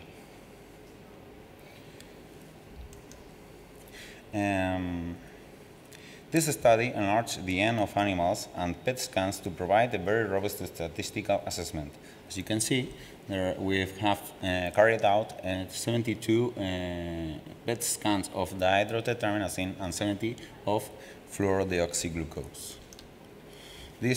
These are representative reactivity images of the same monkey made by dihydrotetrabenazine and fluorodeoxyglucose. The upper line represents the baseline state, and in the middle you can see the corresponding images to the Parkinsonian stage.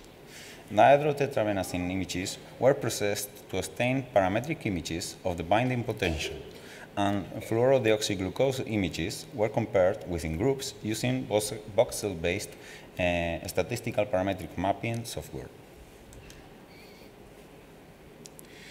These are the monoaminergic results. Parametric images showed a progressive decrease of binding potential values in the striatum throughout the ensuing of Parkinsonian signs in each state. Dihydrotetrabenazine predicts nigrostriatal lesion as established by histological correlation previously defined by Dr. Blesa in our group. It is remarkable that dihydrotetrabenazine PET images showed that a spontaneous motor recovery can occur in monkeys despite large dopaminergic striatal loss.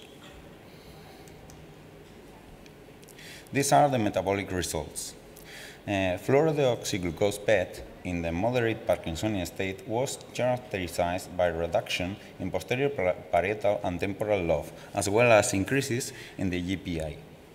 Severe Parkinsonian states include the same areas and extended reductions in posterior parietal, temporal lobe, lateral premotor, and frontal cortex, as well as increases in the thalamus, globus pallidus, and cerebellum.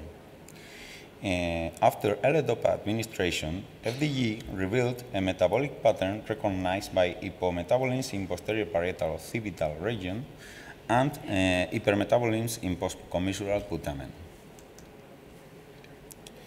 The FDG PET pattern of severe Parkinsonian monkeys and after receiving acute levodopa treatment resembles and mimics one characteristically found in PD patients by Heidelberg's group. As we have just seen in the severe Parkinsonian monkey, patients also showed metabolic increases in GP, thalamus, and cerebellum, as well as metabolic decreases in premotor cortex and parieto-occipital cortex regions. A subgroup of severe monkeys were led to evolve for many months after the last MPTP injection and recovered fully. However, binding potential dihydrotetrabenazine values remained within the Parkinsonian range, while FDG PET became nearly normal in keeping with the behavioral evolution. This suggests a powerful extrastriatal compensatory mechanism that can be further studied in vivo by PET and other techniques. We think that this motor compensation is related with no striatal mechanisms. To conclude, dihydrotetrabenazine PET is a sensitive method to ascertain different degrees of dopaminergic depletion in the MPTP monkey model.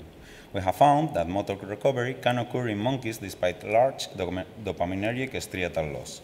The Parkinsonian states are associated with a well-defined metabolic pattern and hypohyperactivity at cortical and subcortical structures. The different degrees of striatal dopaminergic depletion are associated with distinctive degrees of metabolic changes. The metabolic pattern characterizing the Parkinsonian state shares high resemblance with the changes present in PD patients. Specifically, cortical hypometabolism and thalamic and GP hypermetabolism are clearly recognized in both the MPTP model, monkey model, and PD patients. Thank you very much.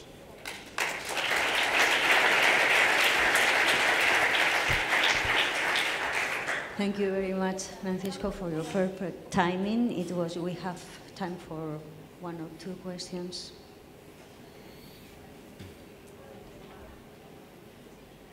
Nobody?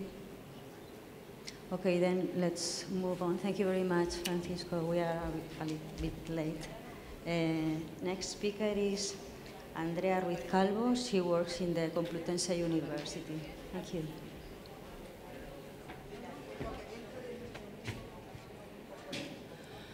Good morning. I'm Andrea Ruiz from Manuel Guzman Group, and I'm going to show some of our tools and preliminary results that we are developing as part of my thesis. The main subject of this talk is the study of cellular selectivity of mutant huntingtin toxicity in the corticostriatal pathway.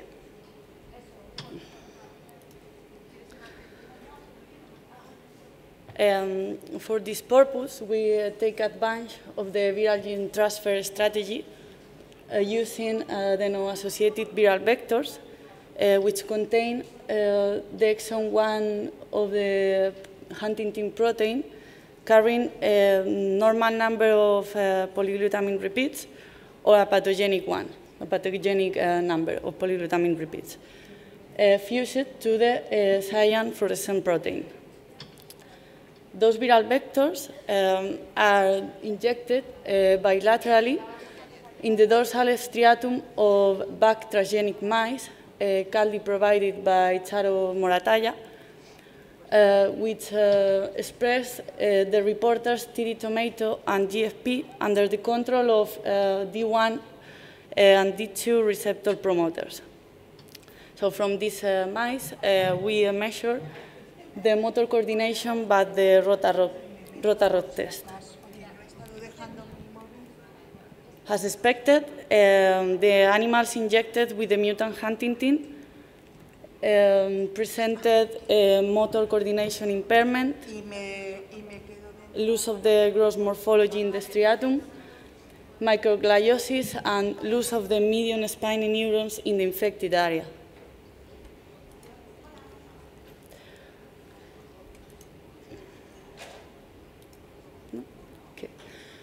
In this context, we were wondering whether mutant huntingtin has different effects in the D1 and in the D2 subpopulations.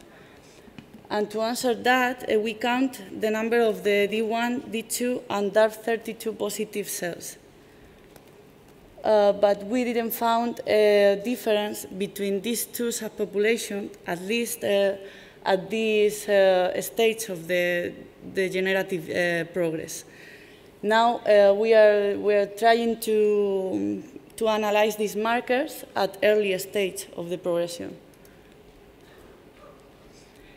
In addition, we have developed another tool to express the mutant huntingtin in the D1 or D2 medium spiny neurons using a viral vector, flex viral vector, which is injected in the D1 or D2 Cree conditional mice. Also, in a recent experiment, we expressed the mutant huntingtin in the astrocytes using the GFP promoter. This resulted in a motor impairment of the animals injected with the mutant huntingtin, and now we are analyzing which are the consequences of this alteration in the D1 and the D2 cells.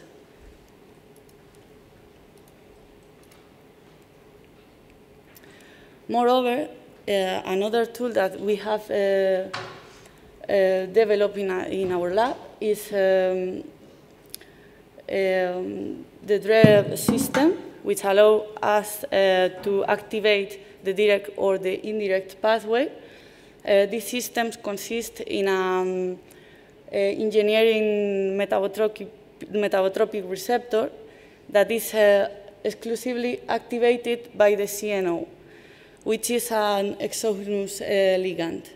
When this receptor is activated, it triggers the GQ signaling pathway and drives the increase in the calcium signaling and the burst of neural activity.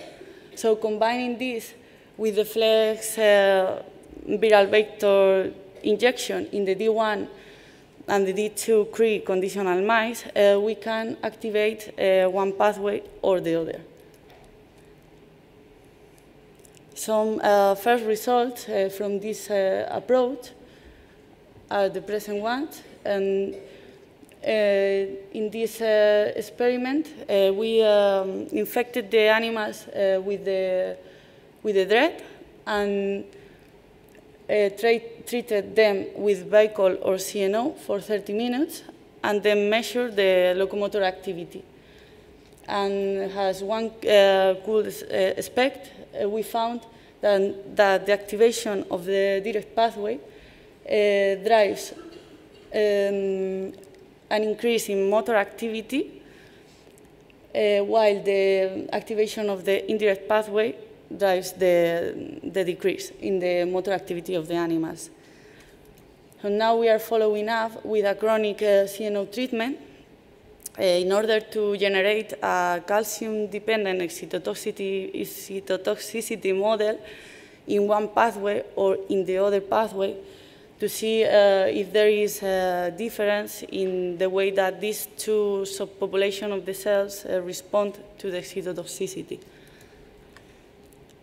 And finally, I want to say that all these tools are not only to study the toxicity of the mutant huntingtin in the different cell types, like D1 and D2, but also to study the role of the cannabinoids in the neurodegenerative disease, which is the principal interest in our lab.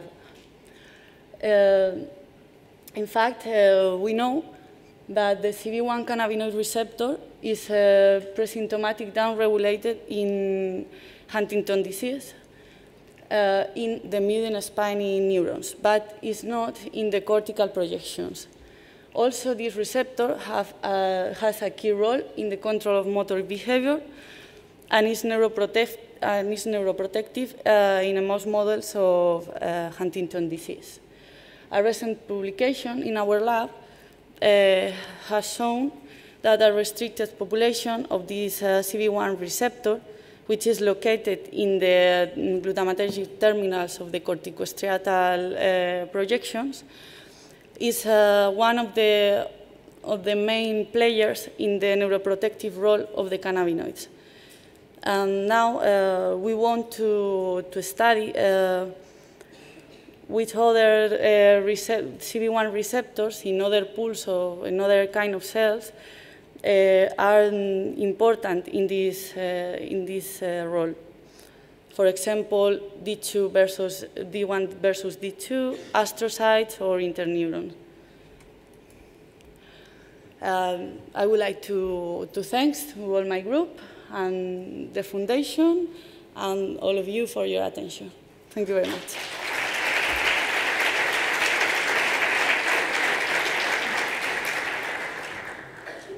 Thank you very much. We are on time. Any questions for Andrea? I think we are all exhausted. Yeah, okay. I wonder why you are doing infection of astrocytes. Which are the evidence of the role of astrocytes in Huntington? I think there is evidence of aggregates in glial cells, and maybe it has a role in the pathogenic process, or maybe it's just a player in the worsening of the disease. But I think it's an interest point to study because nobody saw it before. And it can be, I don't know, the astrocytes play roles in glutamate uptake, in the ion homeostasis. So maybe if you are impaired the astrocytes, the neurons, as a consequence of that, also have more death, more. Okay.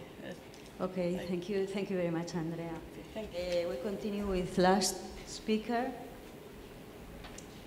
Is Rubén López Vales de la Universidad, from the Autonomous University of Barcelona.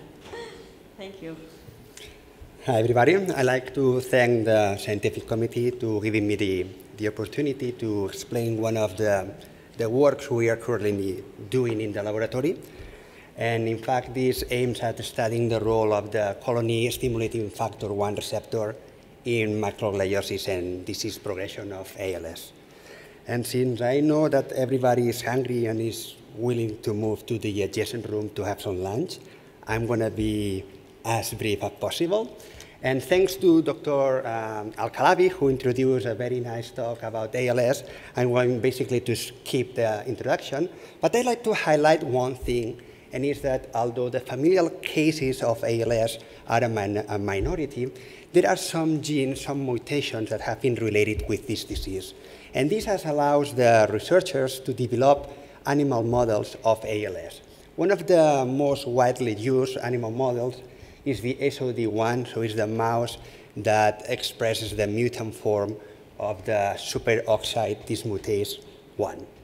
This mouse mimics the functional and histological features of ALS. And if you look at the progression of the disease, you can basically see that until the day 90, it's about 12 weeks of age, animals behave normally, and from this point onwards, the disease starts. And it's very rapidly, once this starts, the progression of the disease is very rapidly, and in about 4 or 5 weeks later, animals die. So there are many pathogenic processes involved in ALS, as also occurs in most of the neurodegenerative diseases. And we are focused on, or we are largely interested in studying the role of activity microglia in the disease. Basically, because so far there are no studies dissecting out the contribution of these cells. So what we first did to assess the same was basically characterized by FACS analysis, the number of microglial cells in the ventral spinal cord, the ventral lumbar spinal cord, at different stages of the disease. And we can see that at the onset of the disease, the number of microglial cells is double than in mice that express the non-mutated form of the SOD. And by the end of the disease, that is at the 16 weeks of age, the number of microglial cells, you can see that the scale is different, is about 4 to 5 times higher than in control animals, suggesting that there is marked microgliosis during the course of the pathology. And you can see also by immunohistochemistry at this age, at later stages of the disease, how microgliosis is evident in the ventral horn of the spinal cord. So we next questioned whether this microgliosis was due to cell proliferation, microglial cell proliferation, or was due to another phenomenon. So we treat the animals with EDU, and by FACS analysis, we assess the number of microglial cells that were proliferating. And as shown here in the results, we can see that at the onset of the disease, there is microglial proliferation, and this microglial proliferation is still active at the late stages of the disease. And if you can see here by immunohistochemistry, the EDU cells, the cells that are proliferating, are the ones you can see the nuclei labeled in pink color. And you can see there are many cells that are proliferating, and just a minority of these cells are microglia. So highlighting that other cells, probably astrocytes or even oligodendrocytes, are also proliferating in the spinal cord of this animal model. So we next wanted to assess whether microglial cell proliferation or microgliosis, in this case, is involved in the course of the pathology. And this aim has been tried to be achieved by several groups, but the approaches that they used were not probably the best ones. So the approaches they have used, or several groups have used, is, for instance, the administration of cytostatics. And the cytostatic, of course, inhibits cellular proliferation, but not only of microglial cells, but also of all the cells of the spinal cord. Another approach to assess the role of microgliosis has been done using the TK mice under the promoter of CD11B. So these mice have microglial cells that when they proliferate, they are killed. However, when microglial cells die, the cellular debris are able to activate the neighboring cells, including astrocytes and microglial cells, and giving a positive feedback loop to the disease. So we believe that a good approach to inhibit microgliosis is blocking directly the pathways that triggers the proliferation of the cells. And there are many factors that may cause the proliferation of microglial cells, but one of the factors that has been more or less fully characterized in vitro studies and also in development is the CSF1 receptor. And this receptor has been shown that under the stimulation of the two ligands that it has, the CSF1 and IL-34, triggers the proliferation of microglial cells. And it has been also shown very recently that in a model of prion disease, this receptor is involved in microgliosis. So we test if blocking this receptor inhibits microglia activation. But before doing that, we first assess, of course, if these ligands were overexpressed in the spinal cord of the SOD mice. And we observed that the receptor and one of the ligands, in particular the CSF1, are upregulated at later stages of the disease. Is this signaling involved in proliferation of microglial cells. So to study that, we use a selective inhibitor of this receptor and study macrogliosis by FACS analysis. And we found that inhibition of CSF1 receptor inhibits the number of microglial cells only at late stages of the disease. And you can see here by histochemical analysis how the animals treated with the inhibitor show a marked reduction in the microglial cells. This reduction is due to an inhibition of cellular proliferation. So we did EDU staining and assessed it by FACS analysis as well, and we confirmed that if you block the signaling of the CF1 receptor, microglial proliferation is markedly reduced. And you can see also here by immunohistochemistry. So we have now, or we know now, that this receptor is crucial in the proliferation of microglial cells in an animal model of ALS. The next question we address is, does microglial cell inhibition reduce the functional deficits in the disease? And we did some functional tests, and we saw that animals in which were administered with the inhibitor, with the CF1 receptor inhibitors, they show a slow in the functional deficits, and at the end of the pathology, at the 16 weeks of age, we also did other tests, and you can see that if this receptor is blocked, animals can run at faster speeds, indicating that they have better motor skills. Do these animals survive longer? So yes, they do. Animals that administered with the inhibitor survive about 13% longer than the vehicle-treated mice. So we now have a story that flows quite well. You know, we have these receptors involved in the proliferation of microglial cells, and when we block the receptor, the course of the pathology is reduced.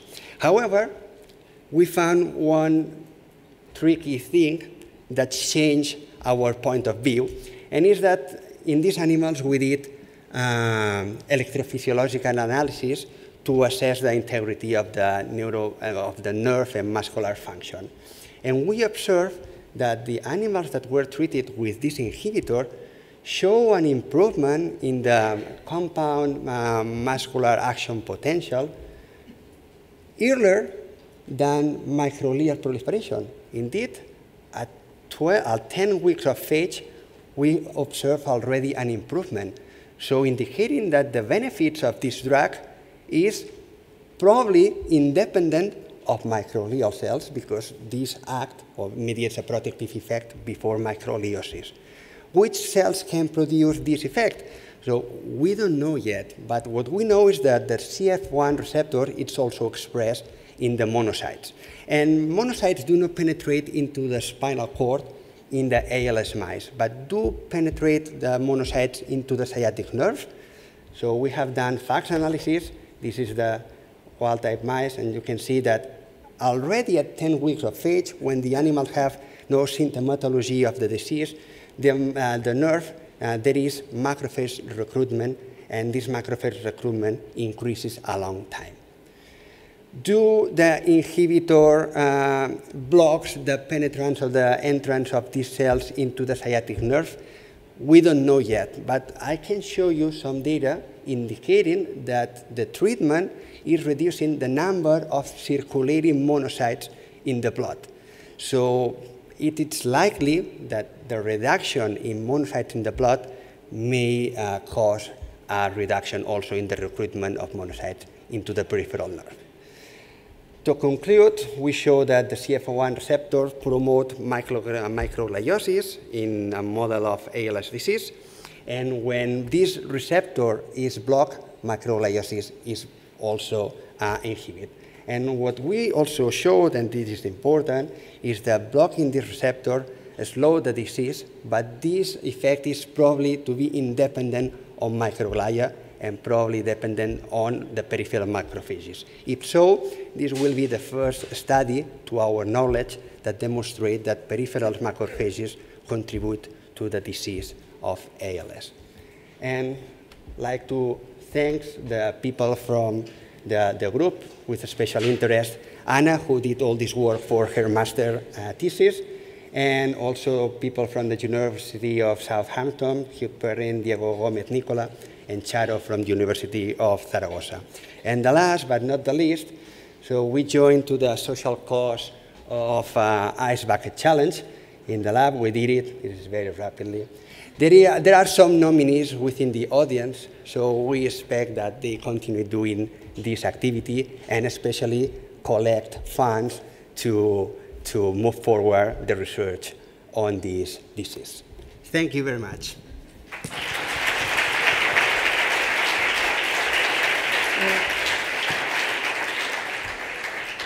Thank you very much. I don't think we have time for questions. We just must go for lunch. I would like to thank you for your last talk, all the speakers of this session, and all the speakers of the morning, that I think it's been a great morning for all of us. Thank you.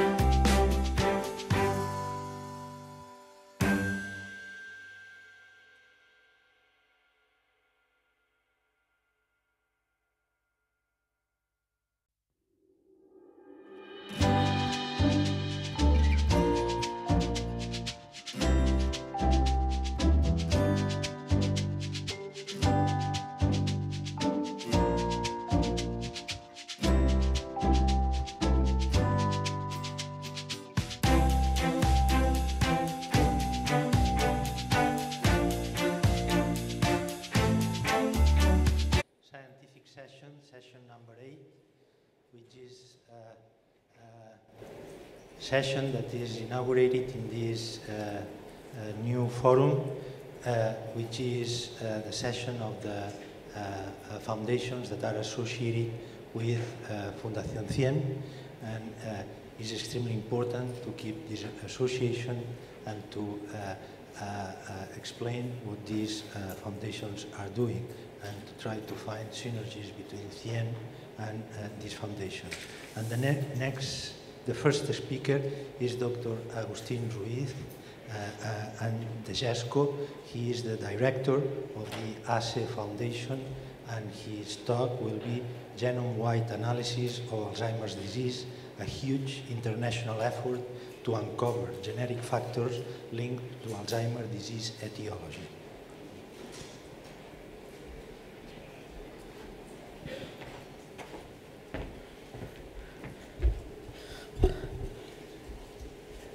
Good afternoon.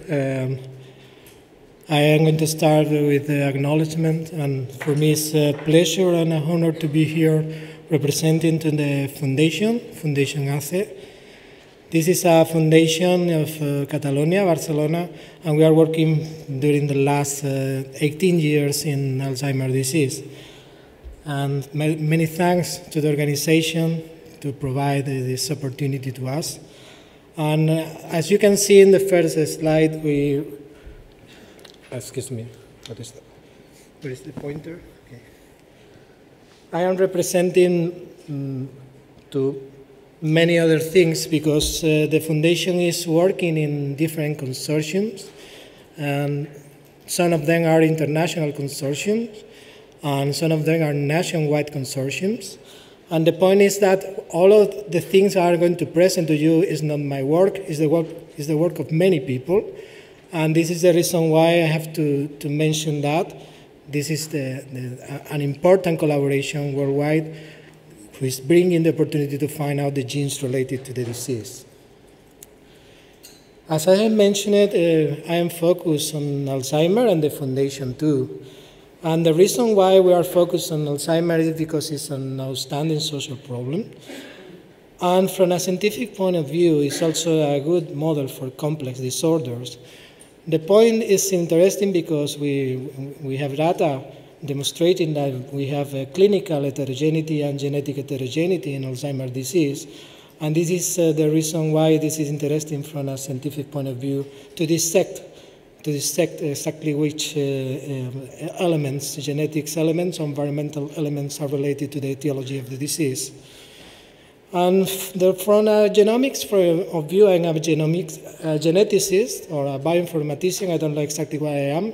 My background is medical doctor, but I am moving from human molecular genetics to bioinformatics, and after that, high-performance computing, so I don't know what is my background now.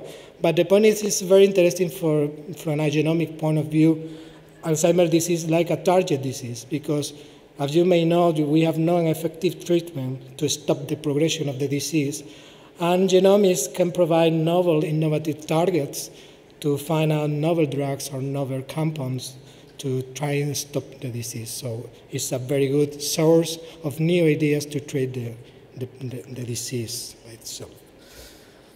It's only a small flash related to the social problem. Prevalence of AD is increasing due to demographic changes in Western countries.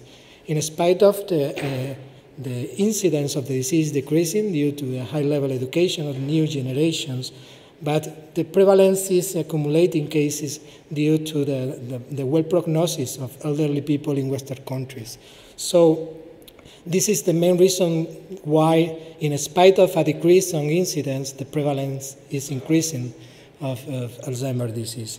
And the cost per patient, this is data from Alzheimer's Research Trust in the UK, the cost of the disease is almost the sum of heart problems together with cancer and stroke, because it's a long life of the long-term patients with a steady decrease of cognition, but it's for a long period of time, and the cost per patient is very high. This is an unstoppable disease, unstoppable increase of the prevalence, and unaffordable from this point of view in the public health system in in Western countries. This is the reason why Alzheimer's disease is on the focus of the Western countries' governments, and this is the most important plan launched to fight against Alzheimer's disease in the world. It is the NAPA program, the Obama program for Alzheimer's disease, which was launched in 2012. And you have here the goals. The goals are very clear: to look for a treatment for the disease is the first goal by 2025. I think it's pretty optimistic from my point of view. And also to enhance care quality and efficiency of management of the patients. The third goal will be expand support for people with Alzheimer's, because people are not receiving support from the governments. And the goal 4 is to enhance public awareness and engagement about Alzheimer's disease. And the fifth goal is to improve data and track progress of the disease. This is interesting for me to introduce to our foundation, because I wanted to present to you to the co-founders. This co-founder is Mr. Luis Tárraga and Dr. Aguada from here, from Barcelona.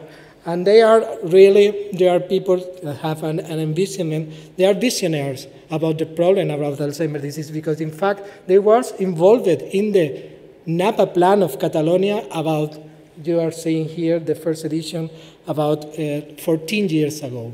If you find out inside this plan, in the Catalonia government, Ministry of Health, you will find almost the same goals as the NAPA plan. So from my point of view, these people are anticipating the problem and not only publishing these goals of this management to treat or to combat the disease, but also implementing that ideas in a specific foundation. This is the Fundació ACE, is my institution where I am working. It's a private non-profit foundation declared welfare institution by the Catalan government on March 1995. And they are focusing our activity on aging, cognitive impairment, and dementia. This foundation is working for many years in the problem, attacking in a multidisciplinary way the disease, and also has served to the Alzheimer's Association in the US as a model to attack the disease, as a model of foundation to construct or to build up this kind of organization to combat the disease in other countries. This is the reason why they invite us to put this paper in Alzheimer's Association journal, Alzheimer and Dementia. It's an open, you can, if you want, you can download. And unfortunately, step by step, year by year, the number of patients treated and managed or diagnosed in the foundation is growing and growing. You are seeing here, this is actually related to the awareness about the disease and also related to the increase of prevalence in our populations. And the people is reaching 65 years old in the elderly, and they are at much more higher risk to have the disease. And actually what we have now, we are managing about 60,000 individuals per year today, and half of them have Alzheimer's disease. So you have to take in mind that this is a growing phenomenon in our country, and we have to manage it. This is the reason why also the foundation is increasing its size accordingly. In fact, you have here the inauguration of our new facility about 6 months ago by the Prime Minister of Catalonia. It's a new facility of about 2,000 square meters exclusively devoted to clinical trials and diagnosis of the patients. We don't like it more or less, but you have to take into account that the causes of Alzheimer's disease, about 70% of the elements related to this complex disorder are going to be genes. And this is another way of innovation and in some ways have a good overview among the years by the foundation, because they start making collections of DNA patients during the last, we started in 1999, and now we have 80,000 samples, and actually the largest single-site DNA collection in Europe of patients and other cognitive problems like MCI, etc. So they also anticipate that we will need very, very important data sample collection, and very important in DNA collections to pick up the genes or the elements related to the etiology of the disease. Growing the collection also grows the collaboration, the international collaboration, because as you can understand, there are many, many research groups interested in this collection. The collection is open to anyone who wanted to research on AD. It's for free. You have only to sign an MTA with us to access to this biobank. And what about the quality of the biobank we have? This is interesting too, because we have measured the effect size of many genes, well-established genes related to the disease in our population. And you are seeing here how it's working compared to the IGAP estimates of different genes related to the disease in our population. As you can see, in these genes like CR1, BIN1 cluster, and PKLMS cluster, we have almost the same effect size reported by the consortium, which means that at least the case control structure of our population is at least equivalent to the conventional obtained by other groups in the world. So if we can find out the well-established genes, what about novel genes?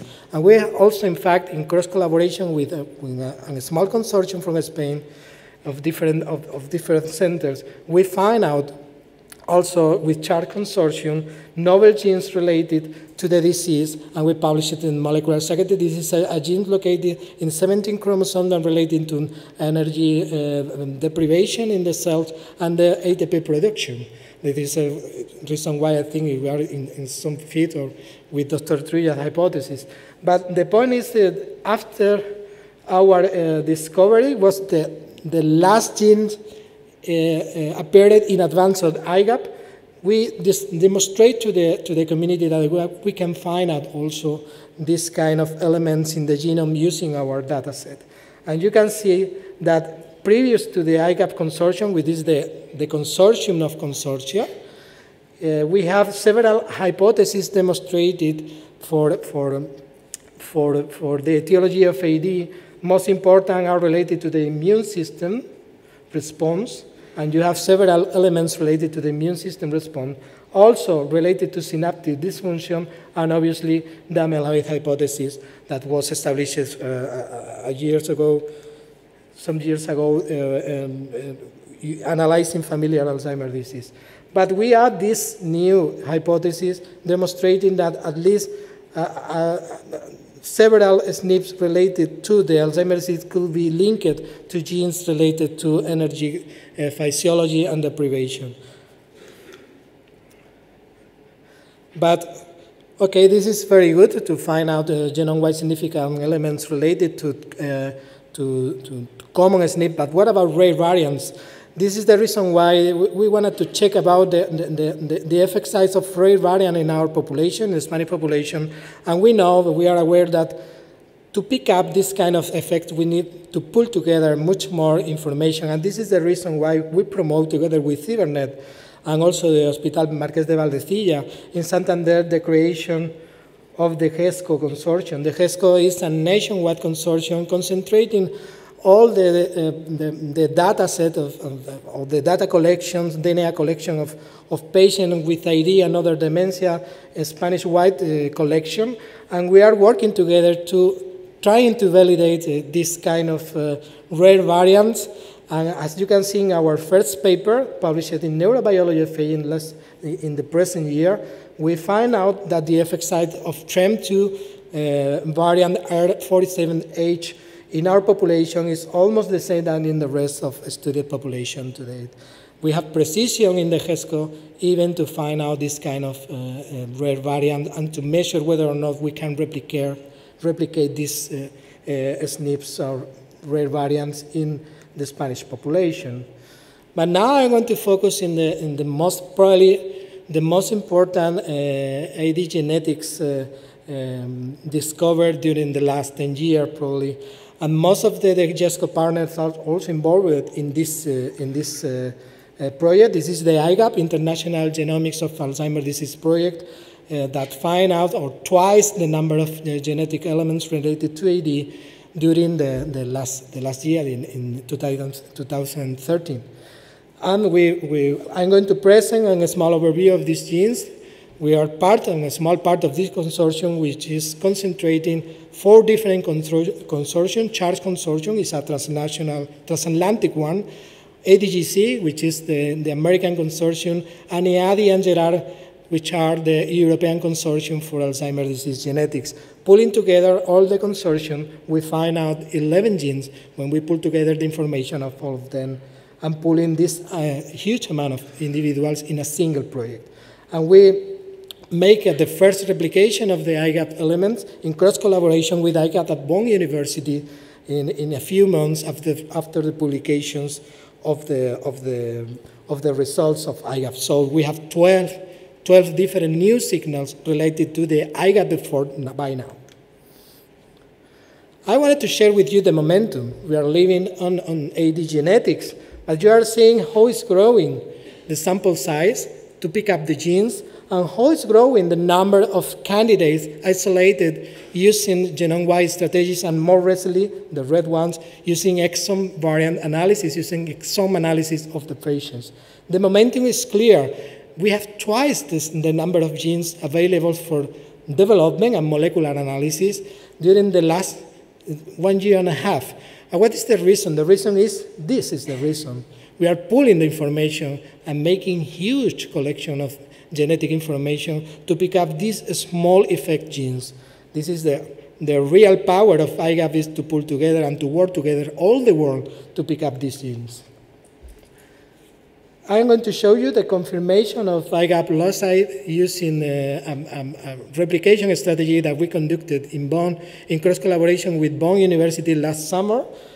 We had much more samples that we have sent previously to IGAP. This brings us the opportunity to make our private validation of the IGAP result. This was important, but because half of the genes published by the IGAP have been never replicated to date, and some of them, half of them exactly, are needed for additional replication because they only reach genome-wide significance in the last stage of their discovery. So it is necessary independent replication to further validate them. This is the reason why we conduct this replication. This is the result of 10 IGAP genome-wide significant loci in our population. As you are seeing in red, all the variants we can replicate with statistical significance evidence in our population. So these reds are confirmed actually for the Alzheimer's disease.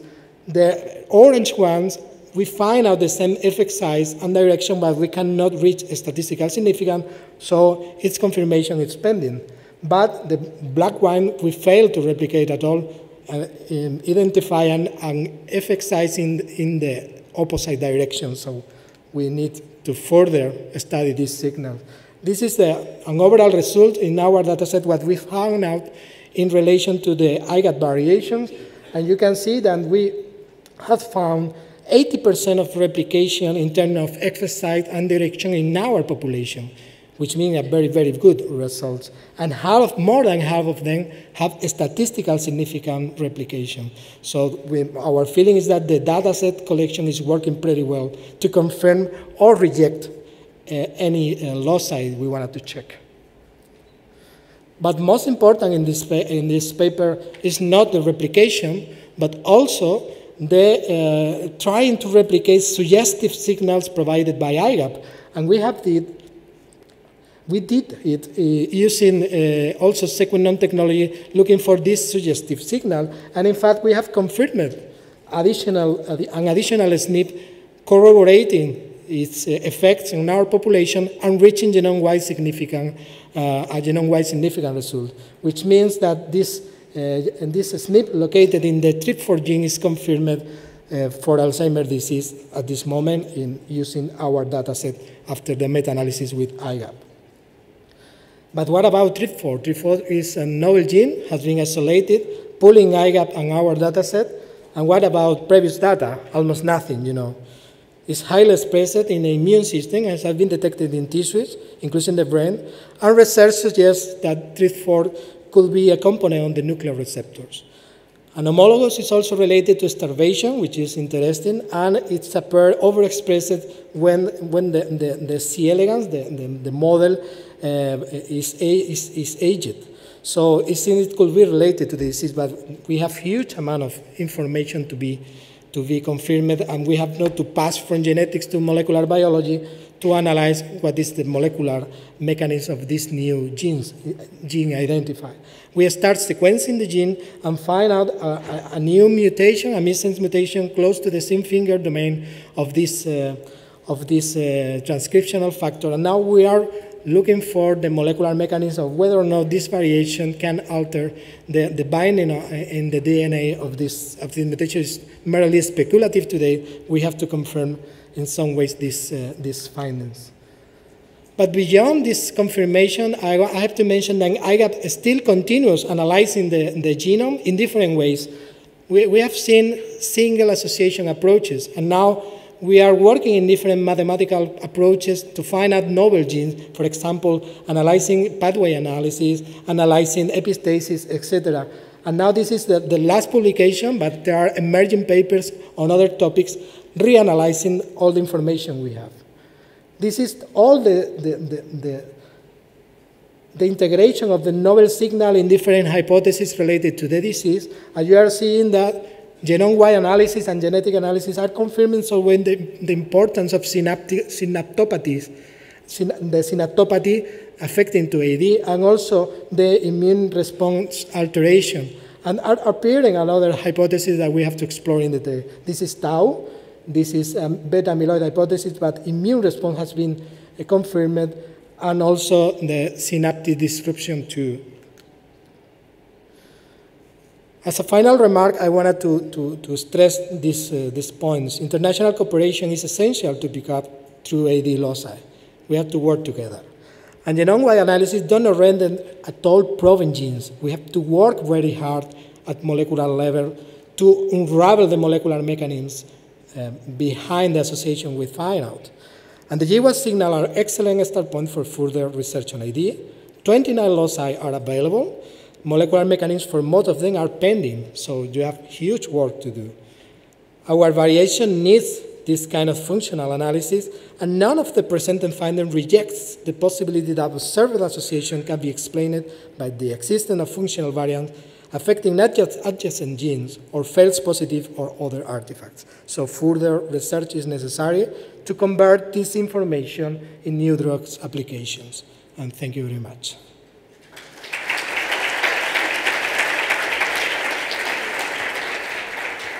Thank you very much, Agustin. Is there a question? We have a time for a couple of questions.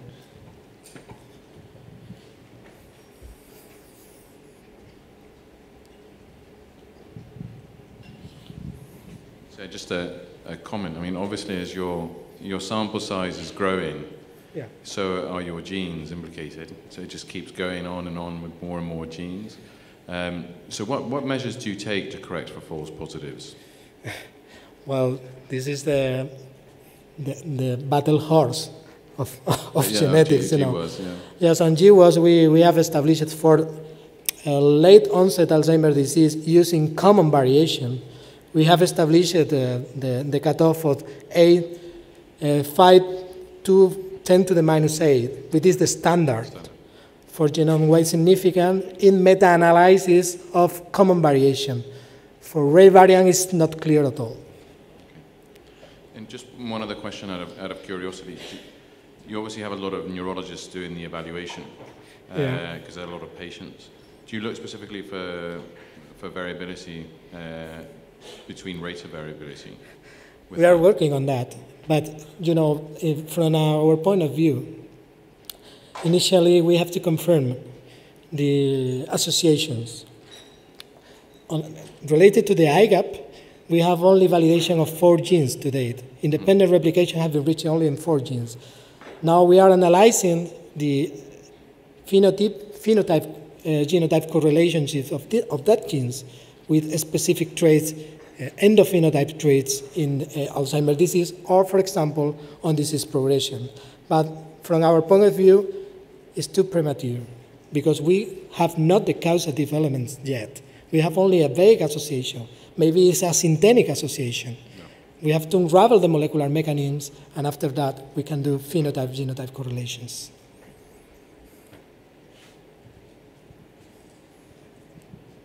Okay, thank you very much, Agustin. This was extremely interesting.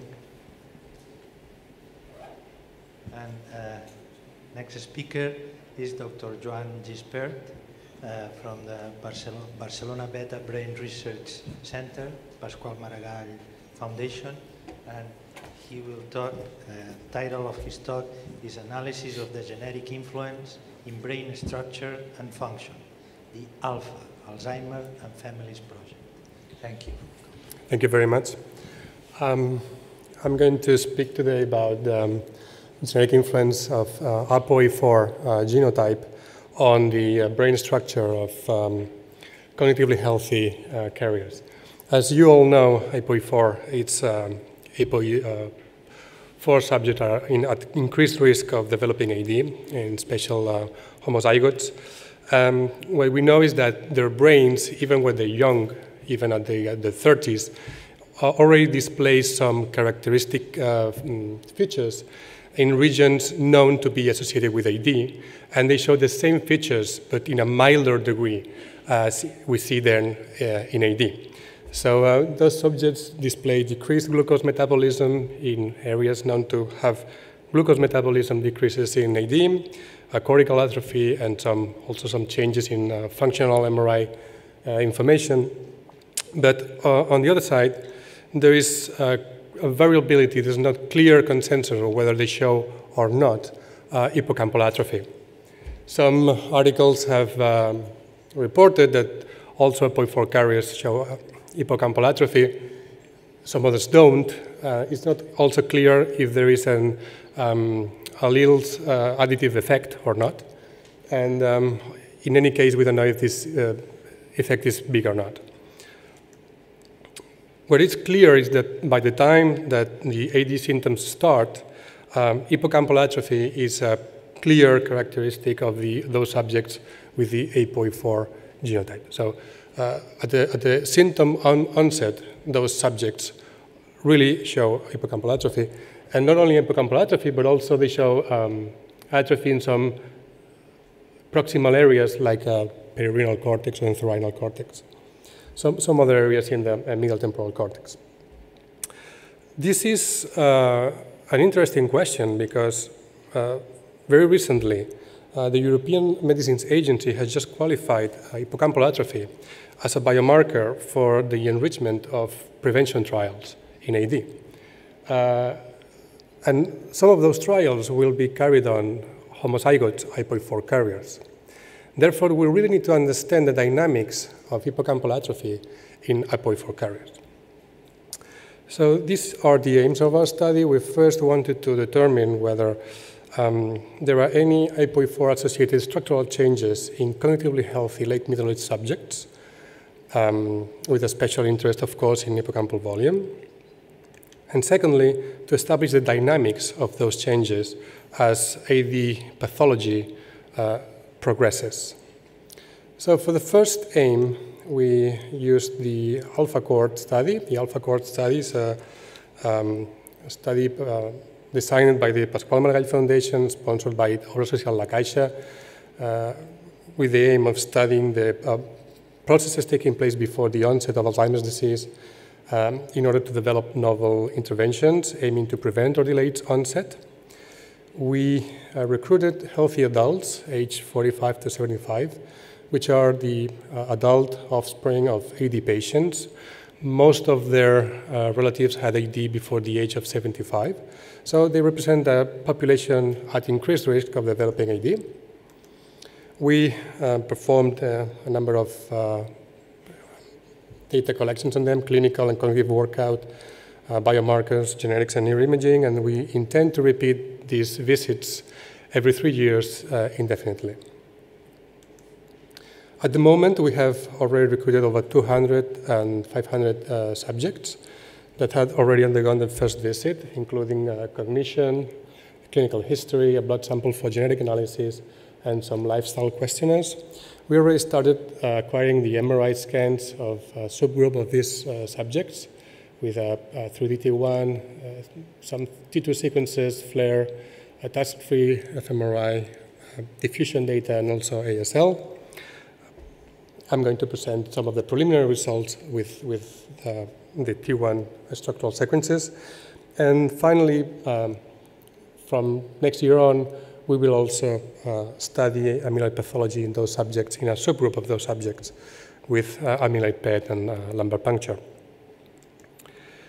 APOE4 effect was very small as compared to the individual variability of those subjects.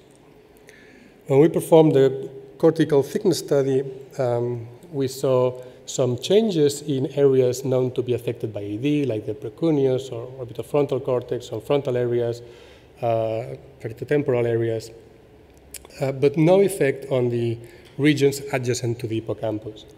In pre-Surfer, the hippocampus volumes is analyzed as a whole hippocampus. So this still has not been analyzed, but we really don't expect any changes in that measurement.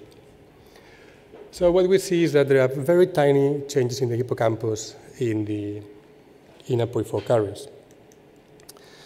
The question now, my second aim was to really pick the dynamics of those changes. I mean, what happens in those regions in the brain when amyloid pathology starts to develop? To this end, we counted with the cohort at the hospital clinic that recruited a cohort of subjects ranging from cognitively healthy and biomarker negative subjects to preclinical subjects with no cognitive impairment but positive amyloid markers, and also mild to moderate subjects, mild to moderate AD subjects. Normally, in this kind of analysis, those different clinical categories would be analyzed separately, and we would base the analysis on a clinical categorization. Our interest was to analyze all those 4 groups pooled, so as a single group, and to derive a measurement to track those changes associated to AD pathology. So to this end, we first developed what is called the AD-CSF index, which basically is a normalized CSF biomarker index that ranges from 0 to 2, 0 starting from no pathology to full AD pathology when the index gets to number 2. It's just basically a concatenation of a normalized abnormalities with A beta and tau. This index was first validated in 4 European sites. So we had a total of 348 subjects from Hospital Clinic in Barcelona, also Hospital Sant Pau here in Barcelona, Paris and Bonn.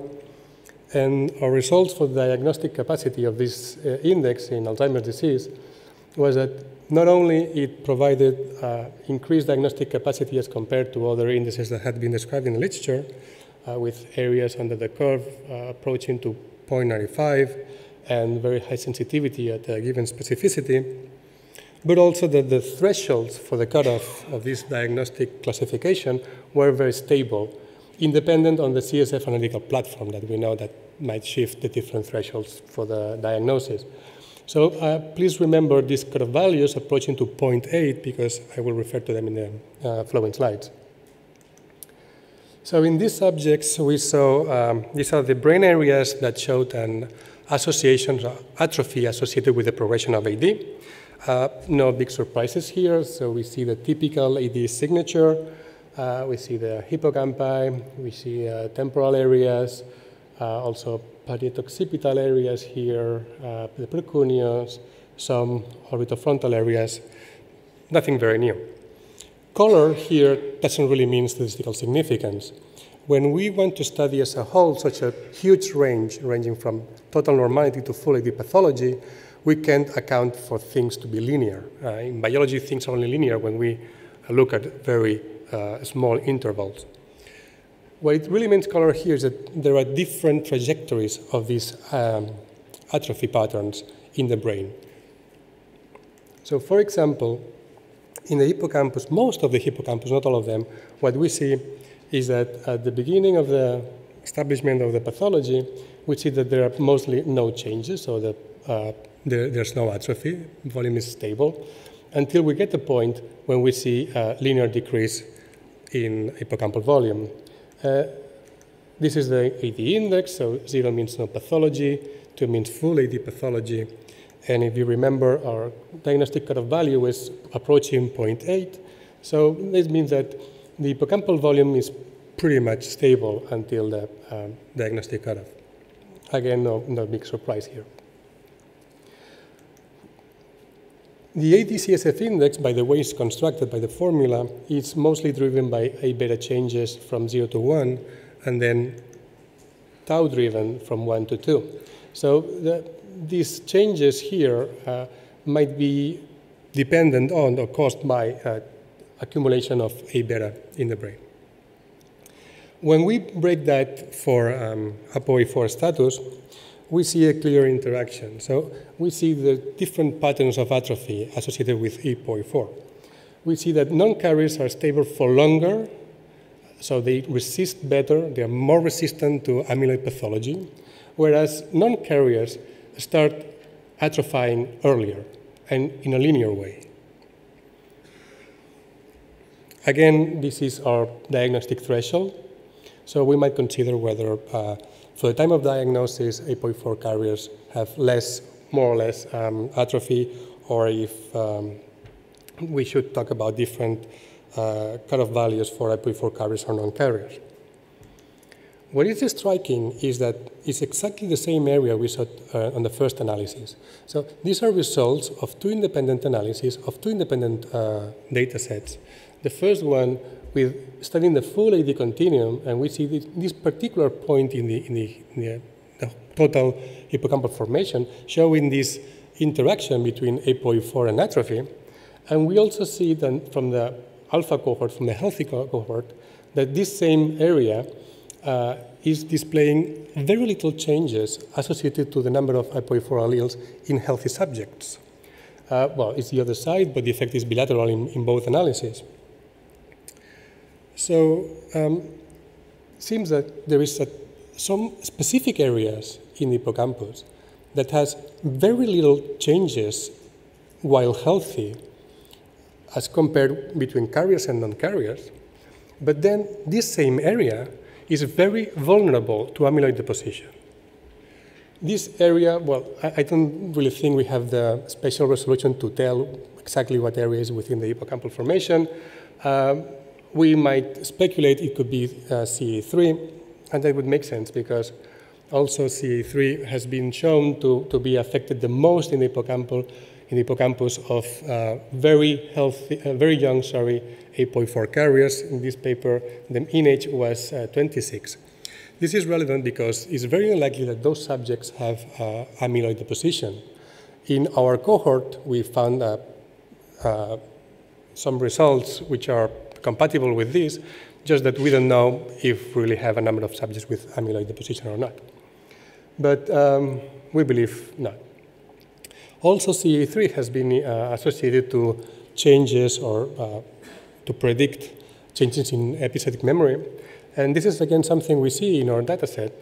We see how hippocampal atrophy precedes episodic memory changes. Here, the blue is the cognitive impairment in episodic memory. The red curve is hippocampal volume, also in the hippocampus.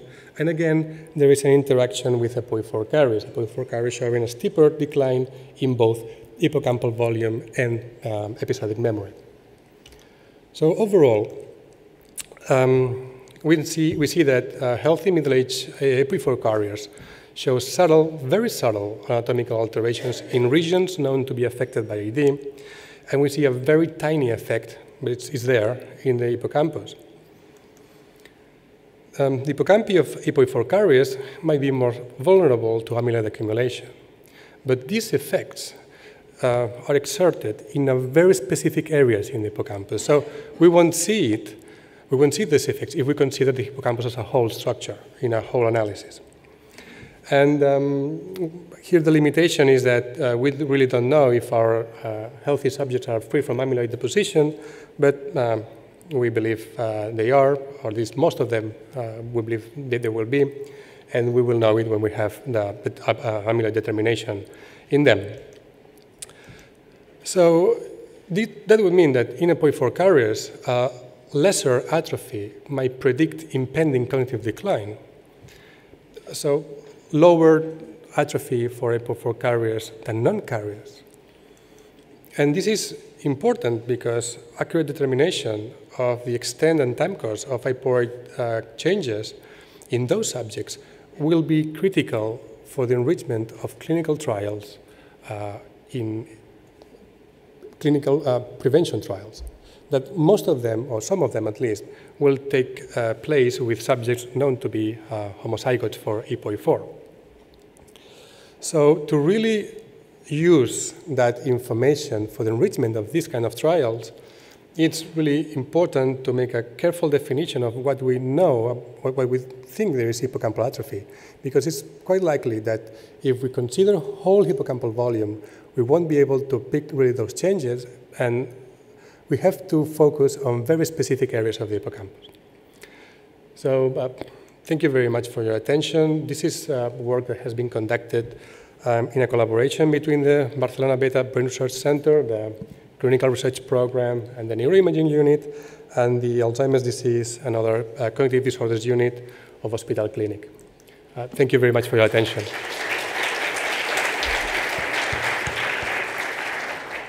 Thank you very much, Juan. There are questions?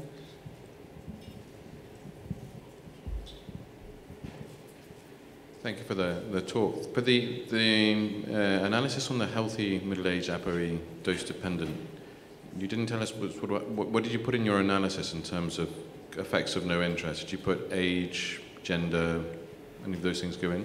Yeah, age and gender. Mm-hmm. Age as a quadratic effect, and gender, yes, an independent effect.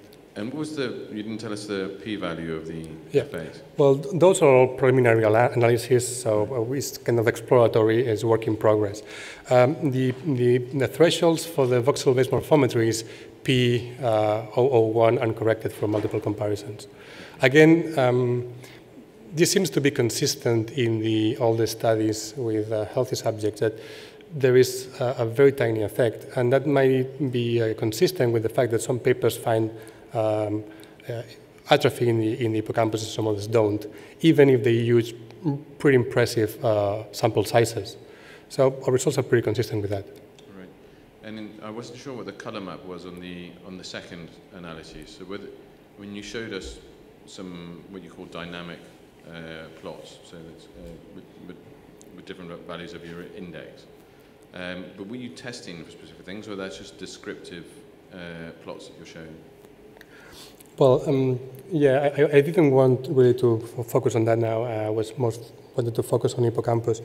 But this map is thresholded for statistical significance. So all the regions showing up, again, are 0.001 uncorrected for multiple comparisons.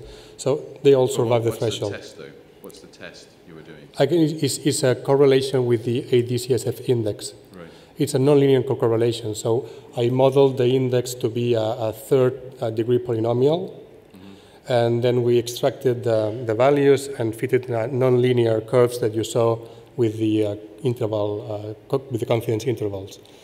The colors mean different shapes or different trajectories in the atrophy. So since everything is nonlinear, there are many different ways the different brain areas could get atrophy. Some can show atrophy sooner, some of them later. Actually, it's even more interesting than that, because we see that some areas show not a decrease in volume, but an increase in volume as amyloid accumulates, and then we see a decrease afterwards. And that would be compatible, for example, with that some brain areas would display neuroinflammation associated to amyloid accumulation. So our analysis was specifically designed to show that. No linear trajectories of brain volume change across the full AD spectrum, biological spectrum. But if it's just correlational, how do you know there's a difference between the groups? There's no groups. There's just one group. All the groups were pulled together. Okay. You had a red line and a blue line, the carriers and then non-carriers. Exactly. So there's a second analysis in which I introduce APOE4 as a covariate, and I look for interactions between the APOE4 and the trajectories. So I specifically wanted to see, what brain areas, this was totally data-driven, so there was no a priori analysis. So I really showed what areas were showing an interaction between the genotype and different trajectories put in the same voxels. And that's how this particular region in the hippocampus showed up. It's because it's the region that shows the maximum interaction between APOE4 and the different trajectories. Thank you for your questions. I think it helped to clarify my results to the audience. Thank you. There are no further questions. Just a follow-up on one of the questions. You mentioned you took into account the gender. What's the influence of the gender in the hippocampal size? Will increase the significance of the reduction? There's no gender effect on the hippocampus. There is a global effect of gender in total gray matter concentration, females showing higher concentration, so this is well known. But the effect is mostly seen in the cerebellum and occipital areas of the brain. Also, there is a clear pattern of brain volume changes associated with age, which is nonlinear, and it's like a inverted U-shape trajectory that exerts, it's mostly present in Rolandic areas. Okay, thank you very much for Thank your you. presentation. Thank you. It's a pleasure for me to introduce Miguel Medina, the Scientific Director of Ciberned, and his talk will be the CIIIEN Foundation and Queen Sofia Foundation. Thank you, Ramon. Thank you all for sticking around till the end. I apologize in advance if I go a little bit quick, but we are running out of time and there is another session in half an hour, so I may have to speed up a little bit. Okay, so I wanted to talk to you before I get into the Vallecas project, to talk to you just to emphasize the partnership between Ciberned, CIIIEN Foundation, and the Queen Sofia Foundation, which, by the way, are the three institutions that appears in the as sponsors of this international congress. The partnerships goes not only for the Vallecas project, but also to support this Queen Sofia Alzheimer's Center, which is located in Vallecas, neighborhood in the south of Madrid, and which also holds a research unit for Alzheimer's disease and also a tissue and brain bank devoted to Alzheimer's samples. And I think it's an example or another example of hopefully successful interaction between the private and the public sector. We've been hearing for the last couple of days about the preclinical or asymptomatic phase of Alzheimer's disease, and I'm going to talk to you about a Vallecas project which basically intends to study this preclinical phase, and in particular the transition between normal cognition and cognitive impairment, with the idea of perhaps trying to identify early markers that may predict this transition or may identify population at risk, higher risk of progressing till MCI and eventually till dementia. Let me just skip this. Just very briefly, the study is focused on a population of healthy volunteers aged between 70 and 85 years. It's intended to be a longitudinal study with a follow-up of up to 5 years, with, as we'll see in the next slide, a very comprehensive study of the subjects, both from the point of view of neurological assessment, as neuropsychological assessment, blood sample collection, and neuroimaging studies. And this will be done, and it's being done for a yearly for the next, hopefully, 5 years. This is the study methodology. Very quickly, it's not nothing special here, just the candidate has to go through exclusion-inclusion criteria to get into the study, and then they have to sign an informed consent. And if that's the case, they get into the study, and they go through all the evaluation I just mentioned.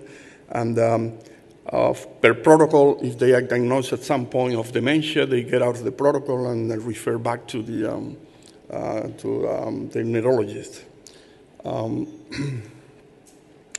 This is the result of the recruitment. The recruitment actually started in October 2011 and finished in December 2013. We contacted over 2,000 individuals. At the end, about 223 were scheduled for the study, and finally, after the first screening, almost 1,200 of these individuals got included in the study. Description of the cohort very quickly again. The cohort has a mean age of 74 years. Regarding scholarity or education, the mean is about 10 years of scholarity. Here is a little bit of detail on the age distribution. About half of the sample is between 70 and 75 years, and then about a third is between 75 and 80 years, and the last 13% is over 80 years. It's about almost two-thirds, a little bit less than two-thirds females and a third of males. And in the scale here, you see just the distribution of the degree of schooling of scholarity. This is just to give you an idea of where we are now. The project, as I say, finished the recruitment of the sample in December last year. Now we have almost all the cohort basically finished the second visit. It will be finished by December this year. And some of them, the ones that started earlier, already have gone through the second year or the third visit.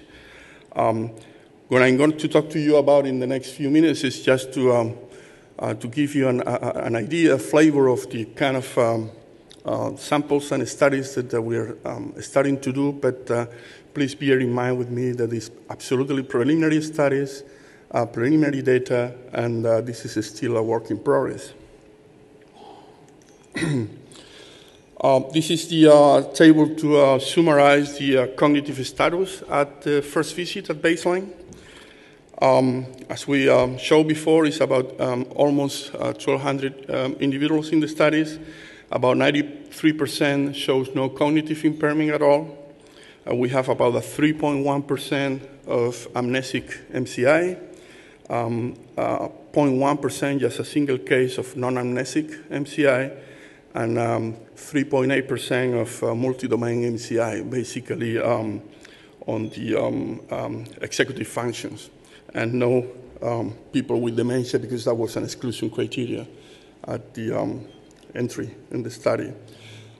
This is just very quickly to show you the kind of studies, neuroimaging studies that we perform for every individual every year, which are subjected to brain structure studies, also functional studies, resting state studies, and on superfusion studies, basically to look at structural changes and white matter density or things like that. I'm not going to show you data on the neuroimaging today. We are working very hard to analyze all the information that we have gathered now, which basically we are over 2,000 resonances already collected, and hopefully for next occasion we'll be able to show you some data. We also do some genotyping. Of course, routinely we genotype for ApoE, but there are a number of genes that we already heard earlier today that we are interested in, and again, we will use this data also to cross-analyze the whole spectrum of outcomes and indicators that we obtain in the study. Same for blood biomarkers. We're interested in vascular biomarkers or lipid metabolism related or pro-inflammatory markers.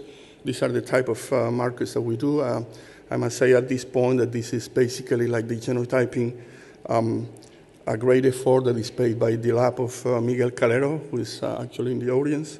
And again, hopefully we'll be able to show you data in the next occasion. Just as I said before, just to give you a flavor of the, how the cohort behaves in time, this is just a first preliminary analysis, a first visit follow-up. The cohort is not analyzing completion, so that's why we only use the first 1,000 individuals in the database. And here you have the behavior of those 904 subjects that were cognitively normal at baselines and how they behave in 1 year later. And as we can see, although 94% of them remains cognitively normal, there is already almost 2% of them who show signs of amnesic MCI, 3 individuals with non-amnesic MCI, and 28 individuals, about 3.7%, with multi-domain MCI. If we look at similarly, to the, what happens to the individuals who were amnesic MCI already at baseline, we have that 5 of them have reverted to a cognitively normal in our test. 8 of them remains in the same category of amnesic MCI, and another 5 has become affected in also multi-domain effect.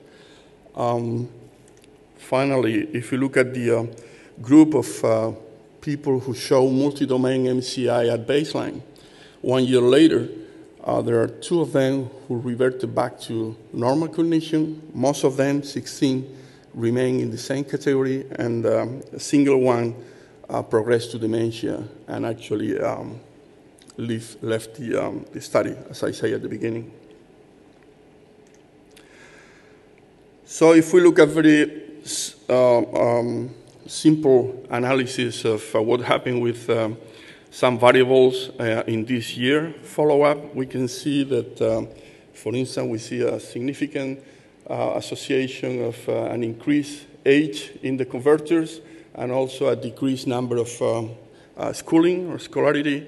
And if you look at by gender, there seems to be slightly more converters in males than females, although the numbers here are still more. We have to wait for more data to confirm all this.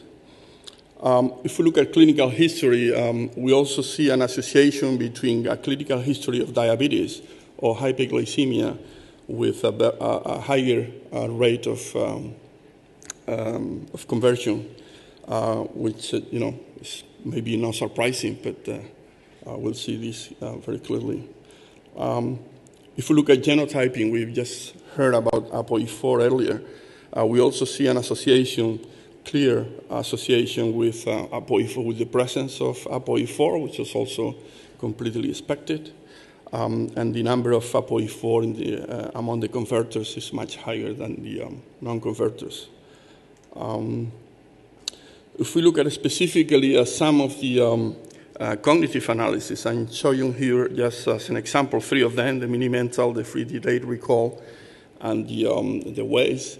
What we see is that those individuals that do not convert basically remain stable in all 3 tests, but those individuals that convert actually seems to have not only a decline as they have been now categorized as MCI, but they also seems to show a difference in baselines, although this seems to be not able to be seen by the neuropsychologists when they do the analysis individually, but seems like as a group, they actually already start in a situation which is worse. And this basically shown here for 3 tests, but basically any cognitive variable that we have measured behave same way.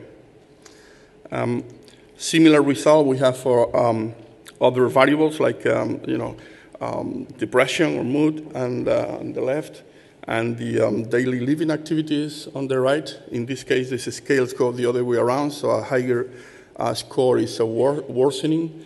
And again, we see that although there is no difference in diagnosis individually as a group, those that convert seems to have a difference in the baseline score. So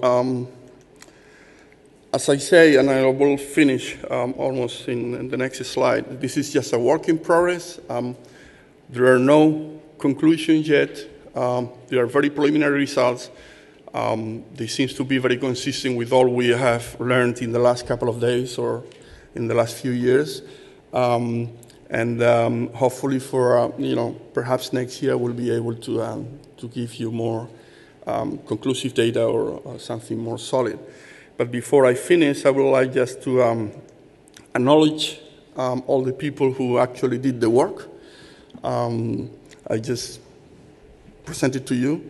And in particular, I have to acknowledge especially Miguel Ángel Fernández, Marina Avila, Miguel Calero, and Brian Strange for helping me in preparing this presentation. And also, I'd like to also say that this project started a few years back by the efforts of Pablo Martinez, who is not in the foundation anymore, but has been instrumental in putting the project. Of course, the support of the Queen Sofia Foundation is absolutely critical to keep the project going.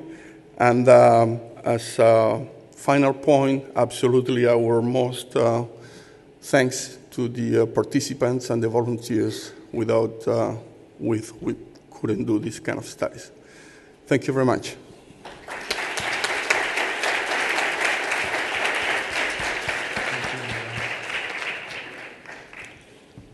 Question?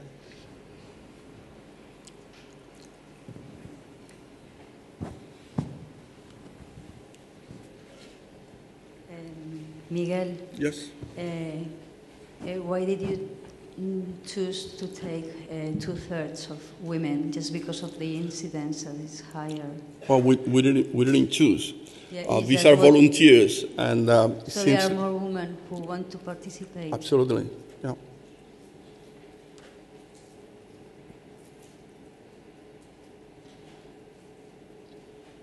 Any more questions? So I'll just like to thank you for the presentation, and I like to pick up a sentence that Dr. Agustin Ruiz mentioned before. Collaboration amongst the foundations will make us stronger. I think this is a nice sentence to finish this. Thank you very much. Thank you.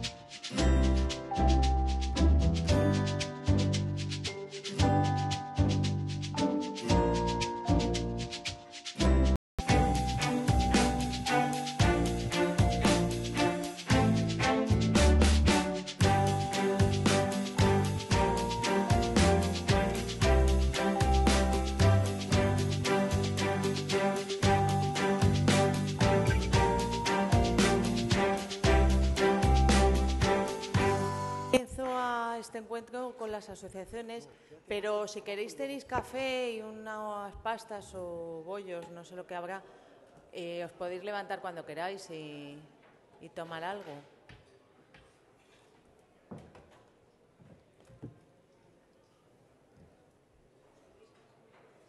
¿Empezamos? Bueno, los otros como no tienen que estar ahora, empezamos ya contigo y que vayan llegando en lo que llega el vídeo. Buenas tardes, yo solamente os voy a dar las gracias a todos los que estáis aquí, a las asociaciones, al Inserso, que ha venido representado por María Isabel Ingelmo, que todos conocéis, a la Fundación Reina Sofía, y como tenemos un moderador de lujo, pues le voy a dar paso a él para que dirija este encuentro. Muchas gracias, Emilio. Muchísimas gracias, María Ángeles. Bueno, en los últimos días, con motivo del Día Mundial contra la Enfermedad, se van a mostrar dos de los sketches de las campañas que se han presentado. Y luego ya pasaremos a la mesa y ya os presentaré a los miembros, ¿vale? Pues yo creo que empezamos con el vídeo.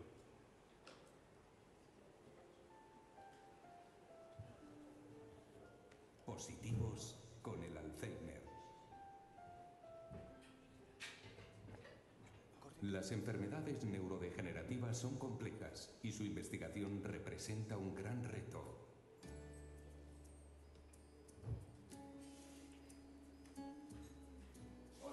Hola.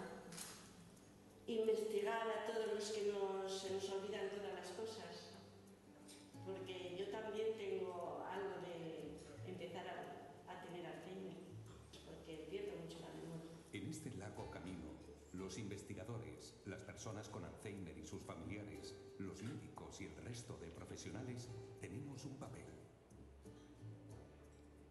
Todos llevamos un potencial de demencia encima. Pues yo opino que la vida nos pone un reto y naturalmente lo que tenemos que hacer es seguirlo y avanzar todos juntos.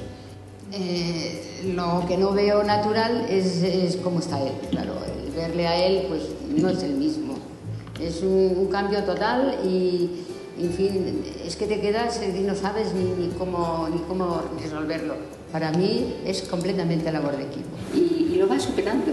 Por lo menos yo, en mi experiencia, me ha costado, pero lo estoy superando. Cada avance lleva a una nueva pregunta. El tiempo pasado se desvanece.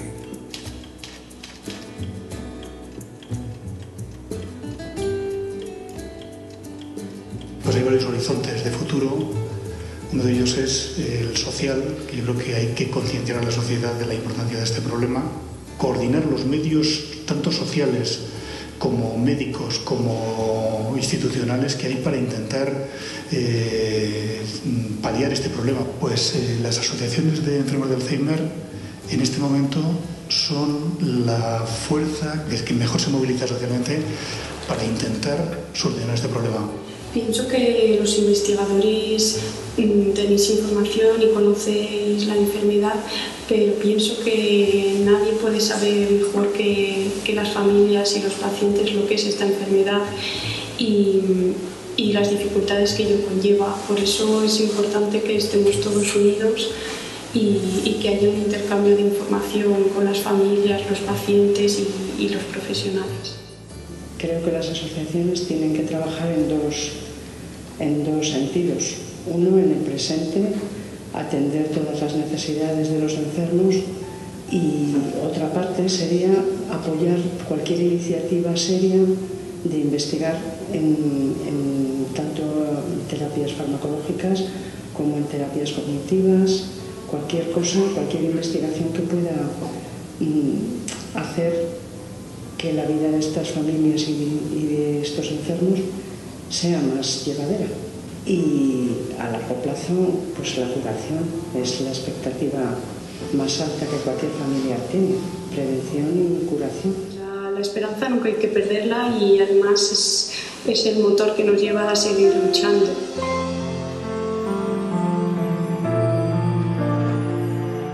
Vienen a mi mente ciertas palabras de Woody Allen.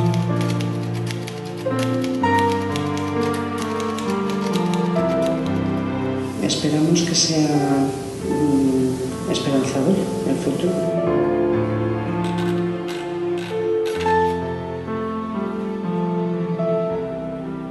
Todos tenemos un papel en la lucha contra el Alzheimer y entre todos podremos lograrlo. Todo está conectado, pasado y futuro, paciente y sociedad.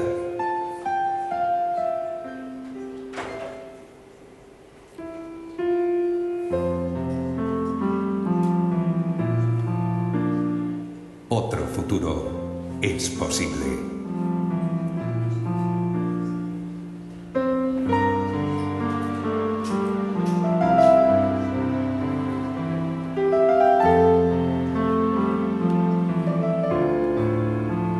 Foro Social 2014.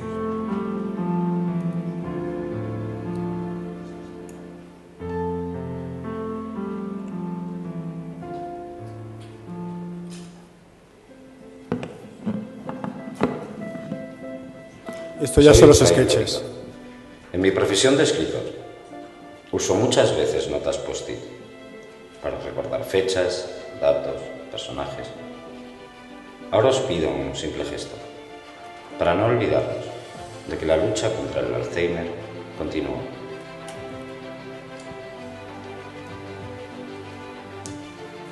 Haz que este gesto se pegue.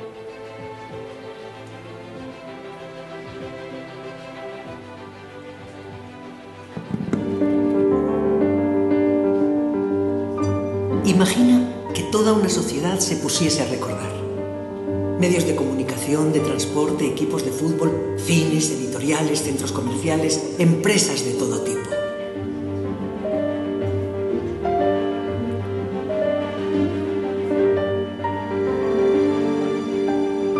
Imagina que lo hiciesen por un único fin: apoyar a la gente que ya no puede recordar y ayudar a la investigación en Alzheimer. La Fundación Reina Sofía crea Edición Recuerda, una iniciativa para que las empresas rememoren sus antiguos productos.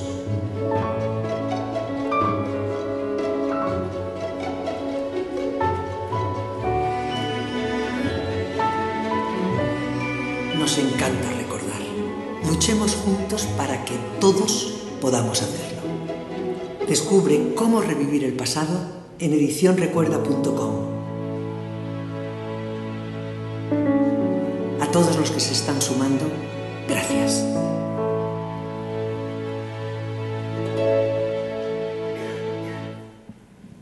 Bueno, pues veis, esto son solo dos ejemplos. Me comentaban, por ejemplo,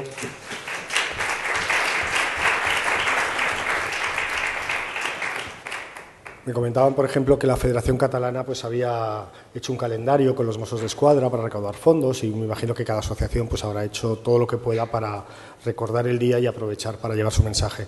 Y yo voy a ir pidiendo a los miembros de la mesa que vayan subiendo, por favor. A Alberto, Manel, estáis por ahí. Mari Carmen. Estáis ahí. Mari Carmen y Carmen estáis ahí también. Marce ya la veo también.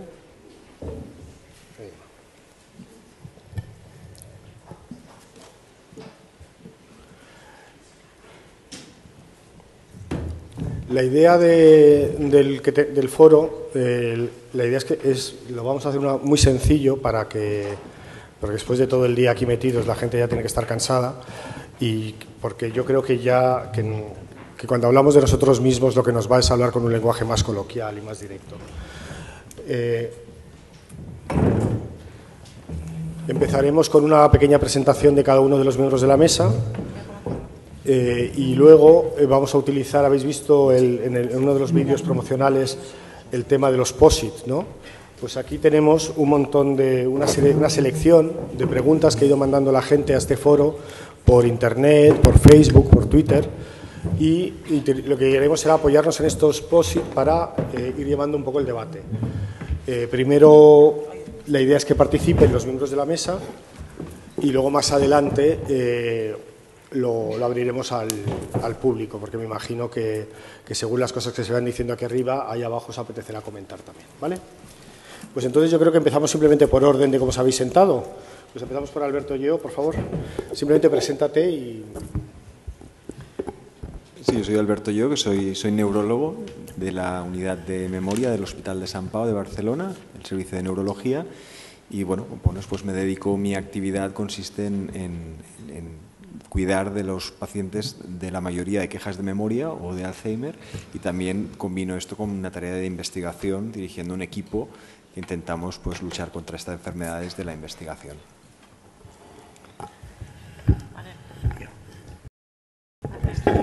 Yo soy Manuel Martín, estoy afectado en Alzheimer y no sé qué voy a preguntar. Tengo 80 años, exacto. ¿Te has diagnosticado? Hace 2 años y medio, sí. Estoy afectado. En esos momentos, bueno, yo no me sorprendió esto de que me pasaría porque tenía mi madre que tenía esta enfermedad. Entonces, cuando me vino, pues lo cogí bien porque digo, ya me toca a mí. Porque antes ya lo pensé, siempre lo pensé. Y esta es la razón de que no tuve ningún problema, por decirlo. Había visto los tiempos estos y lo dejé como me ha tocado. Pero lo cogí bien. Por la asociación que estoy, me han enseñado mucho. Hay un neuróloga que me ha encantado, me ha tratado muy bien. Y mi señora, pues también ha sido una persona incluso mejor que un médico. Me ha asesorado, me ha dado muchos consejos y estoy muy bien. Bueno, no nos lo cuentes todo ahora, que si no para el debate luego no queda nada. Vale. Luego seguimos.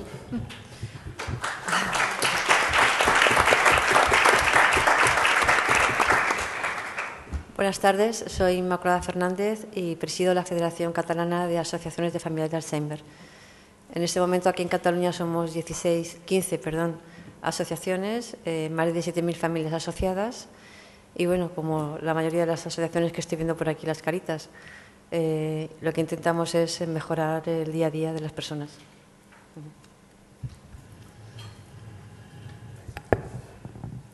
Soy Carmen Ponce, Alcántara, trabajadora. Trabajo como cuidadora de enfermos de Alzheimer, tanto en domicilio como en el centro de día, de la Asociación de AFA.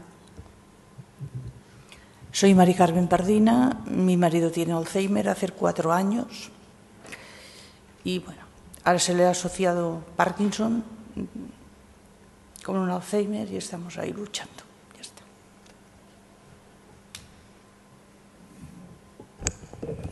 Yo soy Mercè Agustí, soy médico de cabecera desde el año 78, ya tengo muchos años corridos visitando en domicilios y pacientes con demencia y bueno, estoy aquí también para escuchar qué se espera de los médicos de atención primaria, de las familias y de los enfermos de Alzheimer. Bueno, pues después de estas breves presentaciones veis que tenemos representado a todo el arco, todo el grupo de personas que tratan directamente con la enfermedad o que se relacionan con ella. Yo quería haceros una pregunta primero general a los 6 y es ¿cómo pensáis que vais a estar dentro de 5 años? En vuestra relación con el Alzheimer, si prevéis que va a haber mucho cambio, si no, pues cada uno desde su perspectiva. Bueno, yo intento en esos momentos estudiar donde estoy en ese centro de día, estudiar lo que puedo, memorizo lo que puedo, tengo cuentas, arreglo, perdón, me he equivocado. Bueno, hago sumas, restas, multiplicaciones, deberes, de todas cosas. aparte hago gimnasia, que me va muy bien también. Y mi esperanza es de que, como soy positivo, siempre pienso las cosas que se pueden solucionar, pues tengo un optimismo interior. Y esto me da, pues persevero. Yo creo que siempre duraré bien. No, la enfermedad la dominaré yo, no ella a mí. Muy bien.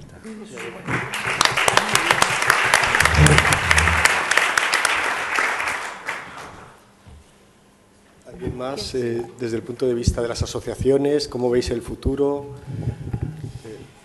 A ver, yo espero que haya más compromiso por la Administración y por las entidades y también más confianza de las familias, porque es increíble, pero por lo menos aquí en Cataluña creo que es un 20% de las familias que están asociadas a una asociación. Es sorprendente.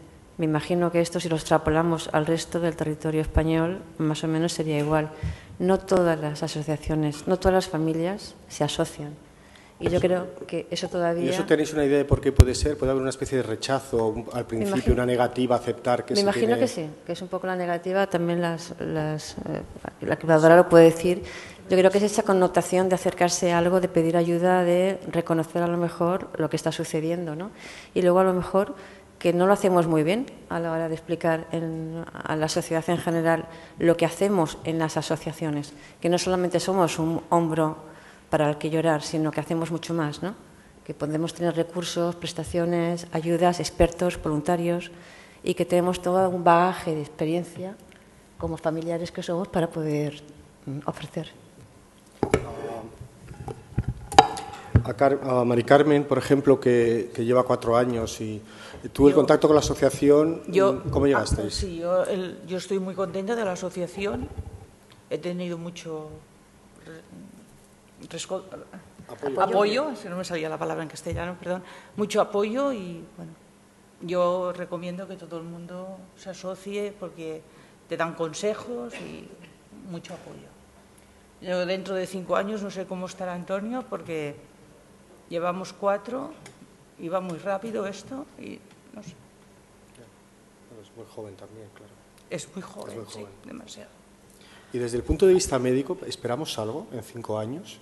Porque llevamos, esta mañana que coincidimos Alberto y yo esta mañana en un programa de radio sobre Alzheimer y yo decía, bueno, y en los últimos 10 años, me preguntaba Jen Manierga, ¿qué ha habido? Pues ha habido que sabemos muchísimo sobre Alzheimer, prácticamente lo sabemos todo, sabemos las proteínas, todo lo que está involucrado, pero nos falta el paso de sacarle utilidad a todo ese conocimiento. ¿En 5 años podremos empezar a tener algo? A ver, esta pregunta siempre es muy difícil de responder, ¿no? Porque obviamente a todos nos gustaría decir que de aquí a 5 años tendremos un medicamento eficaz para detener la enfermedad, ¿no? Esto sería lo que todos esperamos. Lo que pasa es que esto es muy difícil de predecir por una razón muy sencilla. Un medicamento puede caerse el día antes de su aprobación en el mercado, ¿no? Es decir, que es una enfermedad que nos hemos dado cuenta esta última década que es más difícil de tratar de lo que nos esperábamos, ¿no? En estos momentos hay muchos ensayos clínicos en marcha y esperamos que al menos hay 2 que ha dado una señal, no diría positiva, pero hay una pequeña luz de que hay un indicio de cambio en 2 de estos estudios y ahora empiezan nuevos estudios para ver si se puede replicar, ¿no? Es decir, que yo el mensaje que daría es: se están haciendo muchas cosas, se están probando multitudes de medicamentos y todos esperamos que en 5 años podamos tener alguno que haya dado un dato positivo, ¿no? No,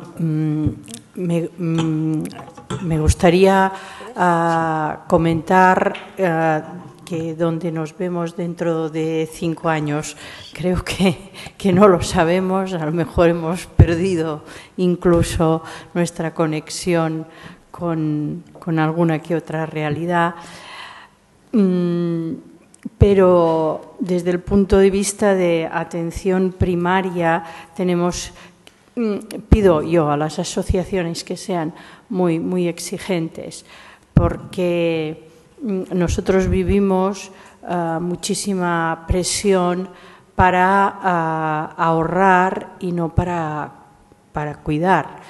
Y hace falta pues, que quede muy claro que la enfermedad existe, que el tratamiento es necesario, y agradecer yo personalmente mi experiencia como médico de cabecera. Tengo que decir que respecto a las demencias ha cambiado muchísimo la carga que nos afecta a nosotros como trabajadores, como sanitarios, desde que tenemos una asociación que da soporte a las familias, a los enfermos y que es una herramienta terapéutica muy útil. ¿Están preparados los médicos de primaria para detectar precozmente el Alzheimer? Este era un tema que yo tenía así como pensando que sí teníamos que hablarlo o no. Si me permitís, le voy a hacer una pregunta a Alberto, ¿no? ¿Es útil el diagnóstico precoz? Ella se quiso hacer una poder no llegar a ello. Entonces ella dijo que para qué se iba a hacer esas pruebas si no iba a llegar a nada. Yo digo mi experiencia, no sé si es la correcta lo que le dijeron. Perdón, no sé si es lo correcta lo que le dijeron a ella, ¿eh? Sí, no lo sé. Aquí sí, son dos temas diferentes. O sea, hay dos situaciones o dos escenarios que son totalmente diferentes, ¿no? La persona que tiene síntomas y que nota que su memoria a lo mejor está cambiando y está perdiendo memoria y quiere realizar un diagnóstico precoz, en el sentido de que quiere hacer un diagnóstico cuando a lo mejor los síntomas no son del todo todavía evidentes. Hay que tener en cuenta que la queja de memoria a partir de una cierta edad es bastante frecuente, con lo cual no es siempre banal el saber si la queja de memoria o la pérdida de memoria es debido a una enfermedad de Alzheimer o a otra causa. Este es un escenario que podríamos decir es el escenario. La pregunta ¿es útil hacer el diagnóstico precoz? Yo creo que sí. En parte, yo diría que en parte la situación que estamos es que durante muchos años se ha de alguna manera, no diría negado, pero un poco visto como se ha escondido, mirado hacia otro lado, ¿no? Precisamente, y hemos vivido que los síntomas, a veces del diagnóstico se hacía, la familia venía cuando la persona ya tenía los síntomas muy evidentes, ¿no? En parte el cambio de estos últimos años es que probablemente no seremos capaces de encontrar un tratamiento efectivo si no somos capaces de diagnosticarlo en fases, haciendo un diagnóstico precoz, pero ya digo, cuando la persona ya tiene síntomas, cuando ya se han notado algunos cambios, ¿no? O sea, en este caso que claramente el diagnóstico precoz pienso que es el principio de poder vencer esta enfermedad. El otro, que es muy diferente, donde se analizan ciertos marcadores, que marcadores básicamente son una serie de pruebas para ver si hay algún signo biológico de la enfermedad, ¿no? Este es un escenario totalmente distinto porque suele ser una persona que se encuentra bien, hace una vida totalmente normal, pero que entra en un estudio de investigación. En este caso hay un consenso claro de que no debe decirse el resultado de las pruebas, es decir, se hacen unas pruebas de investigación y no deben decirse el resultado. No deben decirse, lógicamente, si se hace una resonancia y sale pues un tumor o una cosa, lógicamente se le va a decir, ¿no? Es decir, pero los resultados o los marcadores de la enfermedad de Alzheimer no se le van a decir. ¿Y por qué? Por una cuestión ética, es decir, porque probablemente no estamos preparados, o la sociedad no está preparada en estos momentos para recibir esta información. El día que haya un tratamiento eficaz, lógicamente, esto desencadenará que la gente querrá saberlo. Marcadores que hacemos, pues, bueno, en un hospital nuestro lo hacemos, en Maragall hay varios centros que lo hacen, hay el consenso de que estas personas voluntarias no se le deben decir los resultados, sino que permanecen como parte de su historial de forma totalmente anónima y se hace un seguimiento de estas pruebas, ¿no? Hablando de personas que entran en un ensayo clínico. Sí. La pregunta sería después, imagínate que se pudiera detectar el Alzheimer como se detecta el colesterol. Entonces hay un análisis de sangre, se mide, pues tienes beta-amiloides en sangre y esto indica que tal y que tienes riesgo de eso. ¿Y ahí tampoco se le diría? El tema es que hoy en día se puede, y esto ya hace años, por ejemplo, que hay un gen que sabemos que incrementa el riesgo de tener enfermedad de Alzheimer. Es un gen que se descubrió en los años 90, pero ¿qué pasa? Incrementa el riesgo, pero no determina que tengas la enfermedad. La persona puede tener esta variante y morirse a edades muy avanzadas con su memoria perfecta, ¿no? Lo mismo pasa con estos marcadores que estamos utilizando. Es decir, nosotros podemos detectar algunos signos que son muy característicos de la enfermedad de Alzheimer, pero no sabemos si esta persona va a desarrollar síntomas. Tal vez puede ser que nunca los desarrolle. ¿Por qué? Porque el cerebro está más preparado, porque tiene unos mecanismos que le protegen de alguna manera de desarrollar síntomas. Hasta que no se aclare cuál es la implicación que tiene para esta persona, se ha llegado al consenso que por unas razones éticas, pues de no decir, permanecerán únicamente como investigación, ¿no? Esto es un poco la regla general, ¿no? Es cierto que en este país cualquier persona que quiera participar tiene derecho por la ley a conocer todo lo que se hace, pero la gran recomendación y el consenso internacional es que hasta que no sepamos cuáles son las implicaciones prácticas para esa persona de estos resultados, no entregar esta información, porque podría ser más perjudicial que beneficiosa, ¿no? ¿Asociaciones o qué pensáis de esto? Quiero decir, no lo sé, los que lo tenéis cerca, ¿os hubiera gustado? Lo que pasa es que, claro, no era seguro. El problema es que ahora no te pueden decir con un 100%. Si fuera con un 100%, seguramente todos querríamos saberlo, que solo fuera para prepararnos, pues desde hacer testamento hasta decir quién va a ser nuestro tutor, o si vamos a quedar en una residencia, o si vamos a querer... Pero claro, como la cosa no es segura, ¿querrías saberlo? A ver, yo, por ejemplo, que soy familiar, que tengo muchos números, yo no voy a ver, para que no, la verdad es que no se me ha ocurrido. Ahora sí que tengo muy claro que en el momento que yo tenga algún indicio de que algo no va bien, entonces sí que querré saber. Ahí sí. Ahora me siento bien, por ahora nadie me ha dicho que estoy, bueno, normal, que puedo llevar una vida normal como todo el mundo, ¿no? Pero cuando empiece si tengo algún indicio, sí que querré saberlo, porque sí querré preparar. Querré hacer un testamento, querré preparar y organizar quién me quiere, quién me va a cuidar, quién no me va a cuidar y qué quiero que hagan conmigo, ¿no? Una residencia, un centro de día o qué, ¿no? Creo que eso es importante y además que creo que cuanto antes te lo detecten, sí que hay un tratamiento que quizás no cura, pero sí que enlentece y sí que hay un tratamiento de estimulación, ¿no? Que es ese día a día en los centros terapéuticos de las asociaciones, que creo que hacemos un trabajo bastante interesante y bastante, bueno, que va muy bien, realmente. Ahí sí que querré. Relacionado con esto, otro de los POSIT que nos han llegado es que, bueno, hemos visto que no hay un marcador, es decir, no hay un análisis de sangre que diga usted tiene, pues como el colesterol, 233 o 189. Pero, ¿qué signos o síntomas deben alentarnos sobre la existencia del Alzheimer? Yo no sé si hay un catálogo que se pueda más o menos fijar y también me gustaría saber qué pasó en vuestro caso, cómo de repente notasteis que algo empezaba a funcionar distinto. Manel, ¿tú? Sí. Manel. Sí. Manel, Bueno, ¿tú qué notaste, Manel? Yo no sé. ¿Notaste algo o te lo notaron los demás? Sí, fue mi señora la que intuyó que había algo que no era normal, que mi comportamiento no era lo que tenía que ser. Para mí estaba correcto todo, es decir, que si no fuera por ella no lo habría sabido nunca. Pero entonces ella buscó, y tardó mucho tiempo en buscar los sitios apropiados para que tuvieran conocimiento de todo lo que podía pasar. Y nada más, es decir que... Ya que ahora la famosa historia que se cuenta de me he olvidado las llaves, o me he despistado en la calle, o... No, bueno, sí, es que el primer neurólogo que fui no me hizo las cosas bien.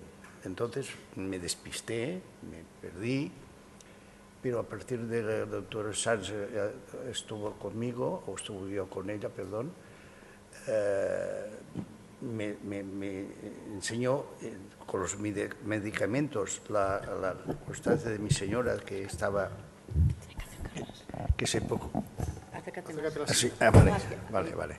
Se preocupaba por todo, pues yo ya me dejé y visto que sí, yo como la parte positiva mía para mí es adecuada, pues estoy contento y esperando que poderlo todo solucionar. Pues Antonio ni se despistó, ni se perdió, nada. Él era una persona que se preocupaba por todo y llegó un día que pasaba de todo. Yo pensaba que o entraba en una depresión, no sabía lo que le pasaba. Yo pensaba que era más bien una depresión y no. Cuando le hicieron las pruebas era Alzheimer. Él ni se despistó, ni se olvidó de él. Lo único que él era una persona, bueno, pues que se preocupaba por todo, por su trabajo que hacía, por todo y bueno, llegó un día que pasaba de todo, como una depresión y empezó por ahí. Hay un catálogo, hay una checklist que podamos decir, mira, yo me imagino que en primaria pasará, ¿no? Cuando te viene alguien que de repente le cambia el carácter o que la familia está preocupada, ¿en qué hay que fijarse?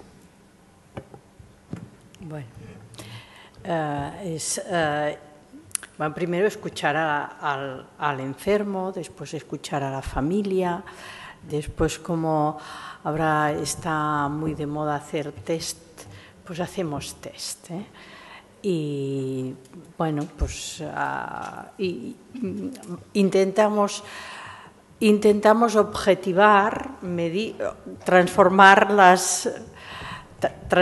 las cosas subjetivas, las cualidades en números para poder objetivar que sí, que hay un problema y que no es una sensación, sino que es un problema real.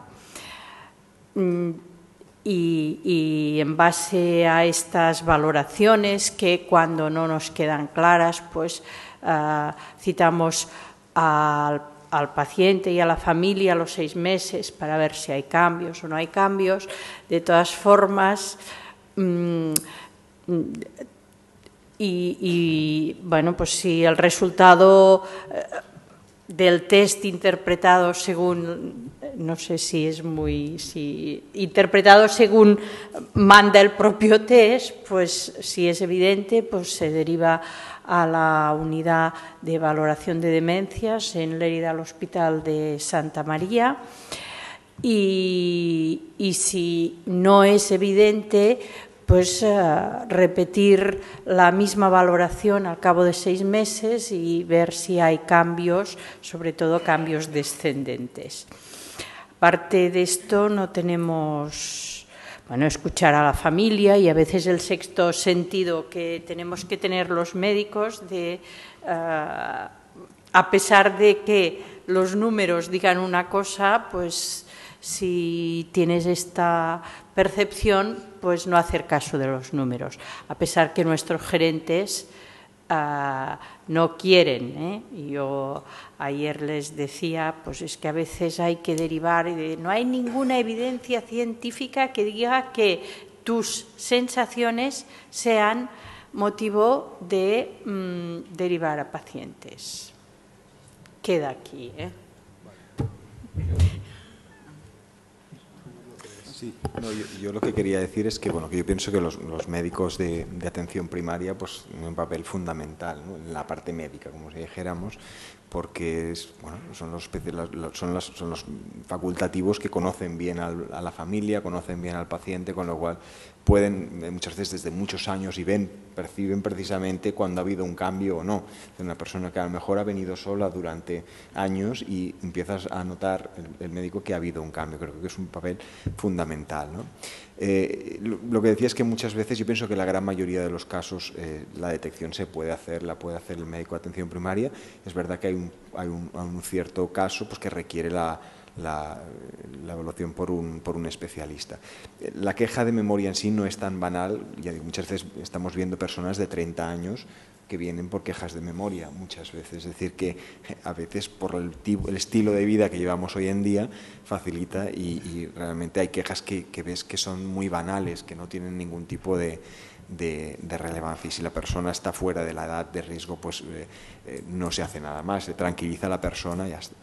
Sí que hay un decálogo en las asociaciones, he visto un decálogo aquí que son asociaciones de pacientes y internacionales, de cuáles son los 10 signos de alerta, ¿no? Que son mucho más que, por ejemplo, no acordar dónde se ha dejado las llaves, ¿no? O dejarse las llaves en casa, ¿no? Es decir, olvidos que todo el mundo puede tener un día u otro, ¿no? Sí. Y siguiendo, es que quiero aprovechar que tenemos a Manel aquí, que es un lujo tener a una persona afectada y que esté dispuesta a contar su vida. ¿Qué es lo más frecuente cuando la gente va a la consulta o tiene sospecha? ¿Es el afectado el que se da cuenta o suelen ser los de alrededor? Manel ha contado que él creía que todo estaba normal y que se lo detectó su mujer. Pero en general, vosotros que tenéis experiencia no de un caso concreto, ¿uno se da cuenta o son los demás los que te dicen, oye, que estás ahí? La familia, yo creo que en general es la familia, los que tienes alrededor, los que antes se dan cuenta de que algo no va bien. Sí. Porque está el tema de que muchas veces uno no se da cuenta y lo ve normal, bien por miedo a reconocer que está ocurriendo algo o bien porque realmente no reconoce que algo está ocurriendo. Es la familia, la persona, el entorno que tiene siempre. No se daba cuenta,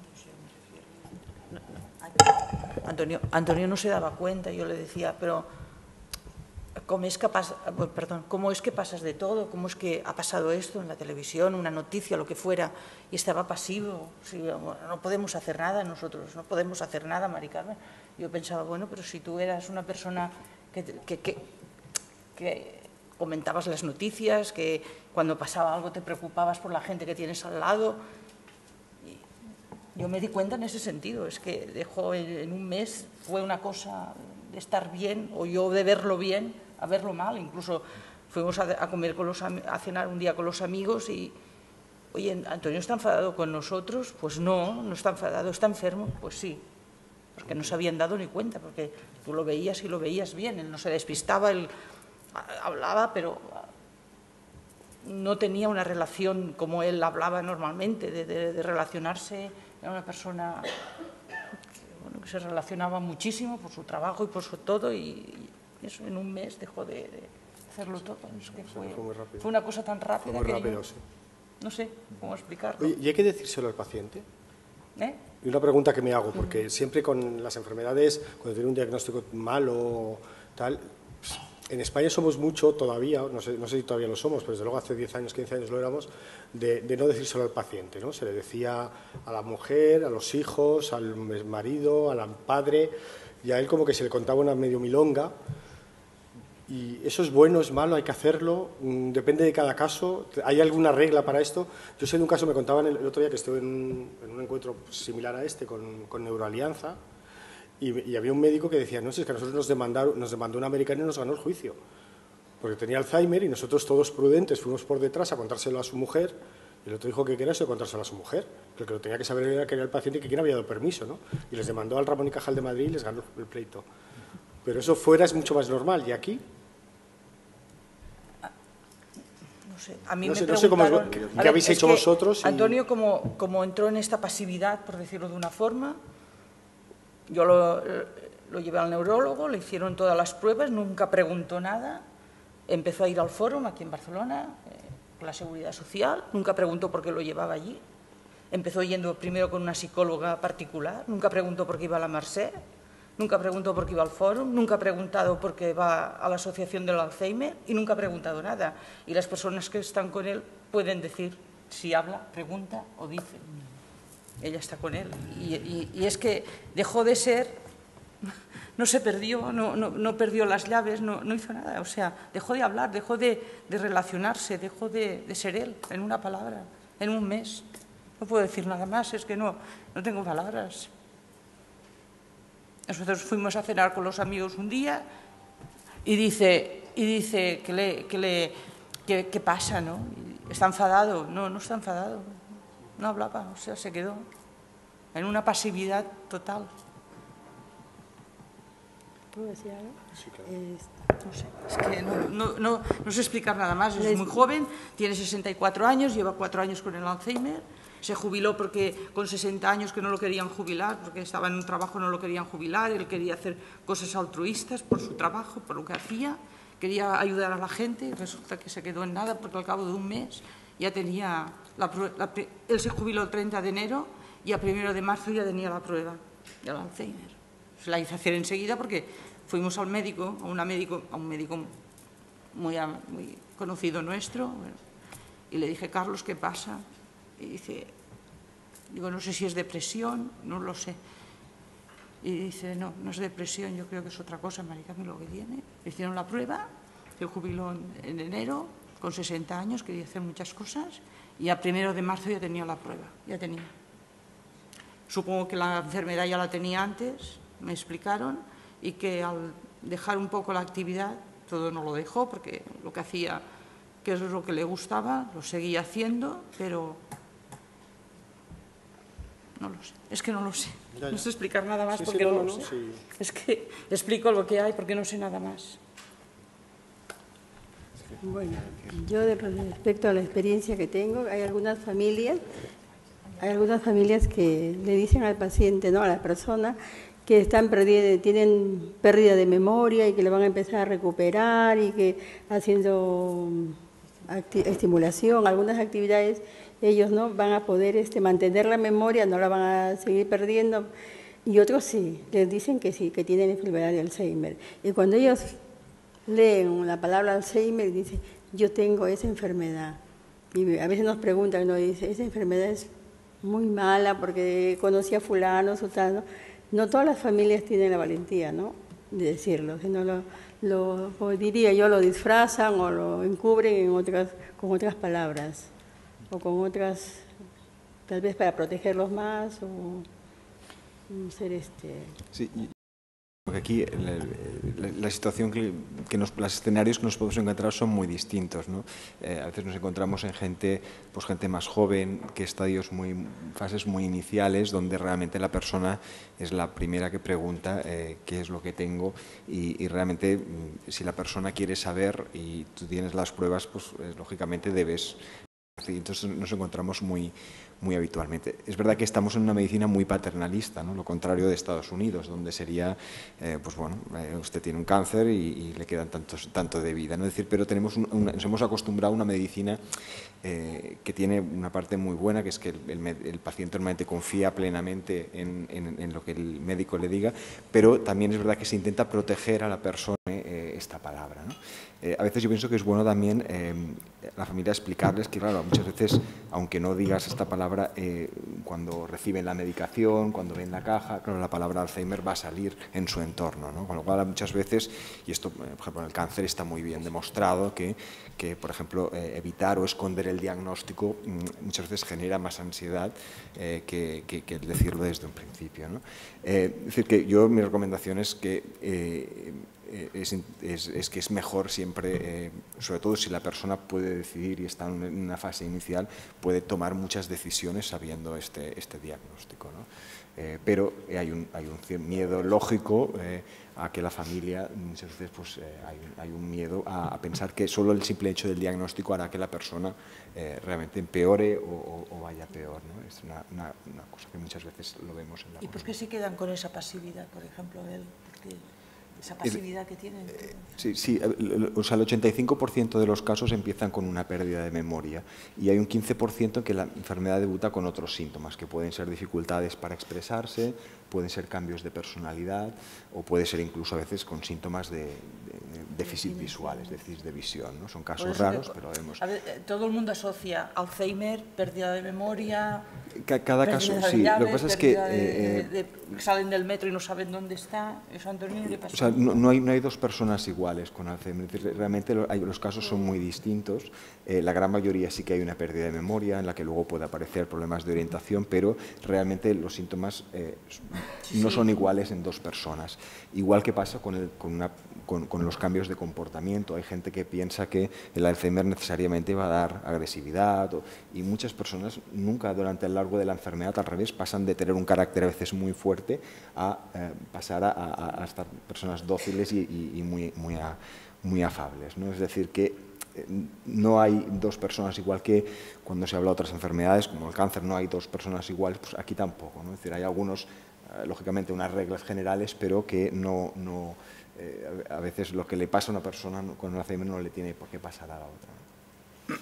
Una cosa un problema que nos encontramos en las asociaciones, y yo creo que en cualquier residencia, es aparte del tema ético, ¿no? De lo digo o no lo digo, es, por ejemplo, cuando ingresa una persona en un centro de día o una residencia, necesitas que la persona que ingresa dé su consentimiento, porque luego nos viene el problema ético de que si hay algún problema, ¿quién responde? Y has obligado a esa persona a estar. Por ejemplo, en un centro de día, de cualquiera de los que conocemos nosotros, siempre tenemos la persona con un trastorno de conducta que quiere salir, con lo cual le estás impidiendo la salida, ¿no?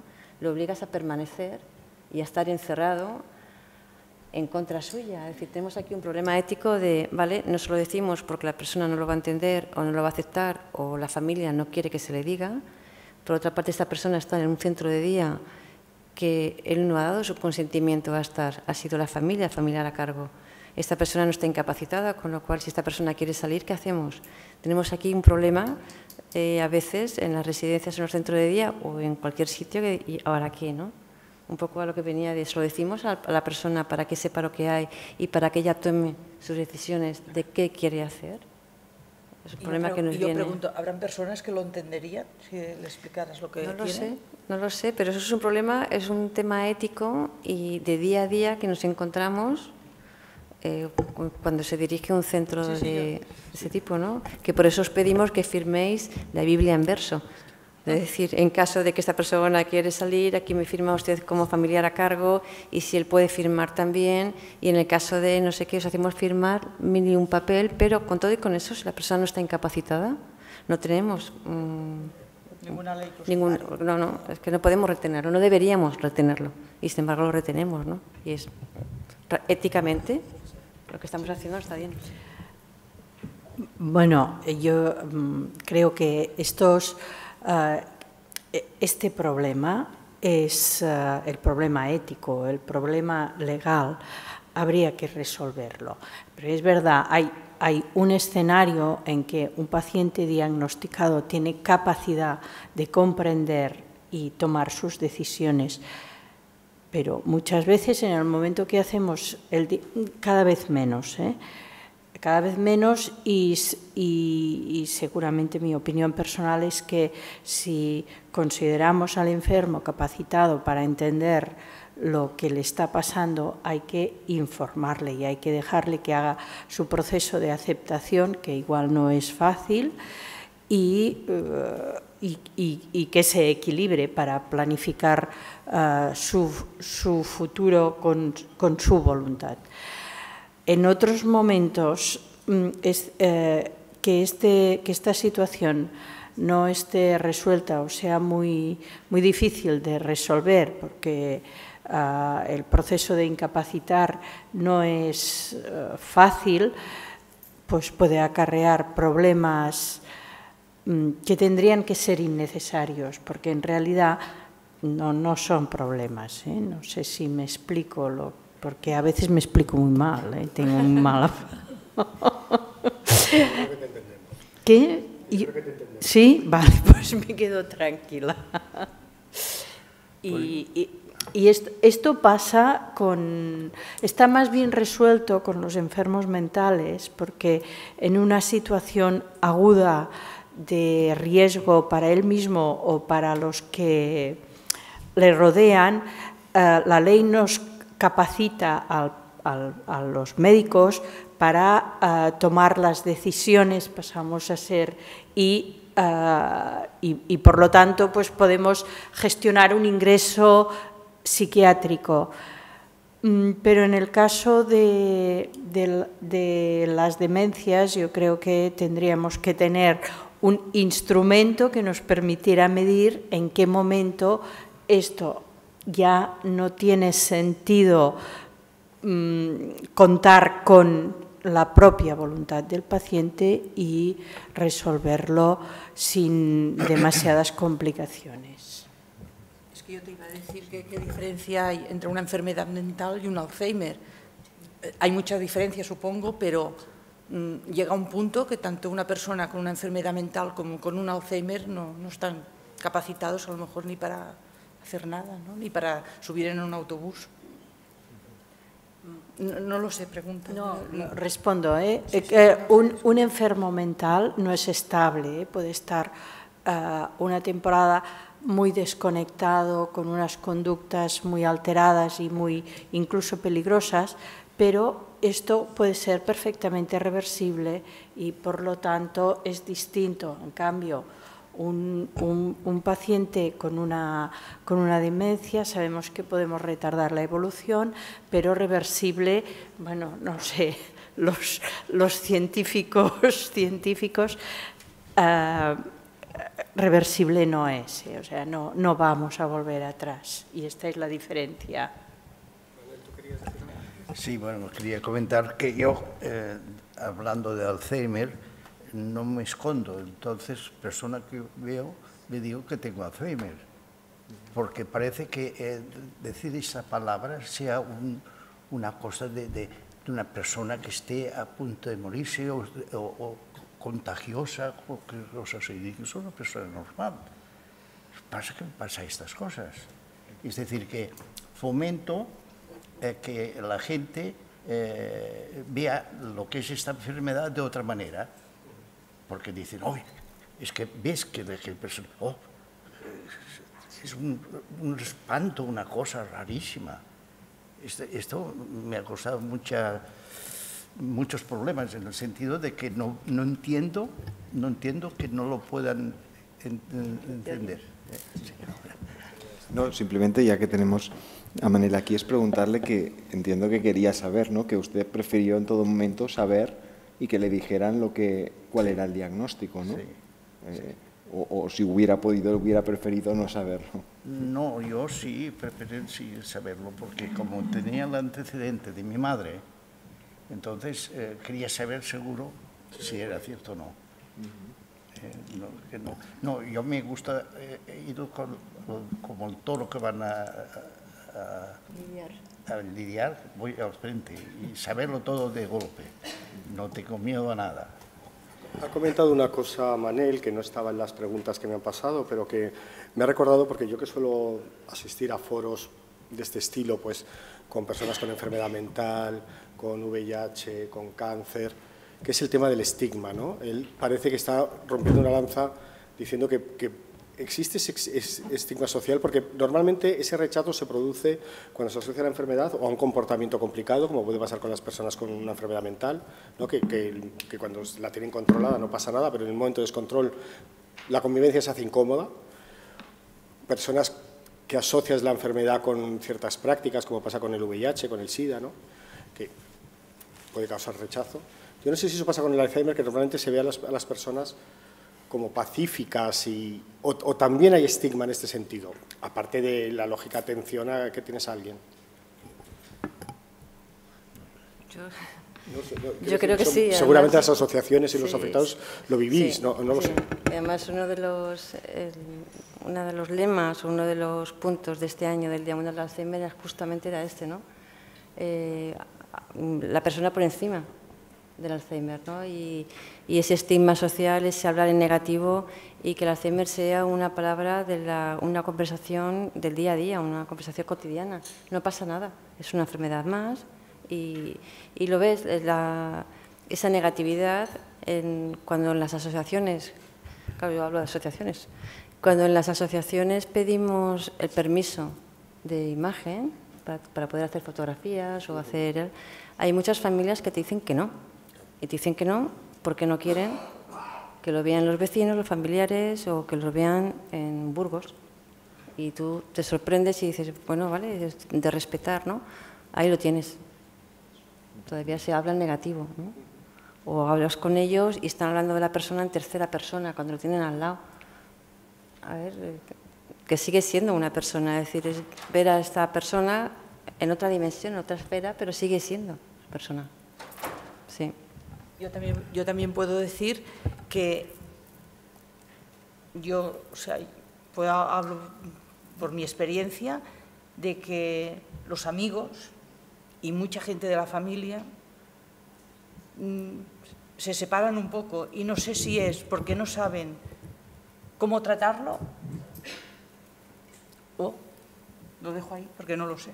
sea, yo, incluso familia, y yo veo que, ya vendremos, no llamamos porque está Antonio, bueno, ¿y qué tiene que ver? Él está ahí sentado, y ¿por qué no llamáis? Estoy yo también.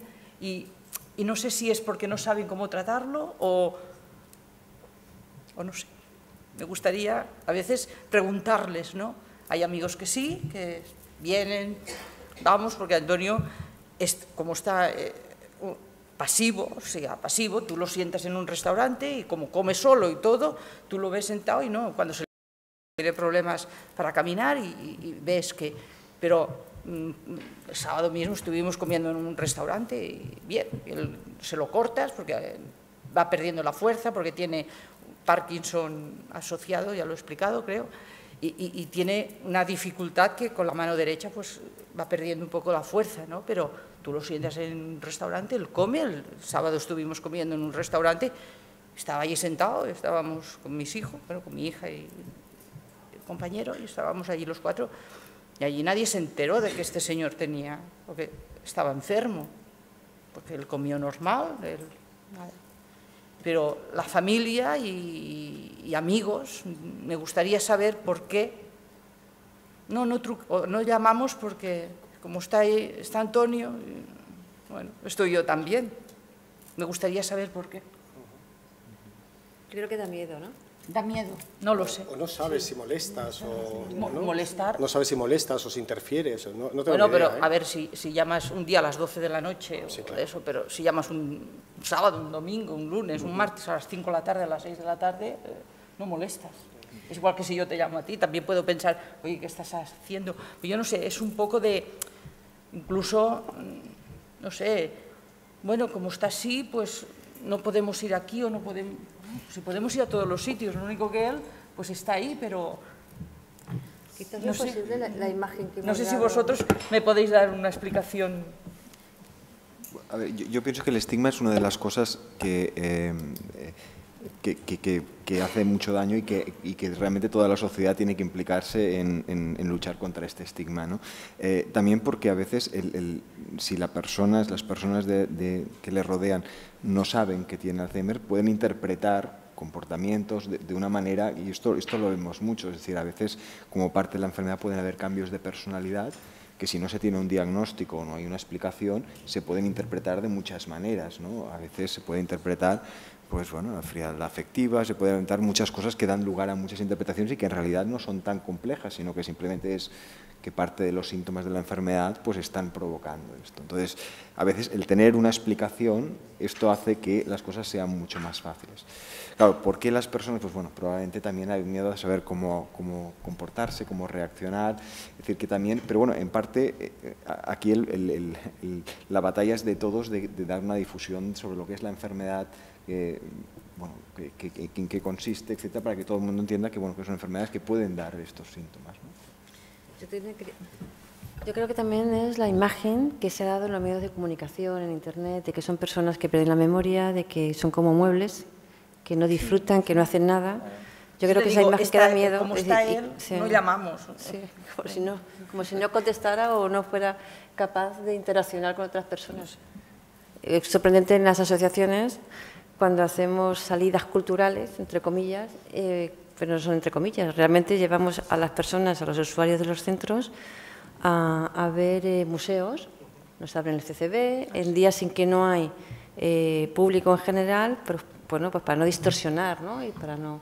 Los llevamos a museos, al Museo de Ciencias Naturales, de Historia, al CCB, se lo pasan pipa. Es posible que dentro de 2 horas no se acuerden dónde han estado, pero se lo han pasado fenomenal, han disfrutado y también las familias que nos han acompañado han interaccionado con estas personas, con lo que han visto que bueno, que se puede disfrutar de una exposición de arte o de ir a ver el Museo Botánico o de un taller, ¿no? Se disfruta y bueno, se lo pasan bien, es decir, que es posible, ¿no? No sé. Como quedan 20 minutos de mesa redonda y os estáis portando también tan calladitos todos, que yo creo que si os parece, aunque nosotros sigamos hablando, pero os echaré ojos para si alguien quiere participar o decir algo y aprovechamos que estéis aquí, que seguro que podéis enriquecer todavía más la conversación, ¿vale? Bueno, la siguiente pregunta... ¡Ay, ya hay!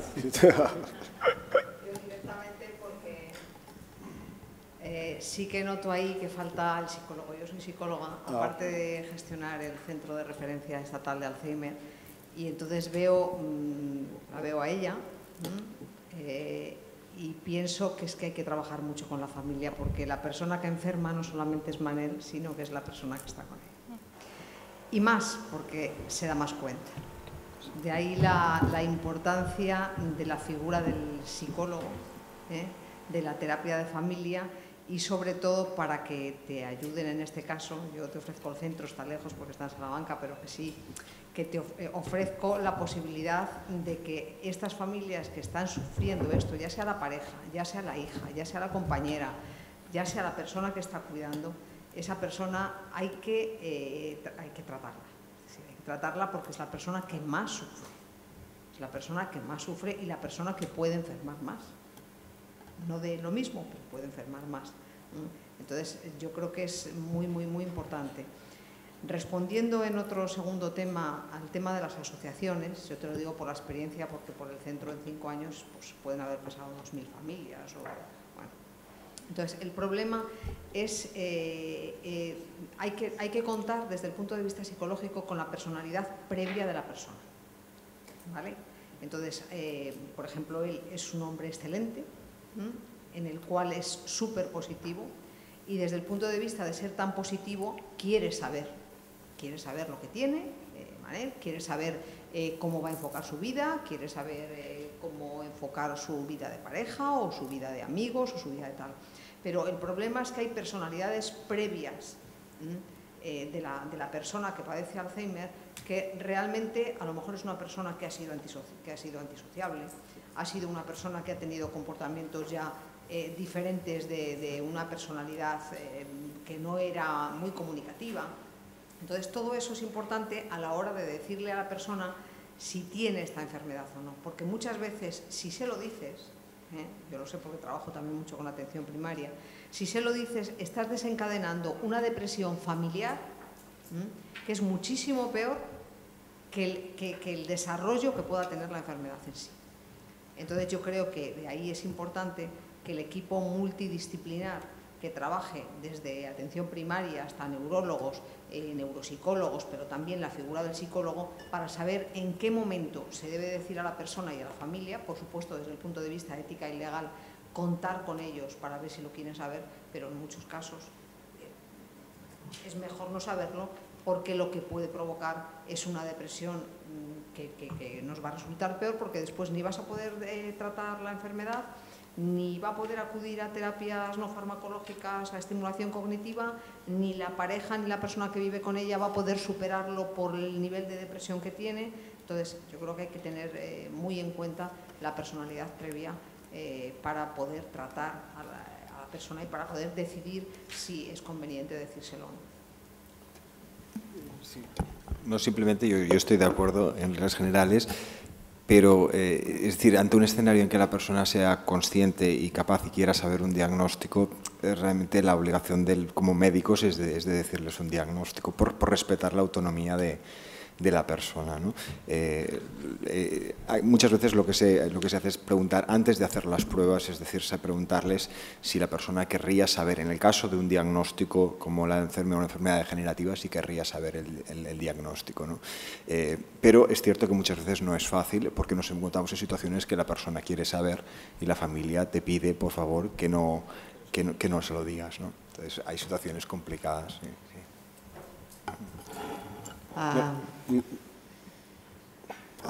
Perdón. Hola. Perdón un momentito. Ahora te doy la palabra. No, es que me ha recordado tu intervención, una de los post-its que teníamos ahí, que yo creo que viene al pelo y luego retomamos tu pregunta, si no te importa, ¿vale? Que dice, ¿cómo paliar que el 50% de los cuidadores no profesionales termine con depresión, ansiedad o agotamiento? A mí, más que la pregunta en sí, que seguro que los que lo vivís esto lo tenéis tan presente que tal, ¿no? A mí me ha llamado la atención el dato tan elevado de este 50%. Aunque no sé si casi nos tendría que llamar la atención el 50% que no acaba así. Es decir, a mí me parece que la situación tiene que ser tan tremenda que lo normal tiene que ser acabar agotado y con ansiedad y con depresión y con de todo, ¿no? Pero bueno, que simplemente como una reflexión, que es que me he acordado porque me había leído antes los post-it para ver por dónde iba la conversación, que me parece muy interesante. Y ahora ya sí te doy la palabra. Buenas tardes. A mí me gustaría, se está clausurando ahora mismo un Congreso Internacional de Investigación con un foro social. A mí me gustaría preguntar a todos los que estáis en la mesa si tenéis mensajes para los investigadores. ¿Qué mensajes tenéis? ¿Qué le pediríais a los investigadores? ¿Qué esperáis de los investigadores? ¿Quién se arranca? ¿Asociaciones? Sí, yo rápido me tiro al ruedo. Hombre, pues, ¿qué no vamos a pedir como familiares que somos? Que se descubra algo, ¿no? Que se sepa de dónde viene, qué es lo que produce, qué es lo que genera, ¿no? El huevo o la gallina. Y sobre todo que de una vez por todas haya algo que prevenga, que detenga y que cure.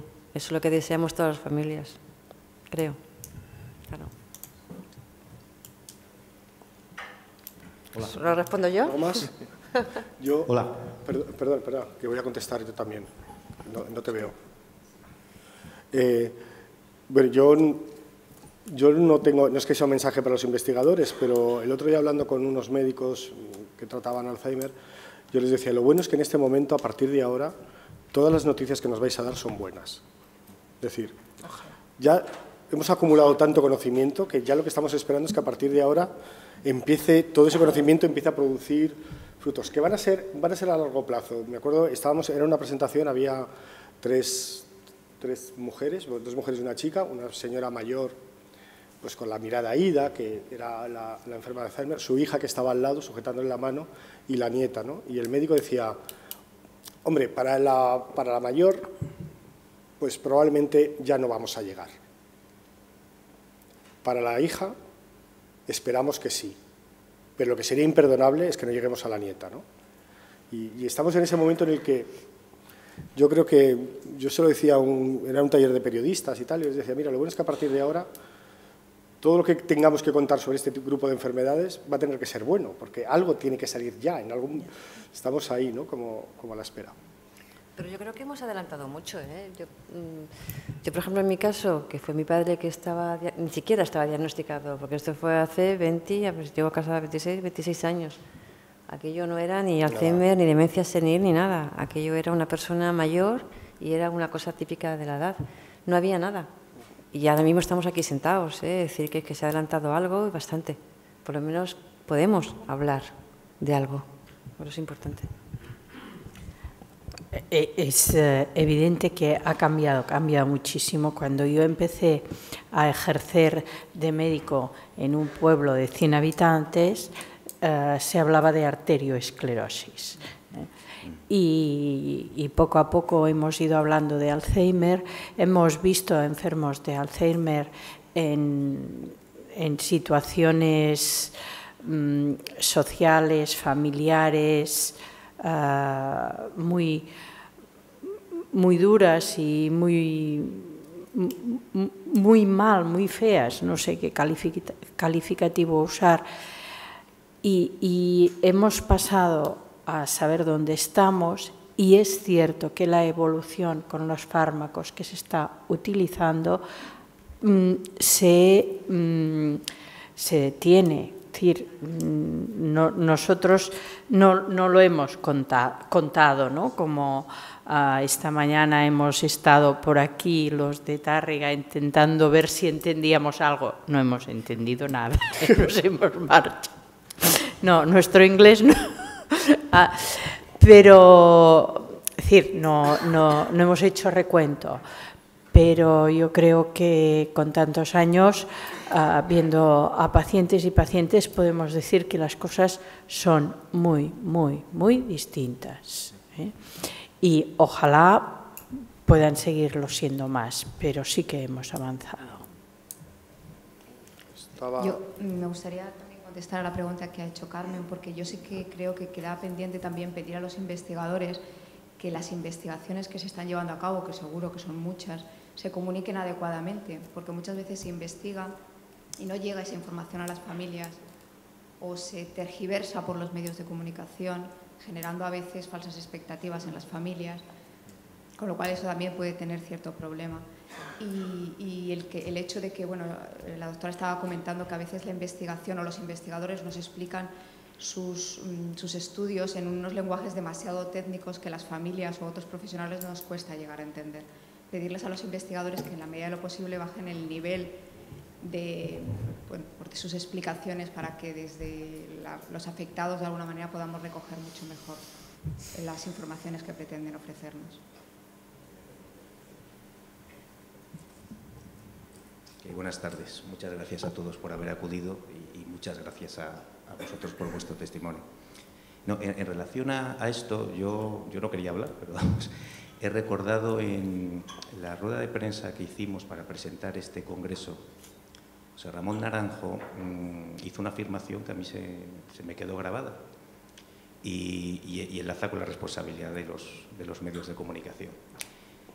Él afirmaba, yo soy luego la materia, él es un reputado científico, afirmaba que se están haciendo muchos avances.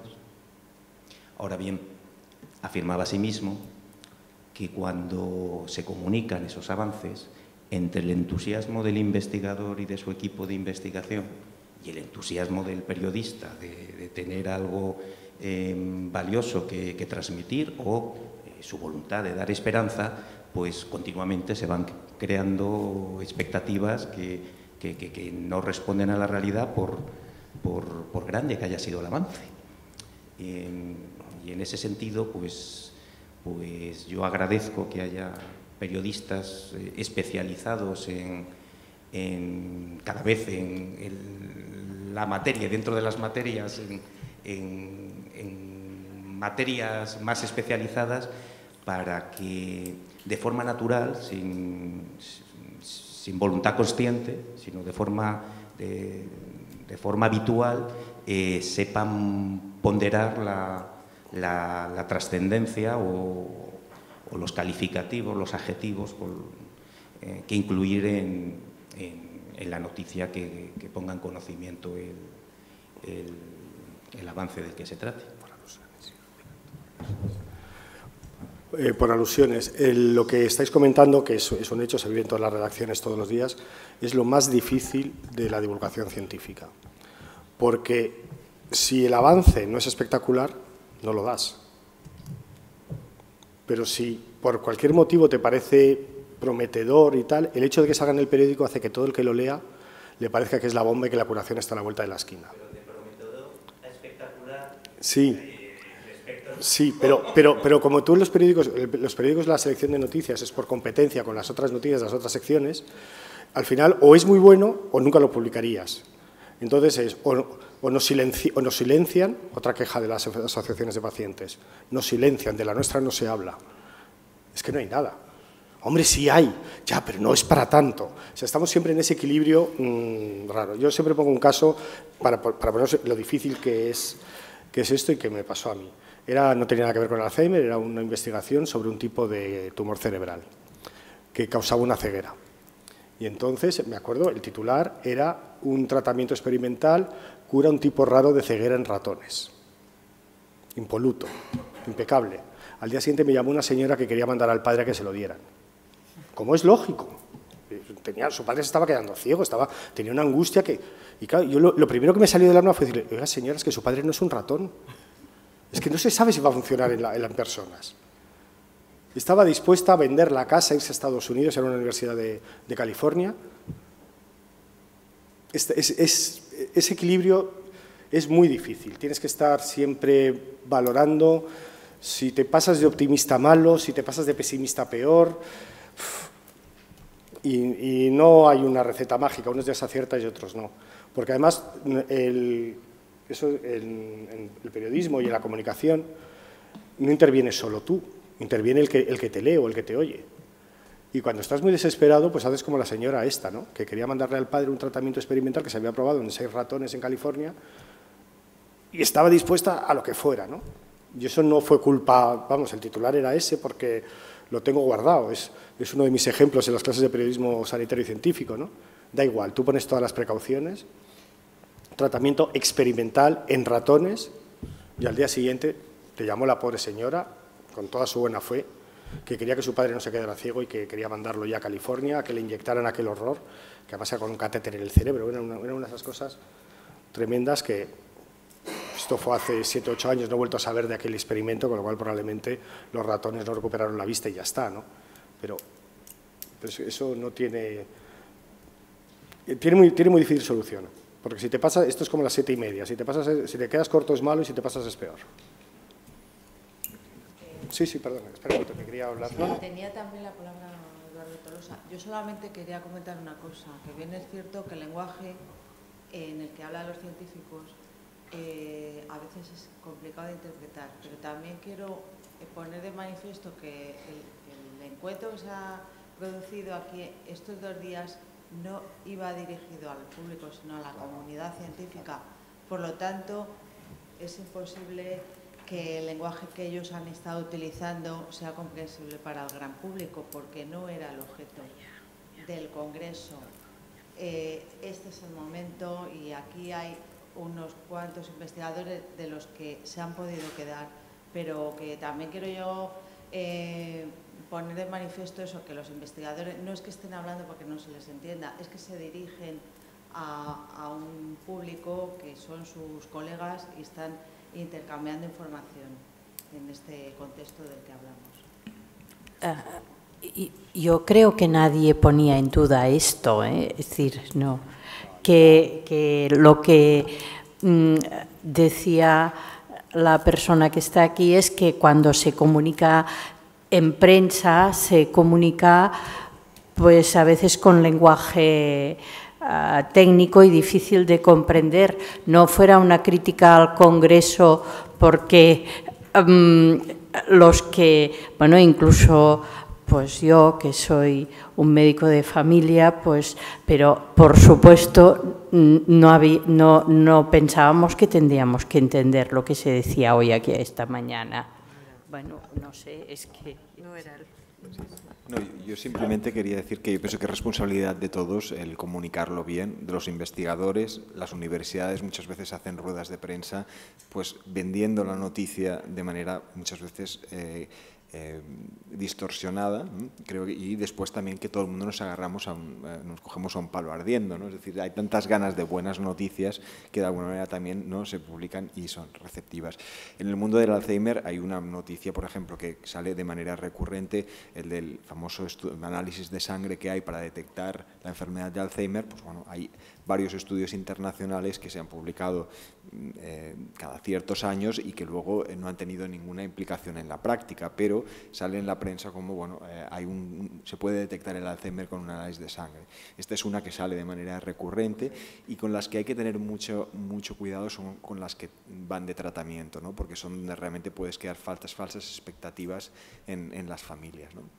Hoy salí hace unos días, leía que se ha calculado que un tratamiento para el Alzheimer, desde que se inicia hasta que se aprueba, tarda 13 años. La media son 13 años en completar una investigación. Es decir, es un proceso muy complejo. Entonces, cuando hay a veces estudios que a veces, pues, como dices, son modelos animales, hay que ser muy cauto, ¿no? Es decir, cuando es una proteína que a lo mejor pues se descubre que juega un papel importante en la enfermedad, pues tiene un menor impacto, pero cuando se habla de tratamientos hay que ser extremadamente cauto, ¿no? Sobre su posible aplicación y cuándo puede aplicarse, ¿no?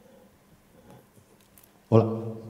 Bueno, gracias. No, yo quería, aparte de felicitaros, hacer un brevísimo comentario. Alguien ha dicho aquí que esperarían los pacientes de los investigadores, ¿no? Bueno, lo que yo creo es que algunas cosas que se me ocurren a mí que los pacientes nos podrían exigir, ¿eh? Por ejemplo, mayor acceso a la información de qué se está investigando. Yo creo que los pacientes lo tienen difícil. Si quieren saber qué se está haciendo y en qué líneas y quién lo hace, no es fácil, ¿eh? Y si ellos quieren ser voluntarios para un proyecto, ¿a dónde se dirigen? ¿A quién van? Si van al médico de cabecera no lo sabe, si van al neurólogo del hospital no tiene tiempo. O sea, este es un tema difícil. O, por ejemplo, hay una cosa que me he encontrado yo hace poco interesante. He escrito una solicitud de dinero a Inglaterra, United Kingdom, Y la solicitud la he tenido que hacer en 10 páginas y en otra, en un lenguaje que lo entendieran los pacientes. Quiere decir que lo revisará un paciente. Es decir, hoy en día hay comités de investigación que incorporan a pacientes. Aquí no ocurre y no pretendo decir que ha de ser así, pero es interesante, es una cultura que permite que haya un representante de los pacientes revisando los proyectos de investigación y pueda opinar que aquello es una chorrada, quizás se equivocará o no se equivocará. Bueno, y finalmente otro comentario que me ha parecido interesante, de algo que a mí me ha parecido interesante en los últimos 3 o 4 años. La comunidad de Parkinson ha creado un congreso nuevo que se llama el Congreso World Parkinson Congress, el Congreso Mundial de Parkinson, que se celebra cada 2 años, si no me equivoco, que incorpora pacientes como speakers. O sea, cada sesión, o la mayor parte de las sesiones, tiene científicos y pacientes que intervienen en la mesa científica, lo cual ha obligado, claro, a que el lenguaje que utilice el científico ha cambiado radicalmente, porque ha de hacerlo a un nivel que también lo entiendan los pacientes. Quiere decir que esto está cambiando en algunas culturas de forma importante. Y aquí también llegará, yo creo. Bueno, gracias por escuchar. Hola. Mi madre murió en el 2010 de la enfermedad de Alzheimer. En el 2008, 2 años antes, yo conseguí quitarle de los medicamentos que se estaba tomando. Porque yo creo que una de las cosas por las que las personas pillan la enfermedad de Alzheimer es por los medicamentos para el sistema nervioso central. Y por el medicamento en sí, por el Prometas también, que es para la enfermedad de Alzheimer. Porque los investigadores, y yo creo que, bueno, también mi madre cogió la enfermedad de Alzheimer también por los médicos de cabecera, porque desde el año 97 hasta que yo conseguí quitarle de los medicamentos, cuando me di cuenta, me tenía que haber dado cuenta antes, pero no me di cuenta antes. Estuvo durante 10 años tomando medicamentos para la cabeza, para el cerebro, porque los investigadores o toda la sociedad nos creemos que un medicamento puede hacer lo que durante toda la evolución que llevamos aquí, lo que ha hecho para que el cuerpo, el cerebro, una simple pastilla, se cree que va a influir en los neurotransmisores, porque como la serotonina o la dopamina que retransmite por lo que sea, porque tienes alegría, porque tienes tristeza, eso se retransmite por algo, por unas circunstancias de la vida. Y los investigadores, como los investigadores, las farmacéuticas y los médicos de cabecera, casi toda la sociedad, para mí, en sí es la más culpable, para mí serían las farmacéuticas, ¿no? Y en sí, investigadores también. Porque yo creo que del 40 al 60% de los casos de Alzheimer es producido por los medicamentos. Porque piensan que por un neurotransmisor A ver, perdona que te interrumpa, pero es que me están haciendo gestos porque si nos acercamos a la hora de terminar, yo creo que ha quedado clara tu postura, no sé si alguien te quiere contestar o si simplemente... Muy rápido. Sí. No, yo simplemente no podemos opinar del caso concreto porque lógicamente no lo conocíamos, pero lo que quería decir es que la enfermedad realmente es una enfermedad muy compleja en la que no hay ningún medicamento que lo provoque, ¿no? Es decir, esta enfermedad es y hay un estudio canadiense que sí. Si quieres te lo explico. Mira, de hecho era una de las preguntas que estaba aquí. Hay un estudio que se publicó recientemente que ponía que que asociaba el consumo de hipnóticos, de pastillas para dormir, con un cierto riesgo de aumentado de enfermedad de Alzheimer. Lo que pasa es que estos estudios también es de los que hay que matizar. Yo me lo he leído, este artículo, y se hizo en Canadá, como tú bien dices, y realmente esto no quiere decir, la lectura de este trabajo no es que los hipnóticos causen enfermedad de Alzheimer, sino que probablemente es mucho más complejo de que esto, y significa que probablemente hay una relación entre el sueño, entre el déficit de sueño y la enfermedad de Alzheimer, podrían estar relacionadas. Pero, es decir, el mensaje es que esto no hay que hacer la lectura de que realmente las pastillas causan la enfermedad, sino que la enfermedad es una enfermedad que se incuba muchos años antes y que no tiene relación con los medicamentos.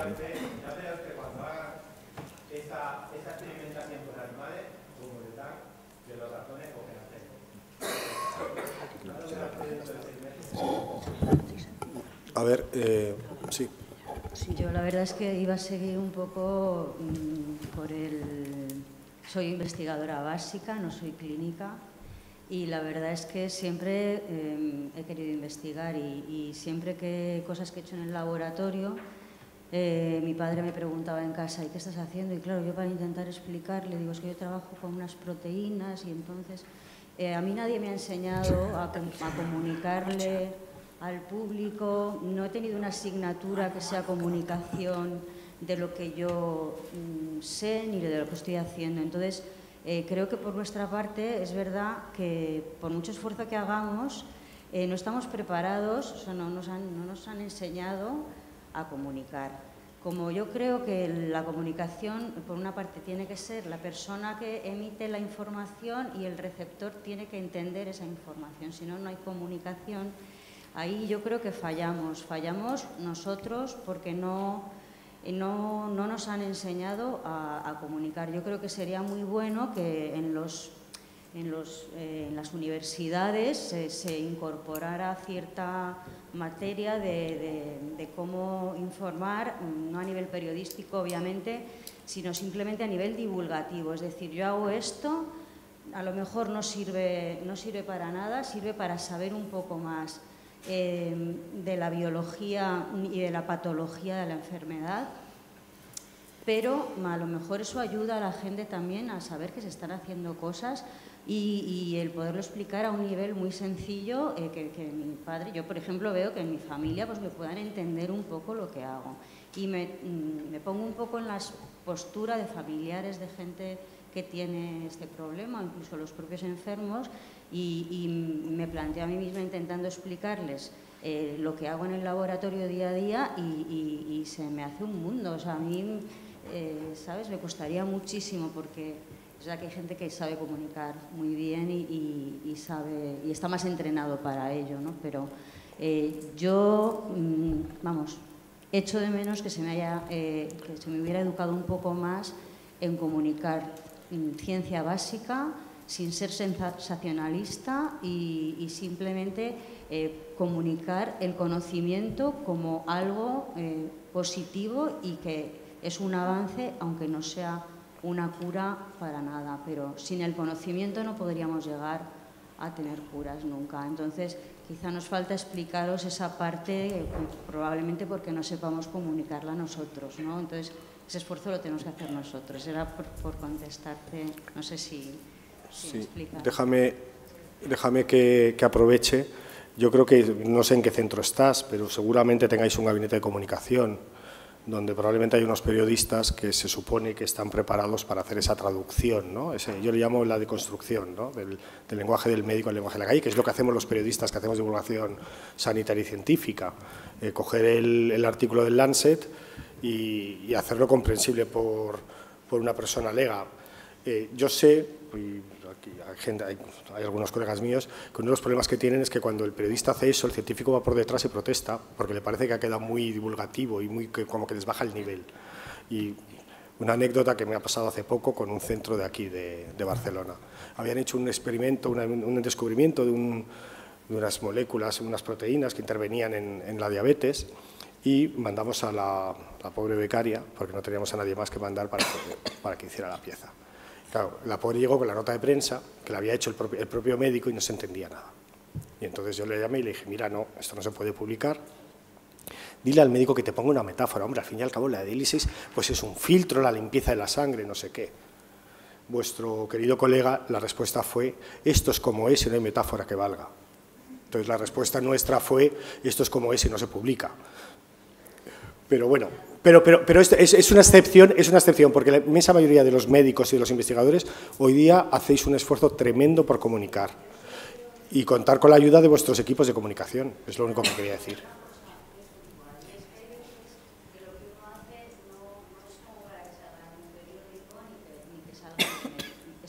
Algo que añade un poquito de información a lo que se sabe. Entonces yo creo que esa información tiene que estar accesible. Yo no tengo, no sé si me estoy explicando bien, pero no tengo por qué,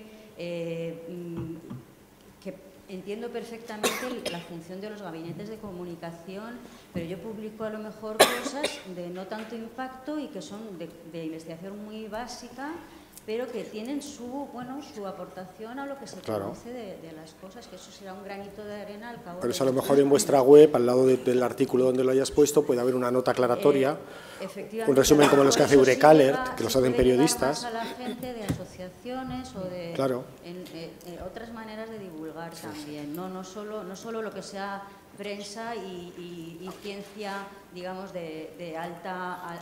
pero eso vale para todos los niveles, vale para salir publicado en el país o vale simplemente para que lo cuelgues en la web de tu organización junto con tu artículo, esa nota de prensa que lo acompaña, que lo explica para el Lego, ¿no? Era una sugerencia por echar un capote al sector, que está muy mal. Oye, la última que me dicen que tenemos que terminar... ¿Puedo contestarla a ella solamente? Sí. Vamos a ver, el problema de la información es de las dos, de los científicos hacia los que trabajamos en la atención con las personas y las asociaciones y de nosotros a vosotros. Existe ahora mismo el Centro de Referencia Estatal del Inserso. Este centro es donde tienen que ir publicadas todas las investigaciones de todo el mundo. Es decir, se ha hecho ahora un grupo estatal de demencias, que lo ha hecho el Ministerio, el Inserso, y ahí se van a colgar las investigaciones tanto del área sociosanitaria como del área básico-clínica. Pero aparte de eso, es que el centro nuestro, el CRE, Alzheimer, si os metéis, los investigadores, ha hecho un manual de lenguaje para los investigadores y los medios de comunicación. Está en la web, es decir, y ha sido hecho con las OTRIs, con las universidades y los grupos de investigadores. Y es la forma de utilizar el lenguaje cuando estamos hablando de demencias. Bueno, como pasa siempre, cuando llega el momento, cuando el debate se anima es cuando es el momento de acabar. Entonces, bueno, pues solamente agradeceros a vosotros, muy especialmente los miembros de la mesa y a la participación del público. Estoy seguro de que si nos quedamos aquí nos podrían dar 2 horas más, pero creo que ahora os toca que la jornada sigue y hay que hablar de Huntington y de Parkinson. Entonces, pues daros las gracias, doy por cerrada la mesa y sobre todo muchas gracias a los participantes. Gracias a vosotros.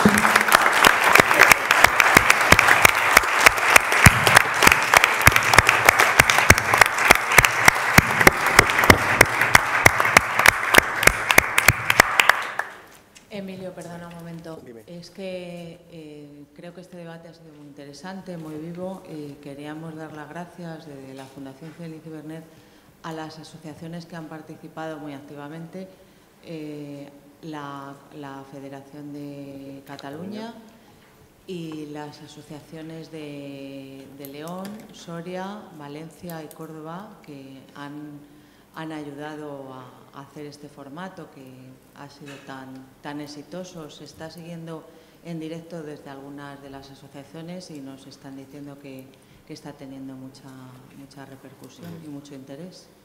Y gracias a todos, sobre todo gracias a la mesa. Gracias a vosotros. Muchas gracias, María Ángeles.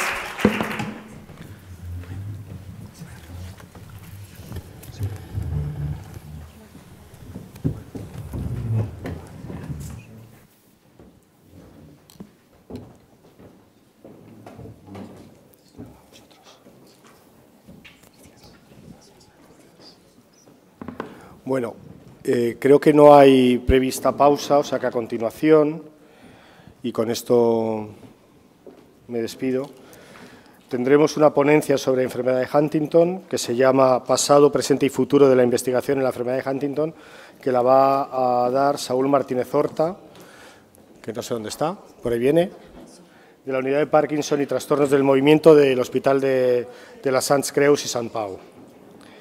Y a continuación tendremos una sobre Parkinson, que yo creo que el título os puede interesar mucho, que es el papel de los pacientes en la investigación, y estará a cargo de Eduardo Tolosa, de la Unidad de Parkinson del CIBERNED, del Clínic de Barcelona, y que está en el CIBERNED.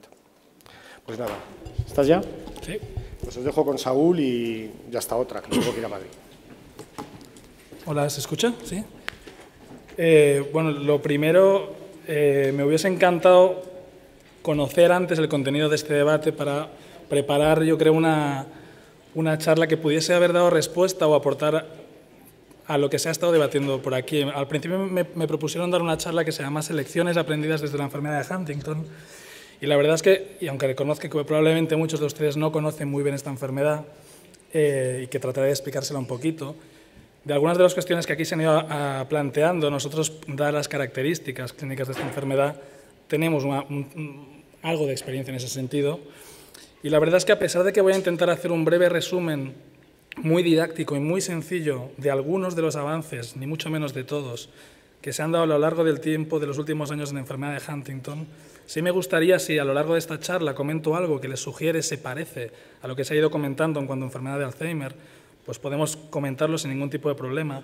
Y además creo que es interesante que personas afectadas de una enfermedad distinta conozcan lo que se ha estado haciendo con esta enfermedad, puesto que probablemente pueda dar o pueda ayudar a entender de qué manera los que se dedican al Alzheimer van a atacar a enfermedades parecidas. Lo que es evidente es que cuando uno va a un foro más general sobre enfermedades neurodegenerativas y empieza a hablar de enfermedad de Huntington, mucha gente se plantea enfermedad de qué. Aquí se ha hablado de estigma, se ha hablado del desconocimiento que pueden dar algunas enfermedades, mucho más cuando hablas de una enfermedad rara y poco conocida y que a veces tiene un aspecto difícil de comprender por la gente que no la conoce, como es la enfermedad de Huntington. Es una enfermedad descrita por ese señor que aparece ahí al lado, que es George Huntington. Es una enfermedad neurodegenerativa, como lo es el Alzheimer, como lo es el Parkinson. Por lo tanto, es una enfermedad en la que también van muriendo células del sistema nervioso. Es una enfermedad que también es incurable. Pero a diferencia de la enfermedad de Alzheimer y de la enfermedad de Parkinson, es una enfermedad rara, extremadamente rara. Es una enfermedad que en Occidente la padecen entre un 8 y 10 personas por cada 100.000 habitantes. Y eso es malo. Es una enfermedad que, a pesar de ser rara, la encontramos que se distribuye su prevalencia de una forma un tanto distinta en algunas regiones. Precisamente hace muy poquito describimos un clúster tremendo, precisamente en España, donde la prevalencia llega a ser de 400 pacientes por cada 100.000 habitantes.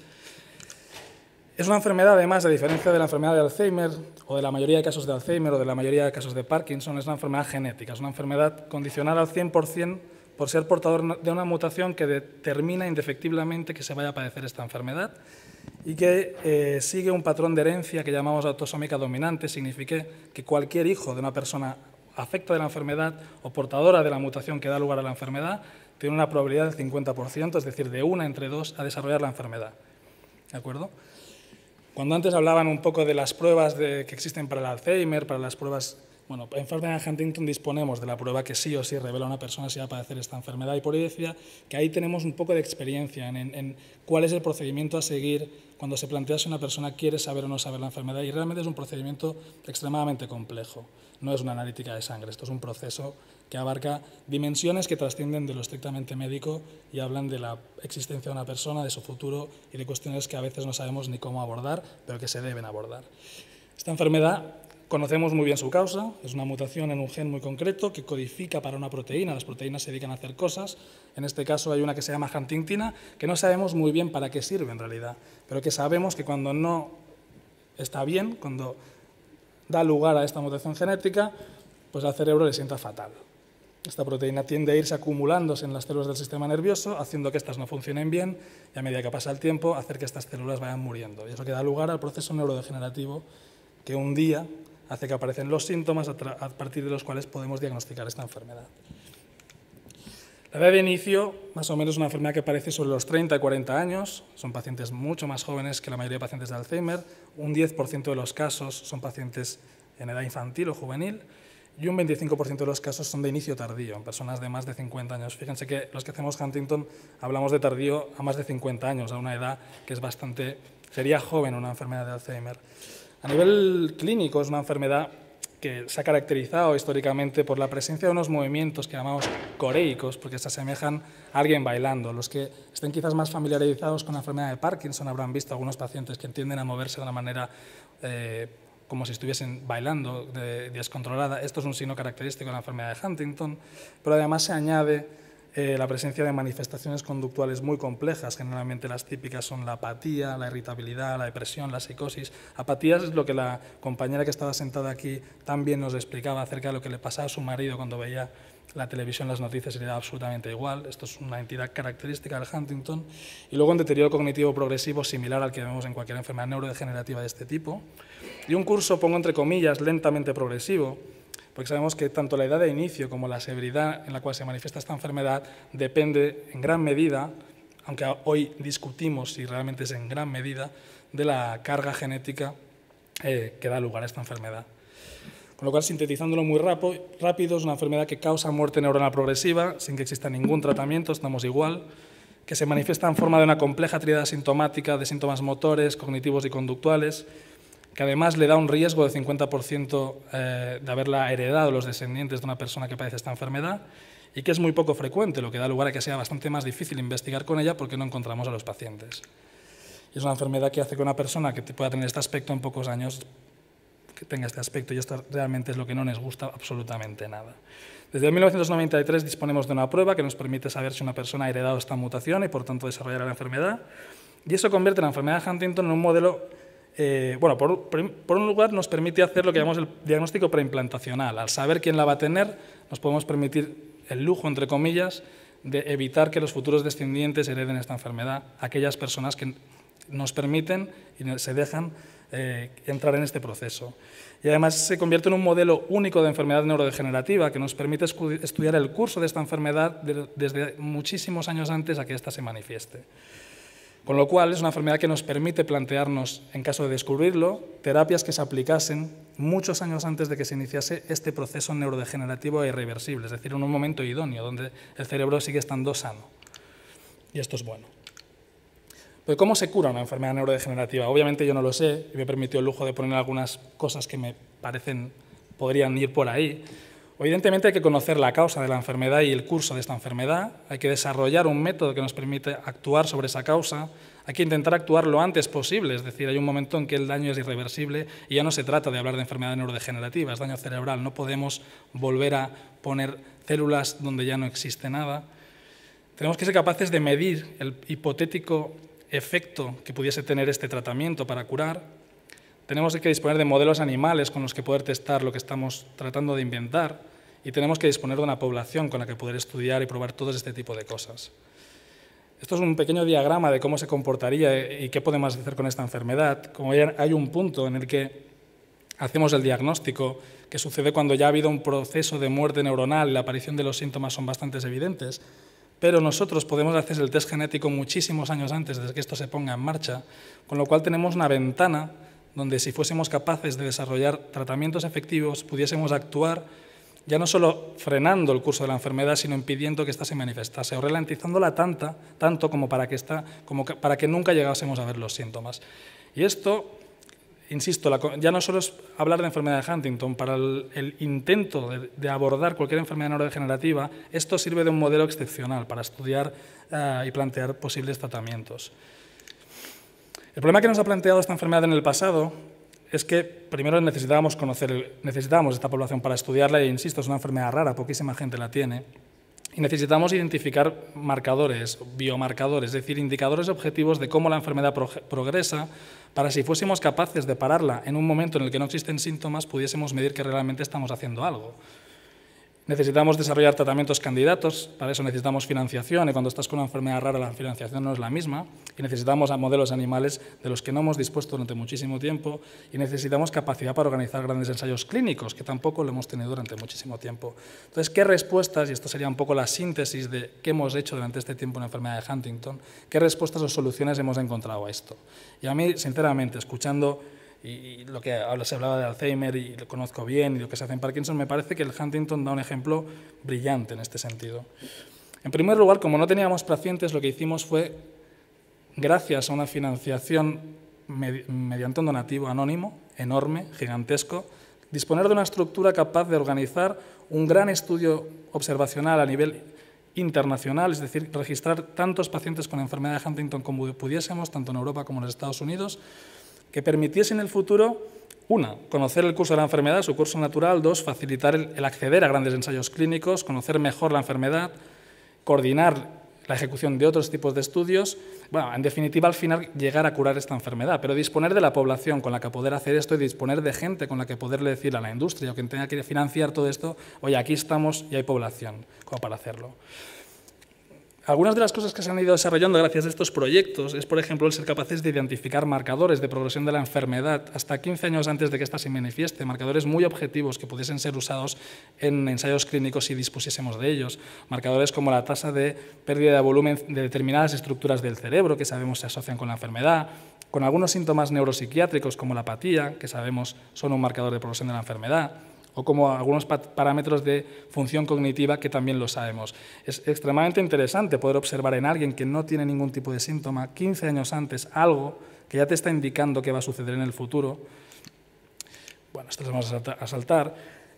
Intentamos en algún momento, ya que éramos capaces de hacer esto, hacer trasplantes de tejido, digamos, sano en el cerebro de estas personas, y lamentablemente vimos que eso no llegaba a funcionar del todo bien, y que a pesar de que el tejido sobrevivía durante algunos años, durante hasta 6 años, al final sucumbía en un proceso parecido al que estaba mediado por la enfermedad neurodegenerativa en el tejido propio de ese individuo. Conseguimos desarrollar modelos animales, modelos ratas, lombrices, ratones, cerdos, ovejas y finalmente, hace muy poquito, en 2008, un modelo primate que era fundamental para poder estudiar una enfermedad como esta.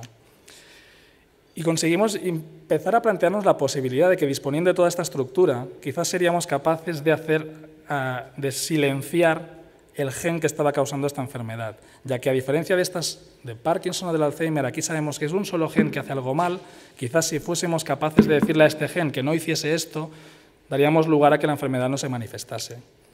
Y pudimos probar tratamientos de este tipo en estos modelos primates y ver que los animales sobrevivían a las intervenciones que estábamos haciendo, probarlo en ratas y ratones.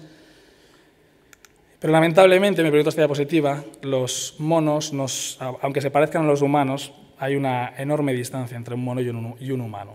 Y a pesar de que lo que ha ido sucediendo hasta fecha de hoy era extremadamente alentador, sobre todo para las familias afectadas, obviamente, necesitábamos algo que realmente sea útil para el ser humano. Ya al final de cualquier experimento, el ser humano siempre va a ser, una vez más, el primero en probar un tratamiento.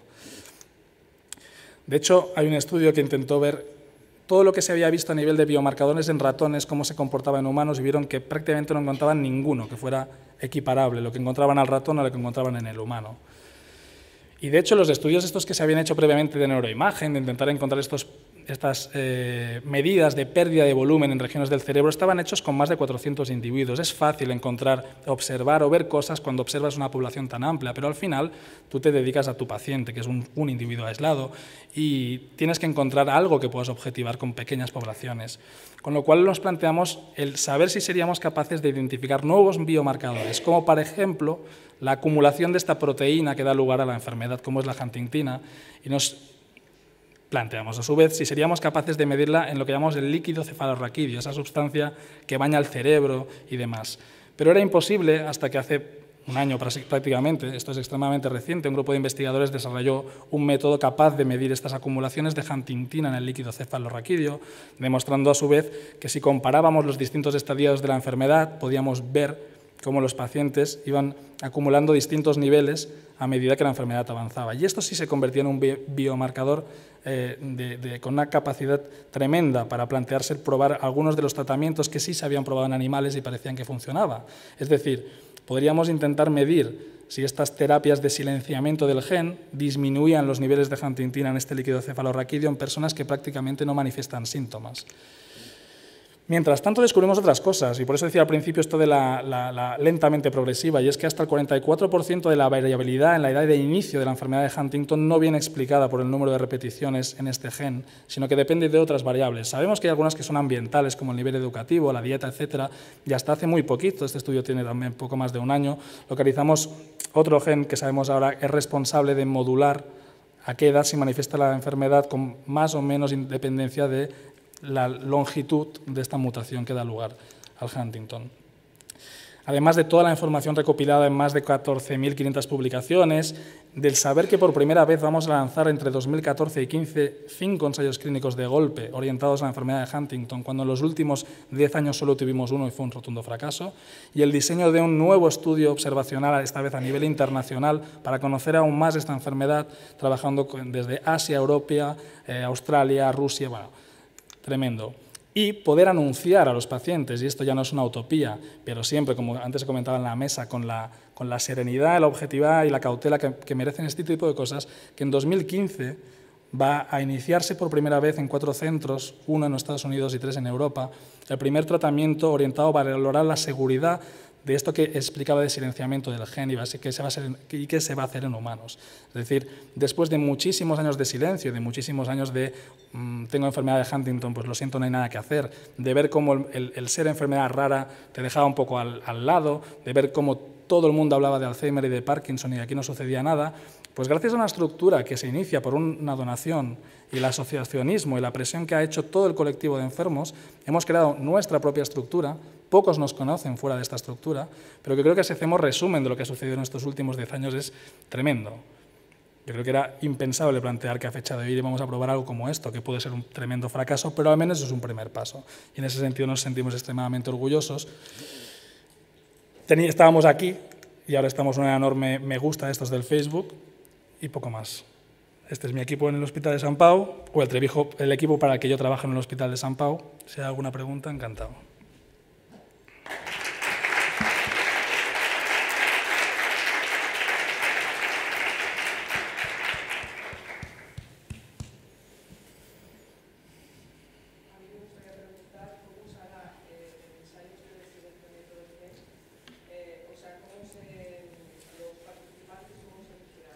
No lo sabemos.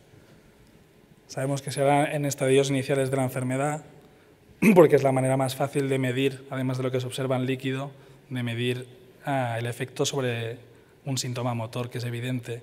Obviamente la intención en el futuro es aplicar este tipo de terapias a pacientes presintomáticos, pero evidentemente ahora se trata de un ensayo solo orientado a la seguridad. Nadie nunca ha probado en un ser humano qué sucede. Los primates, los ratones lo han tolerado y a lo mejor un ser humano no, con lo cual...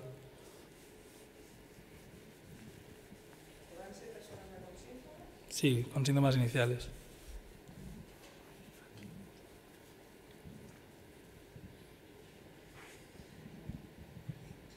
Bueno, muchas gracias, Saúl. Gracias.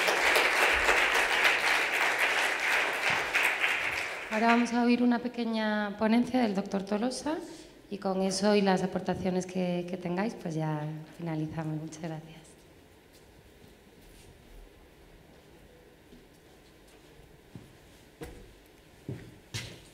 Hola, bueno, es muy tarde y seguro, yo tengo que hablar del Parkinson y tengo la impresión de que aquí no hay nadie que tenga la enfermedad de Parkinson. ¿Y hay alguno que levante la mano si la tiene? ¿O algún familiar? No, uno, muy bien. Pues, en fin, en todo caso, lo que haré, bueno, estábamos debatiendo si quizás retrasarlo para el año que viene, pero bueno, ya que estoy aquí, si veo cómo funciona esto... Yo lo que le quería decir a los pacientes de Parkinson, y realmente es absolutamente aplicable a pacientes y familiares de cualquier otra enfermedad y a sujetos que no tengan ninguna enfermedad, a ver si alguien me explica cómo va esto, supongo que es así de fácil, sí. Yo realmente quería decirles algo que hago casi a diario, porque yo veo pacientes casi cada día y trato de motivarlos para que participen en la investigación. Esto ha sido un tema que con el tiempo lo he ido perfilando y creo que lo hago relativamente bien.